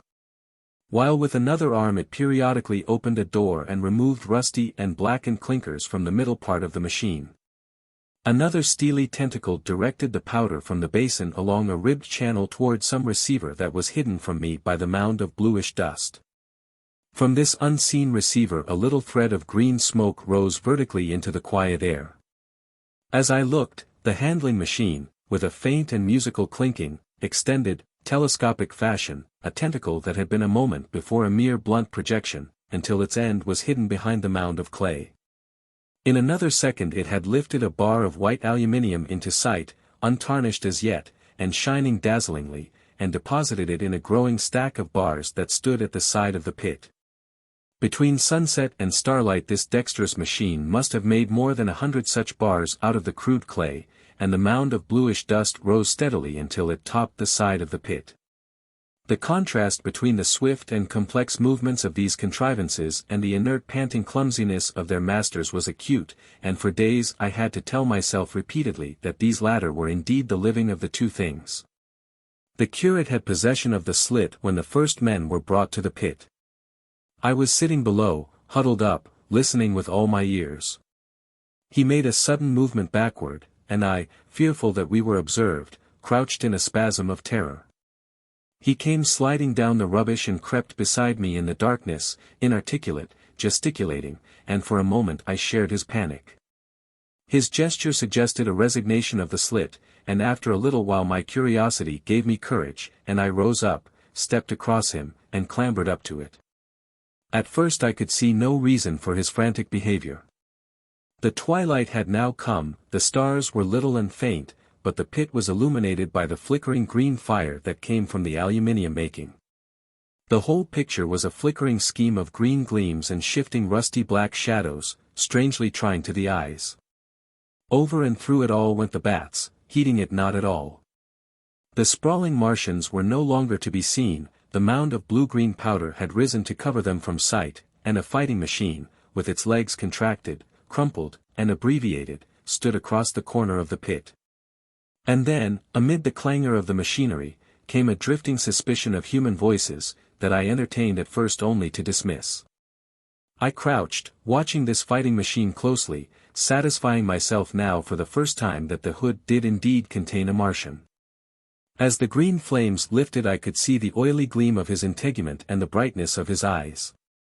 And suddenly I heard a yell, and saw a long tentacle reaching over the shoulder of the machine to the little cage that hunched upon its back.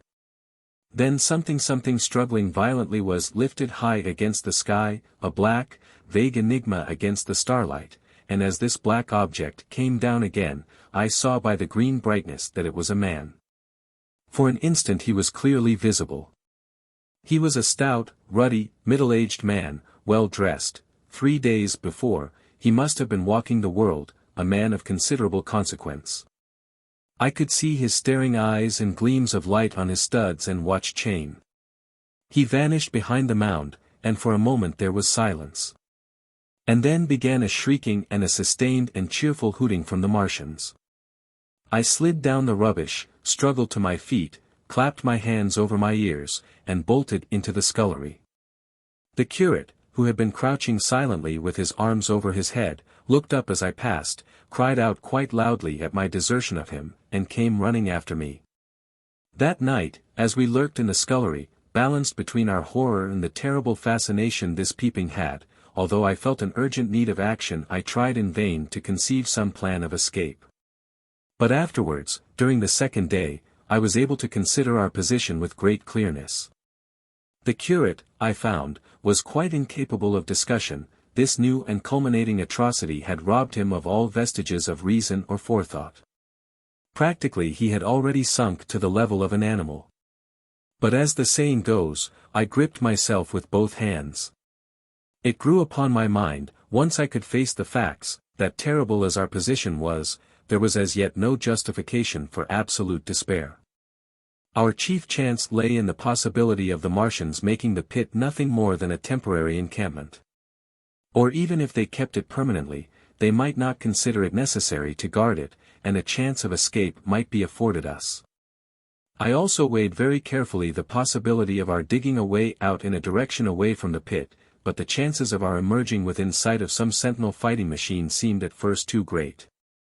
And I should have had to do all the digging myself. The curate would certainly have failed me. It was on the third day, if my memory serves me right, that I saw the lad killed. It was the only occasion on which I actually saw the Martians feed. After that experience I avoided the hole in the wall for the better part of a day. I went into the scullery, removed the door, and spent some hours digging with my hatchet as silently as possible. But when I had made a hole about a couple of feet deep the loose earth collapsed noisily, and I did not dare continue. I lost heart, and lay down on the scullery floor for a long time, having no spirit even to move. And after that I abandoned altogether the idea of escaping by excavation. It says much for the impression the Martians had made upon me that at first I entertained little or no hope of our escape being brought about by their overthrow through any human effort. But on the 4th or 5th night I heard a sound like heavy guns. It was very late in the night, and the moon was shining brightly. The Martians had taken away the excavating machine, and, save for a fighting machine that stood in the remoter bank of the pit and a handling machine that was buried out of my sight in a corner of the pit immediately beneath my peephole, the place was deserted by them. Except for the pale glow from the handling machine and the bars and patches of white moonlight the pit was in darkness, and, except for the clinking of the handling machine, quite still. That night was a beautiful serenity. Save for one planet, the moon seemed to have the sky to herself. I heard a dog howling, and that familiar sound it was that made me listen. Then I heard quite distinctly a booming exactly like the sound of great guns. 6 distinct reports I counted, and after a long interval 6 again. And that was all. Chapter 4. The Death of the Curate. It was on the 6th day of our imprisonment that I peeped for the last time, and presently found myself alone. Instead of keeping close to me and trying to oust me from the slit, the curate had gone back into the scullery. I was struck by a sudden thought. I went back quickly and quietly into the scullery. In the darkness I heard the curate drinking. I snatched in the darkness, and my fingers caught a bottle of Burgundy. For a few minutes there was a tussle. The bottle struck the floor and broke, and I desisted and rose. We stood panting and threatening each other. In the end I planted myself between him and the food, and told him of my determination to begin a discipline. I divided the food in the pantry, into rations to last us 10 days. I would not let him eat any more that day. In the afternoon he made a feeble effort to get at the food. I had been dozing, but in an instant I was awake. All day and all night we sat face to face, I weary but resolute, and he weeping and complaining of his immediate hunger. It was, I know, a night and a day, but to me it seems now an interminable length of time. And so our widened incompatibility ended at last in open conflict. For 2 vast days we struggled in undertones and wrestling contests. There were times when I beat and kicked him madly, times when I cajoled and persuaded him, and once I tried to bribe him with the last bottle of Burgundy, for there was a rain-water pump from which I could get water. But neither force nor kindness availed, he was indeed beyond reason. He would neither desist from his attacks on the food nor from his noisy babbling to himself. The rudimentary precautions to keep our imprisonment endurable he would not observe. Slowly I began to realize the complete overthrow of his intelligence, to perceive that my sole companion in this close and sickly darkness was a man insane. From certain vague memories I am inclined to think my own mind wandered at times. I had strange and hideous dreams whenever I slept. It sounds paradoxical, but I am inclined to think that the weakness and insanity of the curate warned me, braced me, and kept me a sane man. On the 8th day he began to talk aloud instead of whispering, and nothing I could do would moderate his speech. It is just, O God, he would say, over and over again. It is just. On me and mine be the punishment laid. We have sinned, we have fallen short. There was poverty, sorrow, the poor were trodden in the dust, and I held my peace. I preached acceptable folly, my God, what folly! When I should have stood up, though I died for it, and called upon them to repent, repent. Oppressors of the poor and needy. The winepress of God. Then he would suddenly revert to the matter of the food I withheld from him, praying, begging, weeping, at last threatening. He began to raise his voice. I prayed him not to. He perceived a hold on me. He threatened he would shout and bring the Martians upon us. For a time that scared me, but any concession would have shortened our chance of escape beyond estimating. I defied him, although I felt no assurance that he might not do this thing. But that day, at any rate, he did not.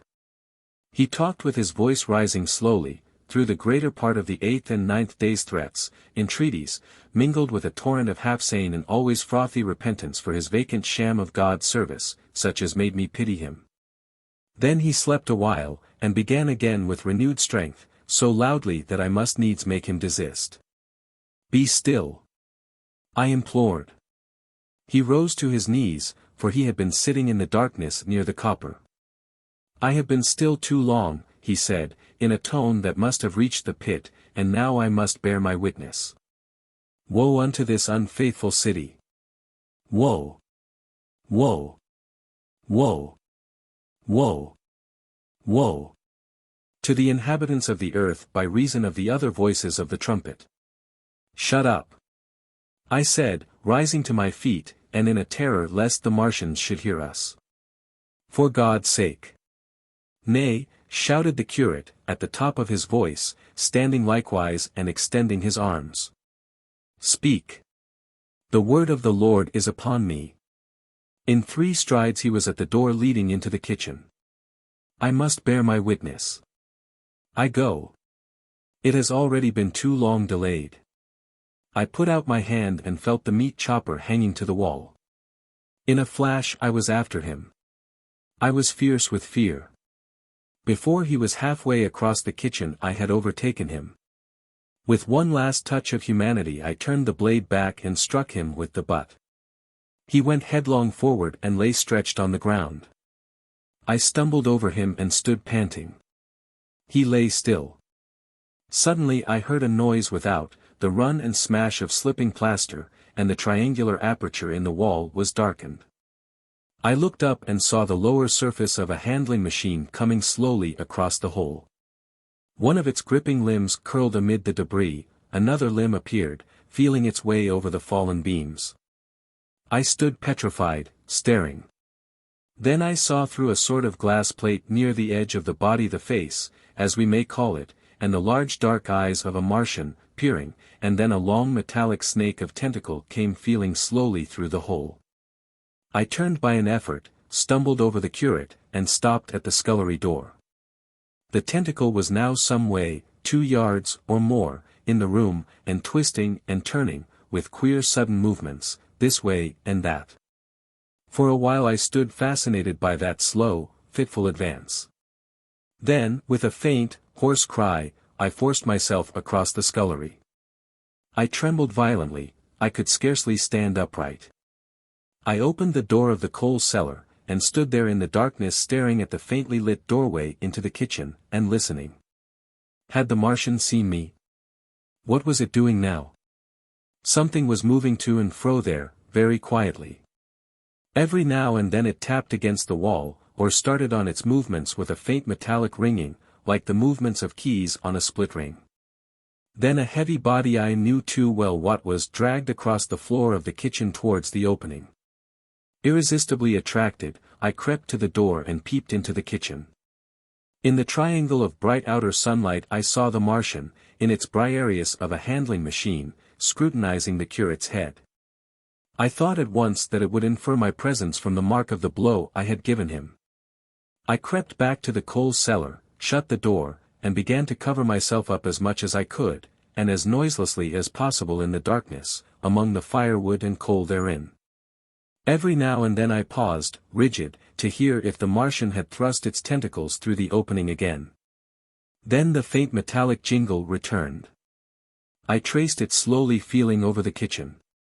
Presently I heard it nearer in the scullery, as I judged. I thought that its length might be insufficient to reach me. I prayed copiously. It passed, scraping faintly across the cellar door. An age of almost intolerable suspense intervened. Then I heard it fumbling at the latch. It had found the door. The Martians understood doors. It worried at the catch for a minute, perhaps, and then the door opened. In the darkness I could just see the thing like an elephant's trunk more than anything else waving towards me and touching and examining the wall, coals, wood and ceiling. It was like a black worm swaying its blind head to and fro. Once, even, it touched the heel of my boot. I was on the verge of screaming, I bit my hand. For a time the tentacle was silent. I could have fancied it had been withdrawn. Presently, with an abrupt click, it gripped something I thought it had me. And seemed to go out of the cellar again. For a minute I was not sure. Apparently it had taken a lump of coal to examine. I seized the opportunity of slightly shifting my position, which had become cramped, and then listened. I whispered passionate prayers for safety. Then I heard the slow, deliberate sound creeping towards me again. Slowly, slowly it drew near, scratching against the walls and tapping the furniture. While I was still doubtful, it rapped smartly against the cellar door and closed it. I heard it go into the pantry, and the biscuit tins rattled and a bottle smashed, and then came a heavy bump against the cellar door. Then silence that passed into an infinity of suspense. Had it gone? At last I decided that it had. It came into the scullery no more. But I lay all the 10th day in the close darkness, buried among coals and firewood, not daring even to crawl out for the drink for which I craved. It was the 11th day before I ventured so far from my security. Chapter 5. The Stillness. My first act before I went into the pantry was to fasten the door between the kitchen and the scullery. But the pantry was empty, every scrap of food had gone. Apparently, the Martian had taken it all on the previous day. At that discovery I despaired for the first time. I took no food, or no drink either, on the 11th or the 12th day. At first my mouth and throat were parched, and my strength ebbed sensibly. I sat about in the darkness of the scullery, in a state of despondent wretchedness. My mind ran on eating. I thought I had become deaf, for the noises of movement I had been accustomed to hear from the pit had ceased absolutely. I did not feel strong enough to crawl noiselessly to the peephole, or I would have gone there. On the 12th day my throat was so painful that, taking the chance of alarming the Martians, I attacked the creaking rain-water pump that stood by the sink, and got a couple of glassfuls of blackened and tainted rain-water. I was greatly refreshed by this, and emboldened by the fact that no inquiring tentacle followed the noise of my pumping. During these days, in a rambling, inconclusive way, I thought much of the curate and of the manner of his death. On the 13th day I drank some more water, and dozed and thought disjointedly of eating and of vague impossible plans of escape. Whenever I dozed I dreamt of horrible phantasms, of the death of the curate, or of sumptuous dinners. But, asleep or awake, I felt a keen pain that urged me to drink again and again. The light that came into the scullery was no longer grey, but red. To my disordered imagination it seemed the color of blood. On the 14th day I went into the kitchen, and I was surprised to find that the fronds of the red wheat had grown right across the hole in the wall, turning the half-light of the place into a crimson-colored obscurity. It was early on the 15th day that I heard a curious, familiar sequence of sounds in the kitchen, and, listening, identified it as the snuffing and scratching of a dog. Going into the kitchen, I saw a dog's nose peering in through a break among the ruddy fronds. This greatly surprised me. At the scent of me he barked shortly. I thought if I could induce him to come into the place quietly I should be able, perhaps, to kill and eat him, and in any case, it would be advisable to kill him, lest his actions attracted the attention of the Martians. I crept forward, saying, "Good dog," very softly, but he suddenly withdrew his head and disappeared. I listened. I was not deaf, but certainly the pit was still. I heard a sound like the flutter of a bird's wings, and a horse croaking, but that was all. For a long while I lay close to the peephole, but not daring to move aside the red plants that obscured it. Once or twice I heard a faint pitter-patter like the feet of the dog going hither and thither on the sand far below me, and there were more bird-like sounds, but that was all. At length, encouraged by the silence, I looked out. Except in the corner, where a multitude of crows hopped and fought over the skeletons of the dead the Martians had consumed, there was not a living thing in the pit. I stared about me, scarcely believing my eyes. All the machinery had gone. Save for the big mound of grayish-blue powder in one corner, certain bars of aluminium in another, the black birds, and the skeletons of the killed, the place was merely an empty circular pit in the sand. Slowly I thrust myself out through the red weed, and stood upon the mound of rubble. I could see in any direction save behind me, to the north, and neither Martians nor sign of Martians were to be seen. The pit dropped sheerly from my feet, but a little way along the rubbish afforded a practicable slope to the summit of the ruins. My chance of escape had come. I began to tremble. I hesitated for some time, and then, in a gust of desperate resolution, and with a heart that throbbed violently, I scrambled to the top of the mound in which I had been buried so long. I looked about again. To the northward, too, no Martian was visible. When I had last seen this part of Sheen in the daylight it had been a straggling street of comfortable white and red houses, interspersed with abundant shady trees. Now I stood on a mound of smashed brickwork, clay, and gravel, over which spread a multitude of red cactus-shaped plants, knee-high, without a solitary terrestrial growth to dispute their footing. The trees near me were dead and brown, but further a network of red thread scaled the still living stems. The neighboring houses had all been wrecked, but none had been burned. Their walls stood, sometimes to the second story, with smashed windows and shattered doors. The red weed grew tumultuously in their roofless rooms. Below me was the great pit, with the crows struggling for its refuse. A number of other birds hopped about among the ruins. Far away I saw a gaunt cat slink crouchingly along a wall, but traces of men there were none. The day seemed, by contrast with my recent confinement, dazzlingly bright, the sky a glowing blue. A gentle breeze kept the red weed that covered every scrap of unoccupied ground gently swaying. And oh, the sweetness of the air. Chapter 6.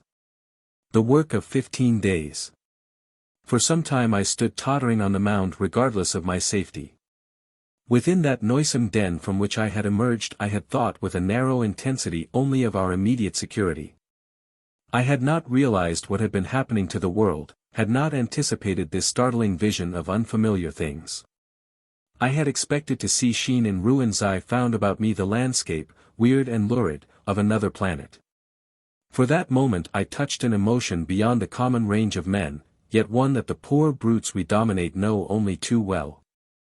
I felt as a rabbit might feel returning to his burrow and suddenly confronted by the work of a dozen busy navvies digging the foundations of a house. I felt the first inkling of a thing that presently grew quite clear in my mind, that oppressed me for many days, a sense of dethronement, a persuasion that I was no longer a master, but an animal among the animals, under the Martian heel. With us it would be as with them, to lurk and watch, to run and hide, the fear and empire of man had passed away. But so soon as this strangeness had been realized it passed, and my dominant motive became the hunger of my long and dismal fast. In the direction away from the pit I saw, beyond a red-covered wall, a patch of garden ground unburied. This gave me a hint, and I went knee-deep, and sometimes neck-deep, in the red weed. The density of the weed gave me a reassuring sense of hiding. The wall was some 6 feet high, and when I attempted to clamber it I found I could not lift my feet to the crest. So I went along by the side of it, and came to a corner in a rockwork that enabled me to get to the top, and tumble into the garden I coveted. Here I found some young onions, a couple of gladiolus bulbs, and a quantity of immature carrots, all of which I secured, and, scrambling over a ruined wall, went on my way through scarlet and crimson trees towards Curate. Was like walking through an avenue of gigantic blood drops possessed with two ideas, to get more food, and to limp, as soon and as far as my strength permitted, out of this accursed unearthly region of the pit. Some way farther, in a grassy place, was a group of mushrooms which also I devoured, and then I came upon a brown sheet of flowing shallow water, where meadows used to be. These fragments of nourishment served only to whet my hunger. At first I was surprised at this flood in a hot, dry summer, but afterwards I discovered that it was caused by the tropical exuberance of the red weed. Directly this extraordinary growth encountered water it straightway became gigantic and of unparalleled fecundity. Its seeds were simply poured down into the water of the Wey and Thames, and its swiftly growing and titanic water fronds speedily choked both those rivers. At Putney, as I afterwards saw, the bridge was almost lost in a tangle of this weed, and at Richmond, too, the Thames water poured in a broad and shallow stream across the meadows of Hampton and Twickenham. As the water spread the weed followed them, until the ruined villas of the Thames valley were for a time lost in this red swamp, whose margin I explored, and much of the desolation the Martians had caused was concealed. In the end the red weed succumbed almost as quickly as it had spread.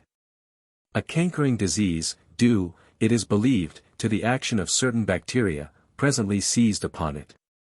Now by the action of natural selection, all terrestrial plants have acquired a resisting power against bacterial diseases. They never succumb without a severe struggle, but the red weed rotted like a thing already dead. The fronds became bleached, and then shriveled and brittle. They broke off at the least touch, and the waters that had stimulated their early growth carried their last vestiges out to sea. My first act on coming to this water was, of course, to slake my thirst. I drank a great deal of it and, moved by an impulse, gnawed some fronds of red weed, but they were watery, and had a sickly, metallic taste. I found the water was sufficiently shallow for me to wade securely, although the red weed impeded my feet a little, but the flood evidently got deeper towards the river, and I turned back to Mortlake. I managed to make out the road by means of occasional ruins of its villas and fences and lamps, and so presently I got out of this spate and made my way to the hill going up towards Roehampton and came out on Putney Common. Here the scenery changed from the strange and unfamiliar to the wreckage of the familiar. Patches of ground exhibited the devastation of a cyclone, and in a few score yards I would come upon perfectly undisturbed spaces. Houses with their blinds trimly drawn and doors closed, as if they had been left for a day by the owners, or as if their inhabitants slept within. The red weed was less abundant, the tall trees along the lane were free from the red creeper. I hunted for food among the trees, finding nothing, and I also raided a couple of silent houses, but they had already been broken into and ransacked.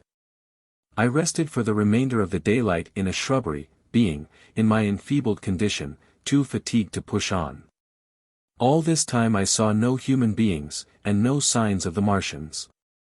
I encountered a couple of hungry-looking dogs, but both hurried circuitously away from the advances I made them. Near Roehampton I had seen 2 human skeletons, not bodies, but skeletons, picked clean, and in the wood by me I found the crushed and scattered bones of several cats and rabbits and the skull of a sheep.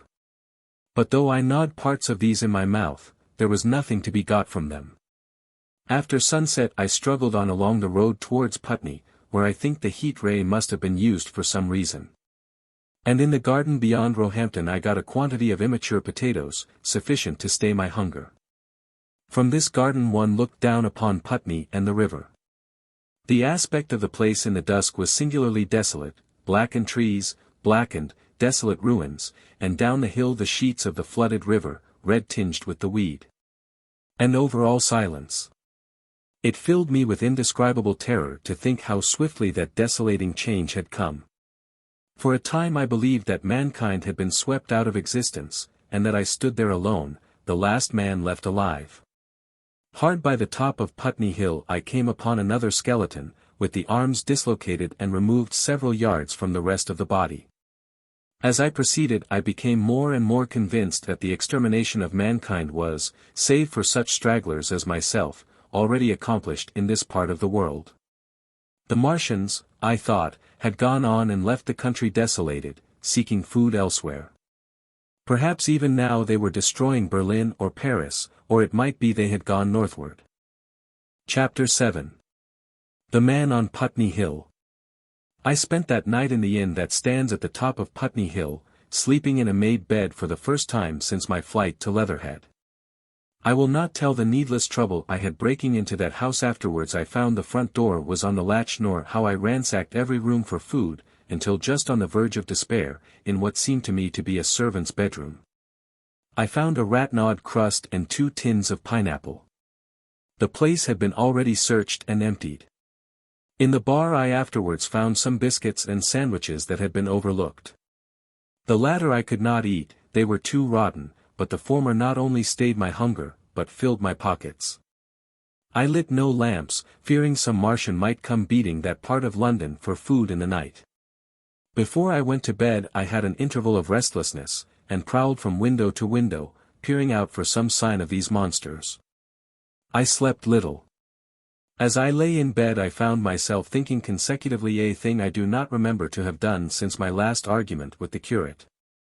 During all the intervening time my mental condition had been a hurrying succession of vague emotional states or a sort of stupid receptivity. But in the night my brain, reinforced, I suppose, by the food I had eaten, grew clear again, and I thought.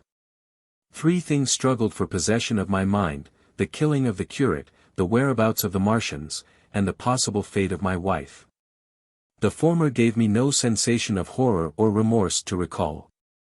I saw it simply as a thing done, a memory infinitely disagreeable but quite without the quality of remorse. I saw myself then as I see myself now, driven step by step towards that hasty blow, the creature of a sequence of accidents leading inevitably to that. I felt no condemnation, yet the memory, static, unprogressive, haunted me. In the silence of the night, with that sense of the nearness of God that sometimes comes into the stillness and the darkness, I stood my trial, my only trial, for that moment of wrath and fear. I retraced every step of our conversation from the moment when I had found him crouching beside me, heedless of my thirst, and pointing to the fire and smoke that streamed up from the ruins of Weybridge. We had been incapable of cooperation. Grim chance had taken no heed of that. Had I foreseen, I should have left him at Halliford. But I did not foresee, and crime is to foresee and do. And I set this down as I have set all this story down, as it was. There were no witnesses. All these things I might have concealed. But I set it down, and the reader must form his judgment as he will. And when, by an effort, I had set aside that picture of a prostrate body, I faced the problem of the Martians and the fate of my wife. For the former I had no data, I could imagine 100 things, and so, unhappily, I could for the latter. And suddenly that night became terrible. I found myself sitting up in bed, staring at the dark. I found myself praying that the heat ray might have suddenly and painlessly struck her out of being. Since the night of my return from Leatherhead I had not prayed. I had uttered prayers, fetish prayers, had prayed as heathens mutter charms when I was in extremity. But now I prayed indeed, pleading steadfastly and sanely, face to face with the darkness of God. Strange night. Strangest in this, that so soon as dawn had come, I, who had talked with God, crept out of the house like a rat leaving its hiding place, a creature scarcely larger, an inferior animal. A thing that for any passing whim of our masters might be hunted and killed. Perhaps they also prayed confidently to God. Surely, if we have learned nothing else, this war has taught us pity for those witless souls that suffer our dominion. The morning was bright and fine, and the eastern sky glowed pink, and was fretted with little golden clouds. In the road that runs from the top of Putney Hill to Wimbledon was a number of poor vestiges of the panic torrent that must have poured London-ward on the Sunday night after the fighting began. There was a little two-wheeled cart inscribed with the name of Thomas Lobb, greengrocer, New Malden, with a smashed wheel and an abandoned tin trunk. There was a straw hat trampled into the now hardened mud, and at the top of West Hill a lot of blood-stained glass about the overturned water trough. My movements were languid, my plans of the vaguest. I had an idea of going to Leatherhead, though I knew that there I had the poorest chance of finding my wife. Certainly, unless death had overtaken them suddenly, my cousins and she would have fled thence. But it seemed to me I might find or learn there whither the Surrey people had fled. I knew I wanted to find my wife, that my heart ached for her in the world of men, but I had no clear idea how the finding might be done. I was also sharply aware now of my intense loneliness. From the corner I went, under cover of a thicket of trees and bushes, to the edge of Wimbledon Common, stretching wide and far. That dark expanse was lit in patches by yellow gorse and broom. There was no red wheat to be seen, and as I prowled, hesitating, on the verge of the open, the sun rose, flooding it all with light and vitality. I came upon a busy swarm of little frogs in a swampy place among the trees. I stopped to look at them, drawing a lesson from their stout resolve to live. And presently, turning suddenly, with an odd feeling of being watched, I beheld something crouching amid a clump of bushes. I stood regarding this. I made a step towards it, and it rose up and became a man armed with a cutlass. I approached him slowly. He stood silent and motionless, regarding me. As I drew nearer I perceived he was dressed in clothes as dusty and filthy as my own. He looked, indeed, as though he had been dragged through a culvert. Nearer, I distinguished the green slime of ditches mixing with the pale drab of dried clay in shiny, coaly patches. His black hair fell over his eyes, and his face was dark and dirty and sunken, so that at first I did not recognize him. There was a red cut across the lower part of his face. "Stop," he cried, when I was within 10 yards of him, and I stopped. His voice was hoarse. "Where do you come from?" he said. I thought, surveying him. "I come from Mortlake," I said. "I was buried near the pit the Martians made about their cylinder. I have worked my way out and escaped. There is no food about here," he said. "This is my country. All this hill down to the river, and back to Clapham, and up to the edge of the common. There is only food for one. Which way are you going?" I answered slowly. "I don't know," I said. "I have been buried in the ruins of a house 13 or 14 days. I don't know what has happened."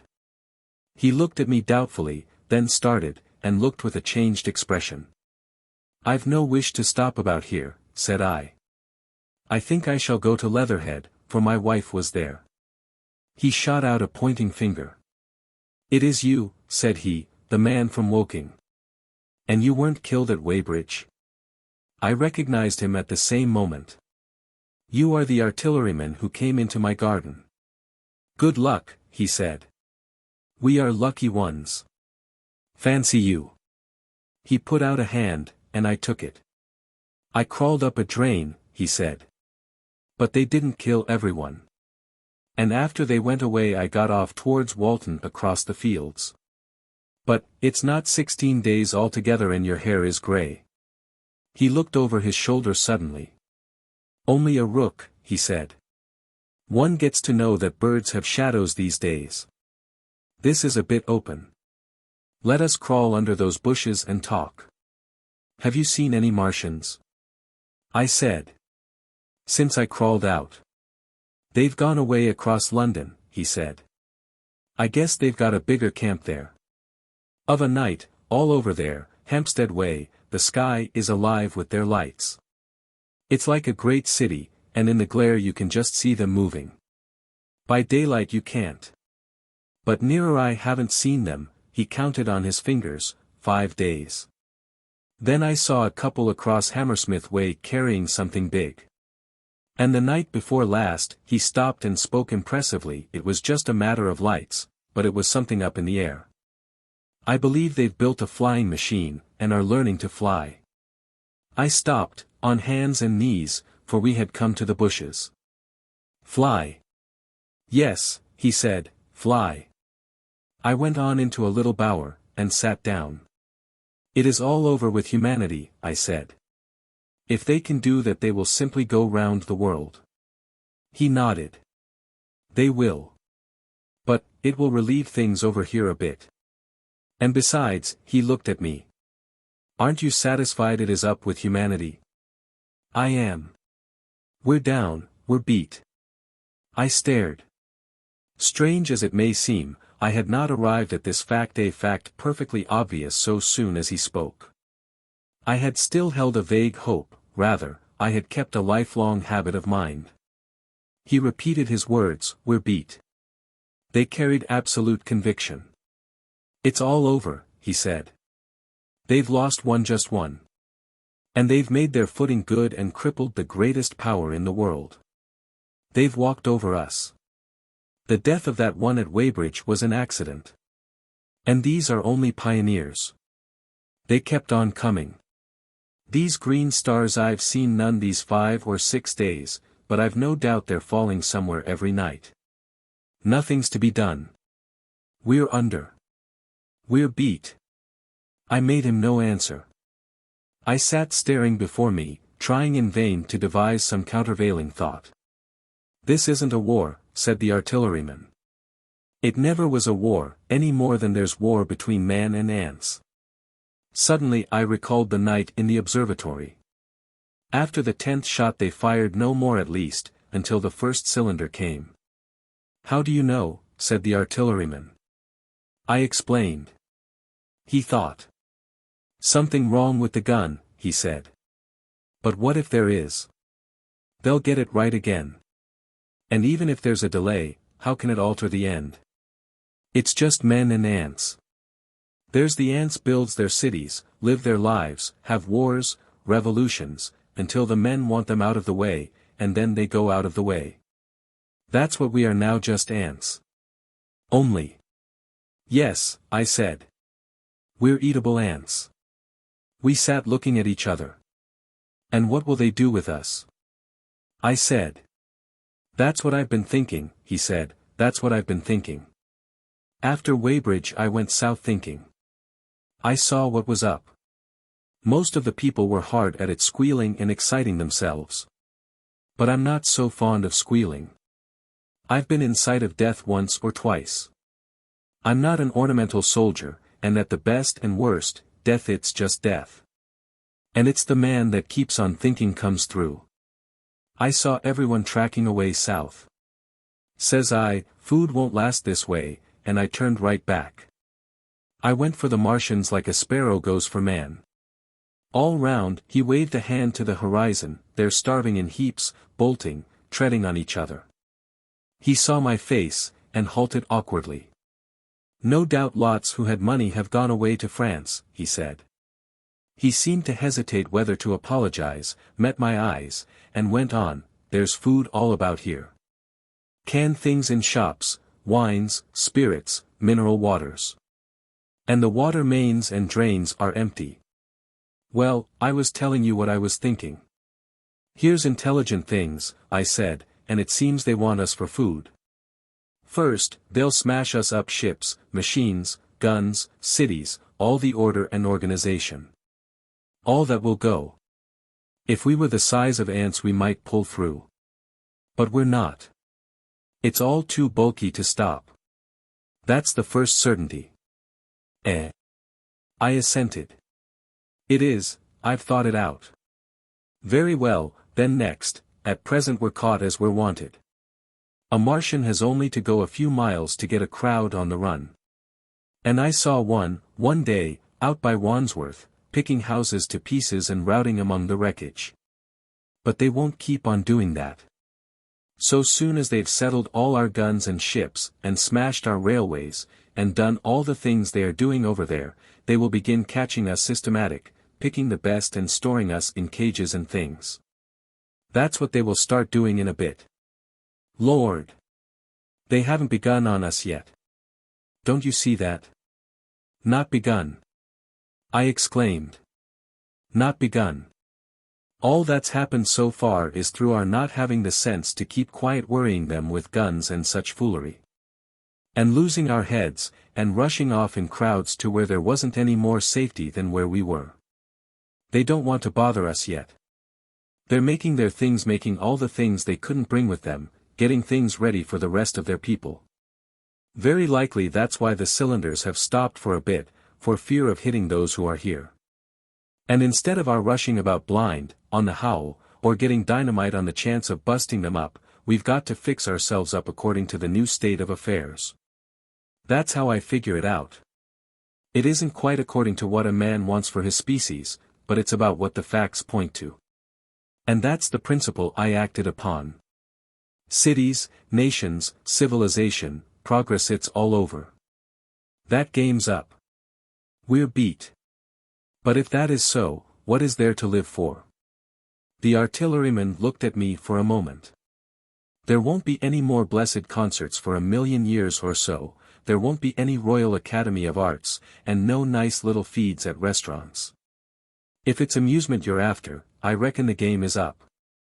If you've got any drawing-room manners or a dislike to eating peas with a knife or dropping H's, you'd better chuck them away. They ain't no further use. You mean? I mean that men like me are going on living for the sake of the breed. I tell you, I'm grim set on living. And if I'm not mistaken, you'll show what insides you've got, too, before long. We aren't going to be exterminated. And I don't mean to be caught either, and tamed and fattened and bred like a thundering ox. Ugh! Fancy those brown creepers. You don't mean to say. I do. I'm going on, under their feet. I've got it planned, I've thought it out. We men are beat. We don't know enough. We've got to learn before we've got a chance. And we've got to live and keep independent while we learn. See? That's what has to be done. I stared, astonished, and stirred profoundly by the man's resolution. Great God, cried I, but you are a man indeed. And suddenly I gripped his hand. He said, with his eyes shining. I've thought it out, Go on, I said. Well, those who mean to escape their catching must get ready. I'm getting ready. Mind you, it isn't all of us that are made for wild beasts, and that's what it's got to be. That's why I watched you. I had my doubts. You're slender. I didn't know that it was you, you see, or just how you'd been buried. All these the sort of people that lived in these houses, and all those damn little clerks that used to live down that way, they'd be no good. They haven't any spirit in them, no proud dreams and no proud lusts. And a man who hasn't one or the other, Lord. What is he but funk and precautions? They just used to skedaddle off to work. I've seen hundreds of bit of breakfast in hand, running wild and shining to catch their little season ticket train, for fear they'd get dismissed if they didn't. Working at businesses they were afraid to take the trouble to understand, skedaddling back for fear they wouldn't be in time for dinner. Keeping indoors after dinner for fear of the back streets, and sleeping with the wives they married, not because they wanted them, but because they had a bit of money that would make for safety in their one little miserable skedaddle through the world. Lives insured and a bit invested for fear of accidents. And on Sundays fear of the hereafter. As if hell was built for rabbits. Well, the Martians will just be a godsend to these. Nice roomy cages, fattening food, careful breeding, no worry. After a week or so chasing about the fields and lands on empty stomachs, they'll come and be caught cheerful. They'll be quite glad after a bit. They'll wonder what people did before there were Martians to take care of them. And the bar loafers, and mashers, and singers, I can imagine them. I can imagine them, he said, with a sort of somber gratification. There'll be any amount of sentiment and religion loose among them. There's hundreds of things I saw with my eyes that I've only begun to see clearly these last few days. There's lots will take things as they are, fat and stupid. And lots will be worried by a sort of feeling that it's all wrong, and that they ought to be doing something. Now whenever things are so that a lot of people feel they ought to be doing something, the weak, and those who go weak with a lot of complicated thinking, always make for a sort of do-nothing religion, very pious and superior. And submit to persecution and the will of the Lord. Very likely you've seen the same thing. It's energy in a gale of funk, and turned clean inside out. These cages will be full of psalms and hymns and piety. And those of a less simple sort will work in a bit of eroticism. He paused. Very likely these Martians will make pets of some of them, train them to do tricks, who knows, get sentimental over the pet boy who grew up and had to be killed. And some, maybe, they will train to hunt us. No, I cried, that's impossible. No human being. What's the good of going on with such lies, said the artilleryman. There's men who do it cheerful. What nonsense to pretend there isn't. And I succumbed to his conviction. If they come after me, he said. Lord, if they come after me, and subsided into a grim meditation. I sat contemplating these things. I could find nothing to bring against this man's reasoning. In the days before the invasion no one would have questioned my intellectual superiority to his eye, a professed and recognized writer on philosophical themes, and he, a common soldier. And yet he had already formulated a situation that I had scarcely realized. What are you doing? I said presently. What plans have you made? He hesitated. Well, it's like this, he said. What have we to do? We have to invent a sort of life where men can live and breed, and be sufficiently secure to bring the children up. Yes, wait a bit, and I'll make it clearer what I think ought to be done. The tame ones will go like all tame beasts. In a few generations they'll be big, beautiful, rich-blooded, stupid rubbish. The risk is that we who keep wild will go savage, degenerate into a sort of big, savage rat. You see, how I mean to live is underground. I've been thinking about the drains. Of course those who don't know drains think horrible things, but under this London are miles and miles, hundreds of miles, and a few days' rain and London empty will leave them sweet and clean. The main drains are big enough and airy enough for anyone. Then there's cellars, vaults, stores, from which bolting passages may be made to the drains. And the railway tunnels and subways. You begin to see. And we form a band able-bodied, clean-minded men. We're not going to pick up any rubbish that drifts in. Weaklings go out again. As you meant me to go. Well, I parleyed, didn't I? We won't quarrel about that. Go on. Those who stop obey orders. Able-bodied, clean-minded women we want, also mothers and teachers. No lackadaisical ladies, no blasted rolling eyes. We can't have any weak or silly. Life is real again, and the useless and cumbersome and mischievous have to die. They ought to die. They ought to be willing to die. It's a sort of disloyalty, after all, to live and taint the race. And they can't be happy. Moreover, dying's none so dreadful, it's the funking makes it bad. And in all those places we shall gather. Our district will be London. And we may even be able to keep a watch, and run about in the open when the Martians keep away. Play cricket, perhaps. That's how we shall save the race. It's a possible thing. But saving the race is nothing in itself. As I say, that's only being rats. It's saving our knowledge and adding to it is the thing. There men like you come in. There's books, there's models. We must make great safe places down deep, and get all the books we can, not novels and poetry swipes, but ideas, science books. That's where men like you come in. We must go to the British Museum and pick all those books through. Especially we must keep up our science, learn more. We must watch these Martians. Some of us must go as spies. When it's all working, perhaps I will. Get caught, I mean. And the great thing is, we must leave the Martians alone. We mustn't even steal. If we get in their way, we clear out. We must show them we mean no harm. Yes, I know. But they're intelligent things, and they won't hunt us down if they have all they want, and think we're just harmless vermin. The artilleryman paused and laid a brown hand upon my arm. After all, it may not be so much we may have to learn before. Just imagine this, 4 or 5 of their fighting machines suddenly starting off heat rays right and left, and not a Martian in M. Not a Martian in M, but men who have learned the way how. It may be in my time, even those men. Fancy having one of them lovely things, with its heat ray wide and free. Fancy having it in control. What would it matter if you smashed to smithereens at the end of the run, after a bust like that? I reckon the Martians'll open their beautiful eyes.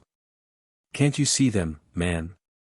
Can't you see them hurrying, puffing and blowing and hooting to their other mechanical affairs? Something out of gear in every case. And swish, bang, rattle, swish.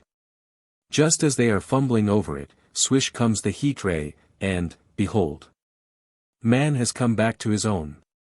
For a while the imaginative daring of the artilleryman, and the tone of assurance and courage he assumed, completely dominated my mind.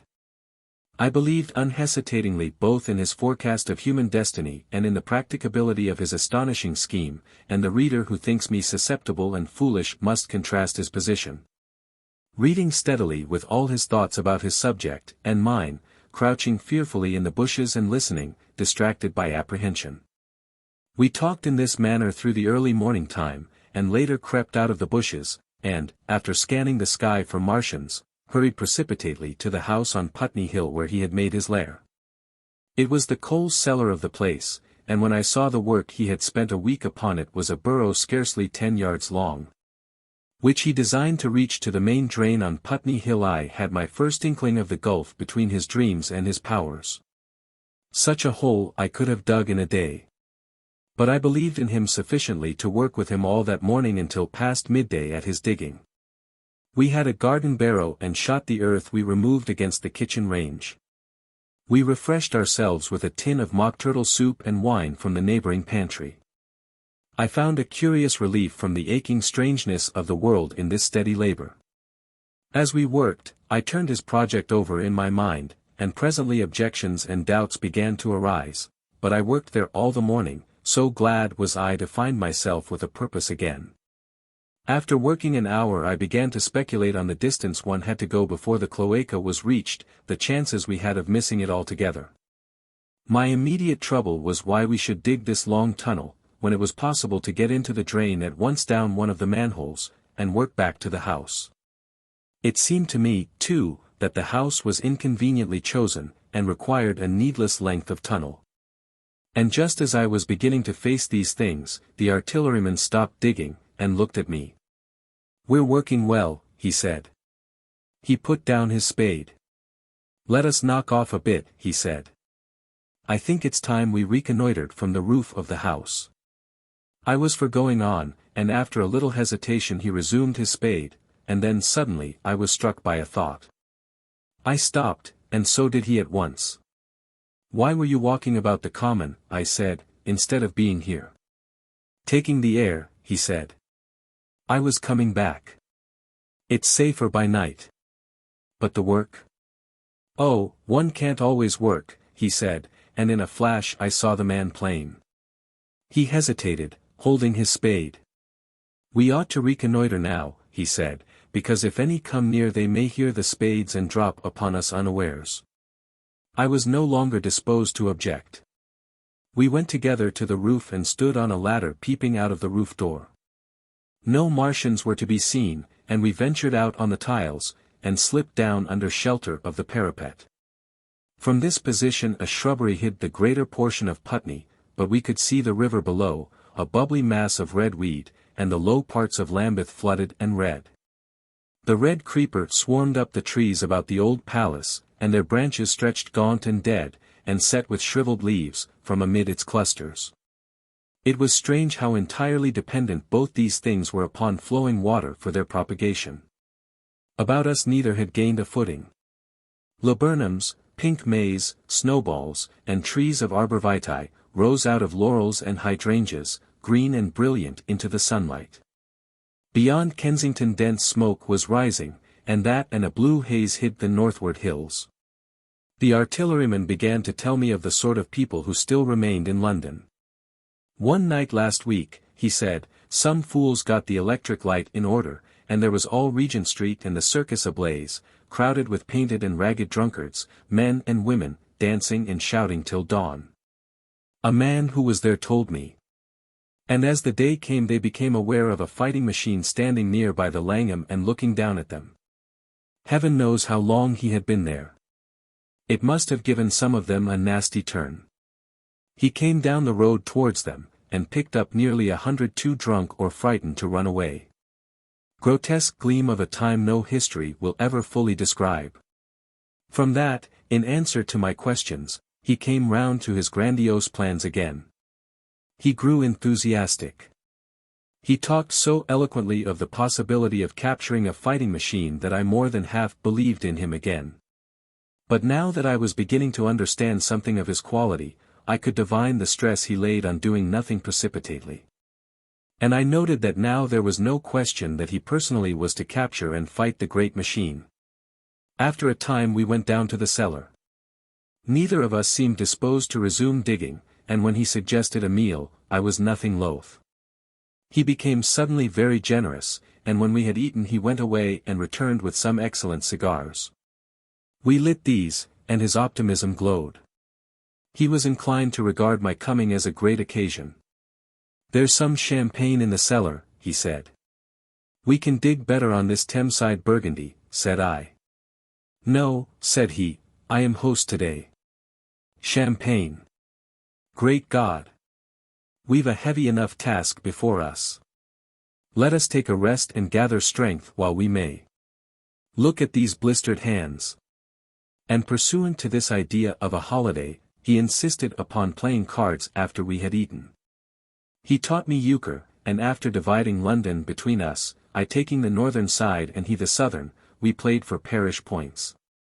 Grotesque and foolish as this will seem to the sober reader, it is absolutely true, and what is more remarkable, I found the card game and several others we played extremely interesting. Strange mind of man!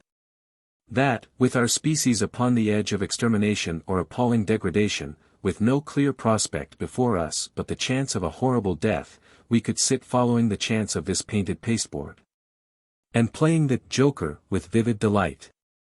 Afterwards he taught me poker, and I beat him at 3 tough chess games. When dark came we decided to take the risk, and lit a lamp. After an interminable string of games, we supped, and the artilleryman finished the champagne. We went on smoking the cigars. He was no longer the energetic regenerator of his species I had encountered in the morning. He was still optimistic, but it was a less kinetic, a more thoughtful optimism. I remember he wound up with my health, proposed in a speech of small variety and considerable intermittence. I took a cigar, and went upstairs to look at the lights of which he had spoken that blazed so greenly along the Highgate hills. At first I stared unintelligently across the London valley. The northern hills were shrouded in darkness, the fires near Kensington glowed redly, and now and then an orange-red tongue of flame flashed up and vanished in the deep blue night. All the rest of London was black. Then, nearer, I perceived a strange light, a pale, violet-purple fluorescent glow, quivering under the night breeze. For a space I could not understand it, and then I knew that it must be the red weed from which this faint irradiation proceeded. With that realization my dormant sense of wonder, my sense of the proportion of things, awoke again. I glanced from that to Mars, red and clear, glowing high in the west, and then gazed long and earnestly at the darkness of Hampstead and Highgate. I remained a very long time upon the roof, wondering at the grotesque changes of the day. I recalled my mental states from the midnight prayer to the foolish card-playing. I had a violent revulsion of feeling. I remember I flung away the cigar with a certain wasteful symbolism. My folly came to me with glaring exaggeration. I seemed a traitor to my wife and to my kind, I was filled with remorse. I resolved to leave this strange undisciplined dreamer of great things to his drink and gluttony, and to go on into London. There, it seemed to me, I had the best chance of learning what the Martians and my fellow men were doing. I was still upon the roof when the late moon rose. Chapter 8. Dead London. After I had parted from the artilleryman, I went down the hill, and by the High Street across the bridge to Fulham. The red weed was tumultuous at that time, and nearly choked the bridge roadway. But its fronds were already whitened in patches by the spreading disease that presently removed it so swiftly. At the corner of the lane that runs to Putney Bridge Station I found a man lying. He was as black as a sweep with the black dust, alive, but helplessly and speechlessly drunk. I could get nothing from him but curses and furious lunges at my head. I think I should have stayed by him but for the brutal expression of his face. There was black dust along the roadway from the bridge onwards, and it grew thicker in Fulham. The streets were horribly quiet. I got food sour, hard, and mouldy, but quite eatable in a baker's shop here.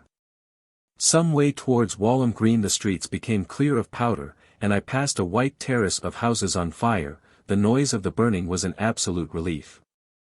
Going on towards Brompton, the streets were quiet again.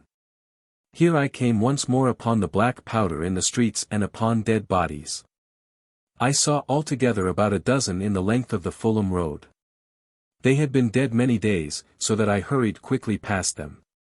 The black powder covered them over, and softened their outlines. One or two had been disturbed by dogs. Where there was no black powder, it was curiously like a Sunday in the city, with the closed shops, the houses locked up and the blinds drawn, the desertion, and the stillness. In some places plunderers had been at work, but rarely at other than the provision and wine shops. A jeweller's window had been broken open in one place, but apparently the thief had been disturbed, and a number of gold chains and a watch lay scattered on the pavement. I did not trouble to touch them. Farther on was a tattered woman in a heap on a doorstep. The hand that hung over her knee was gashed and bled down her rusty brown dress, and a smashed magnum of champagne formed a pool across the pavement. She seemed asleep, but she was dead. The farther I penetrated into London, the profounder grew the stillness. But it was not so much the stillness of death, it was the stillness of suspense, of expectation. At any time the destruction that had already singed the northwestern borders of the metropolis, and had annihilated Ealing and Kilburn, might strike among these houses and leave them smoking ruins. It was a city condemned and derelict. In South Kensington the streets were clear of dead and of black powder. It was near South Kensington that I first heard the howling. It crept almost imperceptibly upon my senses. It was a sobbing alternation of two notes, ola, ola, ola, ola, keeping on perpetually. When I passed streets that ran northward it grew in volume, and houses and buildings seemed to deaden and cut it off again. It came in a full tide down Exhibition Road. I stopped, staring towards Kensington Gardens, wondering at this strange, remote wailing. It was as if that mighty desert of houses had found a voice for its fear and solitude. Ola, ola, ola, ola, wailed that superhuman note, great waves of sound sweeping down the broad, sunlit roadway, between the tall buildings on each side. I turned northwards, marvelling, towards the iron gates of Hyde Park. I had half a mind to break into the Natural History Museum and find my way up to the summits of the towers, in order to see across the park. But I decided to keep to the ground, where quick hiding was possible, and so went on up the Exhibition Road. All the large mansions on each side of the road were empty and still, and my footsteps echoed against the sides of the houses. At the top, near the park gate, I came upon a strange sight: a bus overturned, and the skeleton of a horse picked clean. I puzzled over this for a time, and then went on to the bridge over the Serpentine. The voice grew stronger and stronger, though I could see nothing above the housetops on the north side of the park, save a haze of smoke to the northwest. Ola, ola, ola, ola, cried the voice, coming, as it seemed to me, from the district about Regent's Park. The desolating cry worked upon my mind. The mood that had sustained me passed. The wailing took possession of me. I found I was intensely weary, footsore, and now again hungry and thirsty. It was already past noon. Why was I wandering alone in this city of the dead? Why was I alone when all London was lying in state, and in its black shroud? I felt intolerably lonely. My mind ran on old friends that I had forgotten for years. I thought of the poisons in the chemists' shops, of the liquors the wine merchants stored. I recalled the two sodden creatures of despair, who so far as I knew, shared the city with myself. I came into Oxford Street by the Marble Arch, and here again were black powder and several bodies, and an evil, ominous smell from the gratings of the cellars of some of the houses. I grew very thirsty after the heat of my long walk. With infinite trouble I managed to break into a public house and get food and drink. I was weary after eating, and went into the parlour behind the bar, and slept on a black horsehair sofa I found there. I awoke to find that dismal howling still in my ears: Ola, ola, ola, ola. It was now dusk, and after I had routed out some biscuits and a cheese in the bar there was a meat safe. But it contained nothing but maggots. I wandered on through the silent residential squares to Baker Street. Portman Square is the only one I can name, and so came out at last upon Regent's Park. And as I emerged from the top of Baker Street, I saw far away over the trees in the clearness of the sunset the hood of the Martian giant from which this howling proceeded. I was not terrified. I came upon him as if it were a matter of course. I watched him for some time, but he did not move. He appeared to be standing and yelling, for no reason that I could discover. I tried to formulate a plan of action. That perpetual sound of ola, ola, ola, ola, confused my mind. Perhaps I was too tired to be very fearful. Certainly I was more curious to know the reason of this monotonous crying than afraid. I turned back away from the park and struck into Park Road, intending to skirt the park, went along under the shelter of the terraces, and got a view of this stationary, howling Martian from the direction of St. John's Wood. A couple of 100 yards out of Baker Street I heard a yelping chorus, and saw, first a dog with a piece of putrescent red meat in his jaws coming headlong towards me, and then a pack of starving mongrels in pursuit of him. He made a wide curve to avoid me, as though he feared I might prove a fresh competitor. As the yelping died away down the silent road, the wailing sound of ola, ola, ola, ola, reasserted itself. I came upon the wrecked handling machine halfway to St. John's Wood Station. At first I thought a house had fallen across the road. It was only as I clambered among the ruins that I saw, with a start, this mechanical Samson lying, with its tentacles bent and smashed and twisted, among the ruins it had made. The forepart was shattered. It seemed as if it had driven blindly straight at the house, and had been overwhelmed in its overthrow. It seemed to me then that this might have happened by a handling machine escaping from the guidance of its Martian. I could not clamber among the ruins to see it, and the twilight was now so far advanced that the blood with which its seat was smeared, and the gnawed gristle of the Martian that the dogs had left, were invisible to me. Wondering still more at all that I had seen, I pushed on towards Primrose Hill. Far away, through a gap in the trees, I saw a second Martian, as motionless as the first, standing in the park towards the zoological gardens, and silent. A little beyond the ruins about the smashed handling machine I came upon the red weed again, and found the Regent's Canal, a spongy mass of dark red vegetation. As I crossed the bridge, the sound of "Ola, Ola, Ola, Ola," ceased. It was, as it were, cut off. The silence came like a thunderclap. The dusky houses about me stood faint and tall and dim, the trees towards the park were growing black. All about me the red weed clambered among the ruins, writhing to get above me in the dimness. Night, the mother of fear and mystery, was coming upon me. But while that voice sounded the solitude, the desolation, had been endurable. By virtue of it London had still seemed alive, and the sense of life about me had upheld me. Then suddenly a change, the passing of something I knew not what, and then a stillness that could be felt. Nothing but this gaunt quiet. London about me gazed at me spectrally. The windows in the white houses were like the eye sockets of skulls. About me my imagination found 1,000 noiseless enemies moving. Terror seized me, a horror of my temerity. In front of me the road became pitchy black as though it was tarred, and I saw a contorted shape lying across the pathway. I could not bring myself to go on. I turned down St. John's Wood Road, and ran headlong from this unendurable stillness towards Kilburn. I hid from the night and the silence, until long after midnight, in a cabman's shelter in Harrow Road. But before the dawn my courage returned, and while the stars were still in the sky I turned once more towards Regent's Park. I missed my way among the streets, and presently saw down a long avenue, in the half-light of the early dawn, the curve of Primrose Hill. On the summit, towering up to the fading stars, was a third Martian, erect and motionless like the others. An insane resolve possessed me. I would die and end it. And I would save myself even the trouble of killing myself.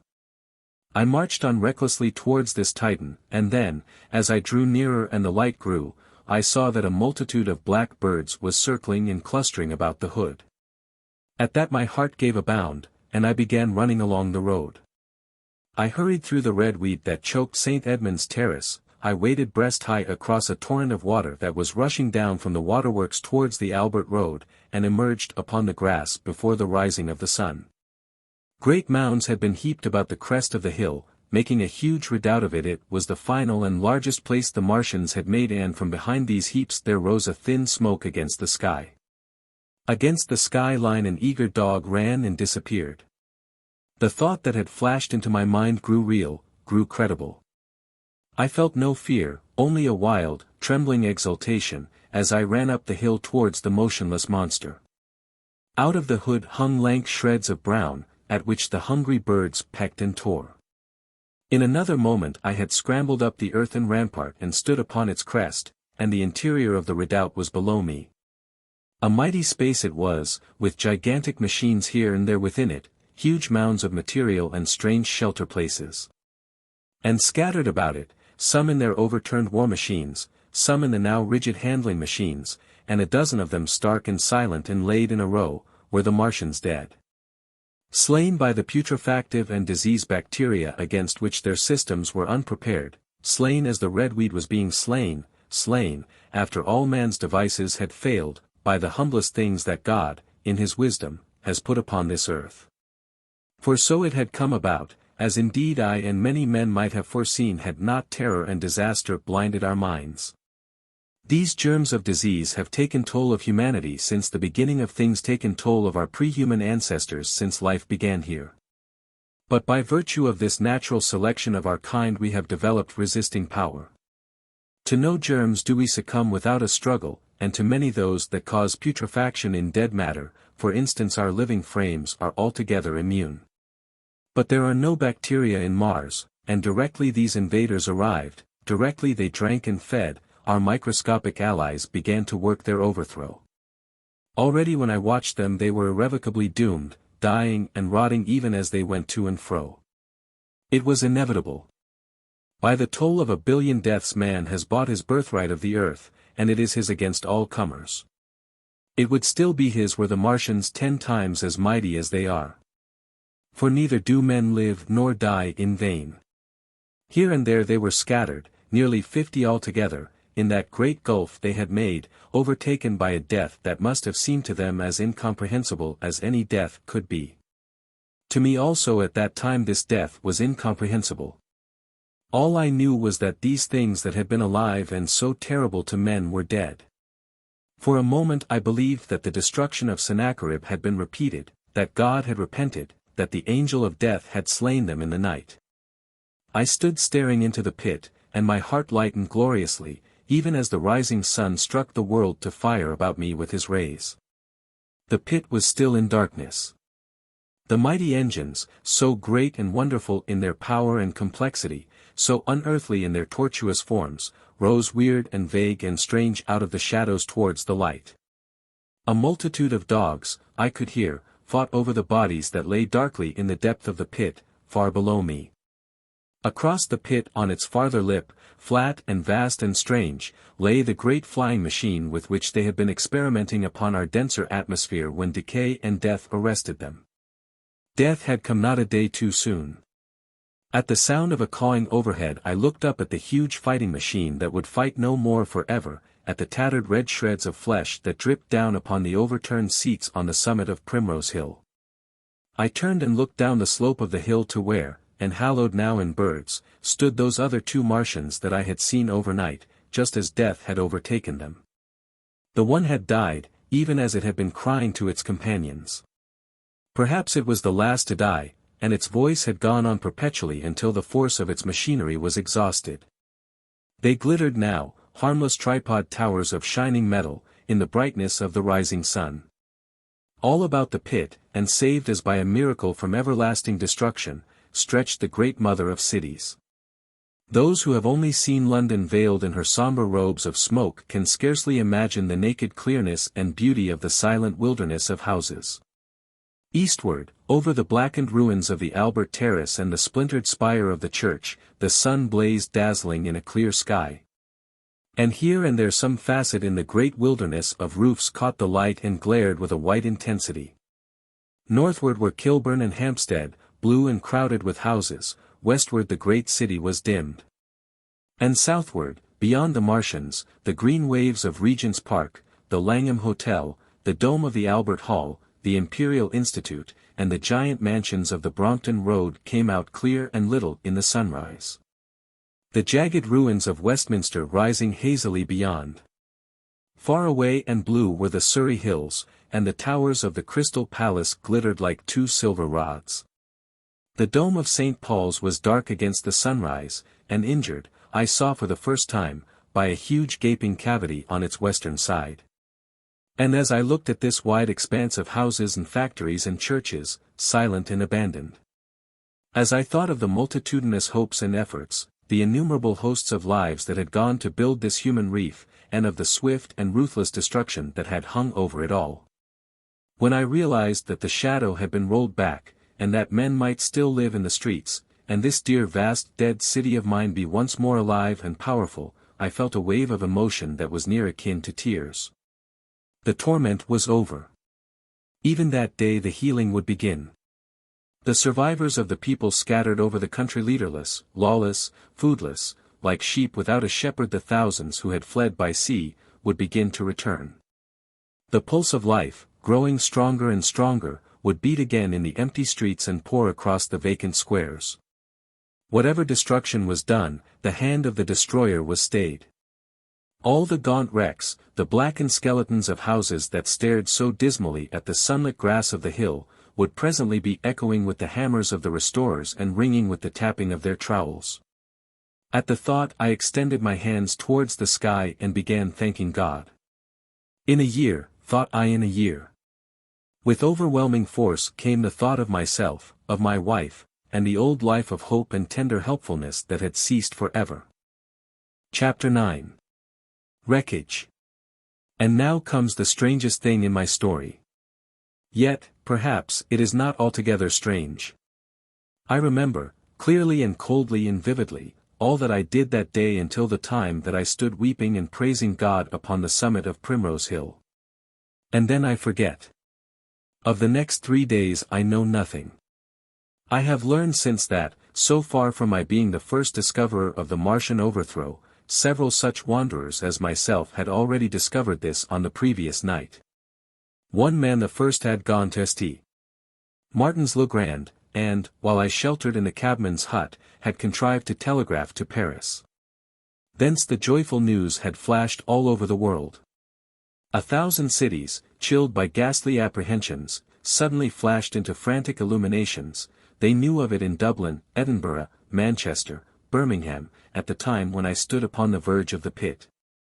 Already men, weeping with joy, as I have heard, shouting and staying their work to shake hands and shout, were making up trains, even as near as Crewe, to descend upon London. The church bells that had ceased a fortnight since suddenly caught the news, until all England was bell-ringing. Men on cycles, lean-faced, unkempt, scorched along every country lane shouting of unhoped deliverance, shouting to gaunt, staring figures of despair. And for the food. Across the Channel, across the Irish Sea, across the Atlantic, corn, bread, and meat were tearing to our relief. All the shipping in the world seemed going London-ward in those days. But of all this I have no memory. I drifted a demented man. I found myself in a house of kindly people, who had found me on the 3rd day wandering, weeping, and raving through the streets of St. John's Wood. They have told me since that I was singing some insane doggerel about the last man left alive. Hurrah! The last man left alive. Troubled as they were with their own affairs, these people, whose name, much as I would like to express my gratitude to them, I may not even give here, nevertheless cumbered themselves with me, sheltered me, and protected me from myself. Apparently they had learned something of my story from me during the days of my lapse. Very gently, when my mind was assured again, did they break to me what they had learned of the fate of Leatherhead. 2 days after I was imprisoned it had been destroyed, with every soul in it, by a Martian. He had swept it out of existence, as it seemed, without any provocation, as a boy might crush an ant-hill, in the mere wantonness of power. I was a lonely man, and they were very kind to me. I was a lonely man and a sad one, and they bore with me. I remained with them 4 days after my recovery. All that time I felt a vague, a growing craving to look once more on whatever remained of the little life that seemed so happy and bright in my past. It was a mere hopeless desire to feast upon my misery. They dissuaded me. They did all they could to divert me from this morbidity. But at last I could resist the impulse no longer, and, promising faithfully to return to them, and parting, as I will confess, from these 4-day friends with tears, I went out again into the streets that had lately been so dark and strange and empty. Already they were busy with returning people, in places even there were shops open, and I saw a drinking fountain running water. I remember how mockingly bright the day seemed as I went back on my melancholy pilgrimage to the little house at Woking, how busy the streets and vivid the moving life about me. So many people were abroad everywhere, busied in 1,000 activities, that it seemed incredible that any great proportion of the population could have been slain. But then I noticed how yellow were the skins of the people I met, how shaggy the hair of the men, how large and bright their eyes, and that every other man still wore his dirty rags. Their faces seemed all with one of 2 expressions, a leaping exultation and energy or a grim resolution. Save for the expression of the faces, London seemed a city of tramps. The vestries were indiscriminately distributing bread sent us by the French government. The ribs of the few horses showed dismally. Haggard special constables with white badges stood at the corners of every street. I saw little of the mischief wrought by the Martians until I reached Wellington Street, and there I saw the red wheat clambering over the buttresses of Waterloo Bridge. At the corner of the bridge, too, I saw one of the common contrasts of that grotesque Time sheet of paper flaunting against a thicket of the red weed, transfixed by a stick that kept it in place. It was the placard of the first newspaper to resume publication, the Daily Mail. I bought a copy for £1 I found in my pocket. Most of it was in blank, but the solitary compositor who did the thing had amused himself by making a grotesque scheme of advertisement stereo on the back page. The matter he printed was emotional. The news organization had not as yet found its way back. I learned nothing fresh except that already in 1 week the examination of the Martian mechanisms had yielded astonishing results. Among other things, the article assured me what I did not believe at the time, that the secret of flying was discovered. At Waterloo I found the free trains that were taking people to their homes. The first rush was already over. There were few people in the train, and I was in no mood for casual conversation. I got a compartment to myself, and sat with folded arms, looking greyly at the sunlit devastation that flowed past the windows. And just outside the terminus the train jolted over temporary rails, and on either side of the railway the houses were blackened ruins. To Clapham Junction the face of London was grimy with powder of the black smoke, in spite of 2 days of thunderstorms and rain, and at Clapham Junction the line had been wrecked again. There were hundreds of out-of-work clerks and shopmen working side by side with the customary navvies, and we were jolted over a hasty relaying. All down the line from there the aspect of the country was gaunt and unfamiliar. Wimbledon particularly had suffered. Walton, by virtue of its unburned pine woods, seemed the least hurt of any place along the line. The Wandle, the Mole, every little stream, was a heaped mass of red weed, in appearance between butcher's meat and pickled cabbage. The Surrey pine woods were too dry, however, for the festoons of the red climber. Beyond Wimbledon, within sight of the line, in certain nursery grounds, were the heaped masses of earth about the 6th cylinder. A number of people were standing about it, and some sappers were busy in the midst of it. Over it flaunted a Union Jack, flapping cheerfully in the morning breeze. The nursery grounds were everywhere crimson with the weed, a wide expanse of livid color cut with purple shadows, and very painful to the eye. One's gaze went with infinite relief from the scorched greys and sullen reds of the foreground to the blue-green softness of the eastward hills.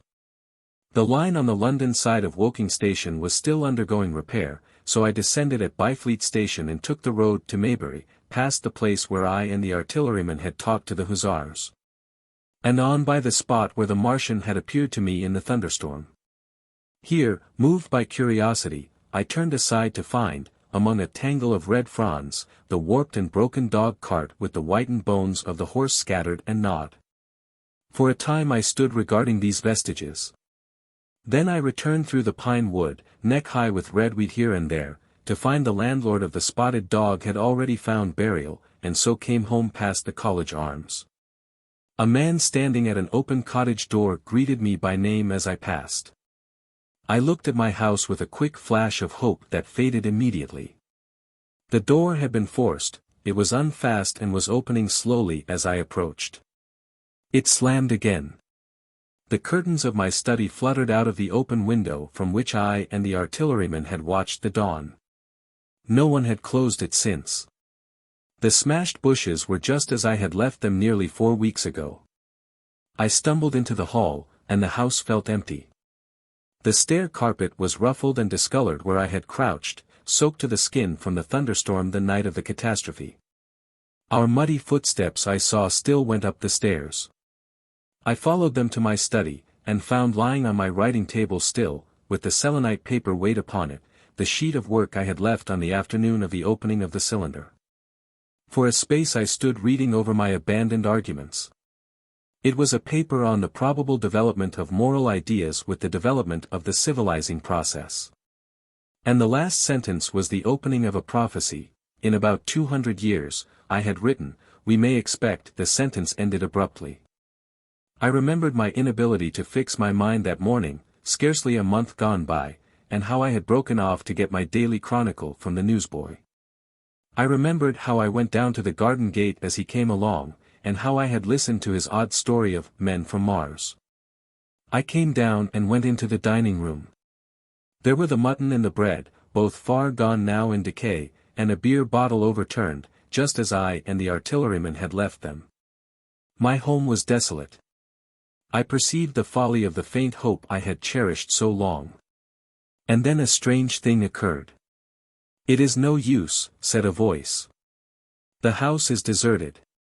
No one has been here these 10 days. Do not stay here to torment yourself. No one escaped but you." I was startled. Had I spoken my thought aloud? I turned, and the French window was open behind me. I made a step to it, and stood looking out. And there, amazed and afraid, even as I stood amazed and afraid, were my cousin and my wife white and tearless. She gave a faint cry. "I came," she said. I knew. She put her hand to her throat, swayed. I made a step forward, and caught her in my arms. Chapter 10. The Epilogue. I cannot but regret, now that I am concluding my story, how little I am able to contribute to the discussion of the many debatable questions which are still unsettled. In one respect I shall certainly provoke criticism. My particular province is speculative philosophy. My knowledge of comparative physiology is confined to a book or two, but it seems to me that Carver's suggestions as to the reason of the rapid death of the Martians is so probable as to be regarded almost as a proven conclusion. I have assumed that in the body of my narrative. At any rate, in all the bodies of the Martians that were examined after the war, no bacteria except those already known as terrestrial species were found. That they did not bury any of their dead, and the reckless slaughter they perpetrated, point also to an entire ignorance of the putrefactive process.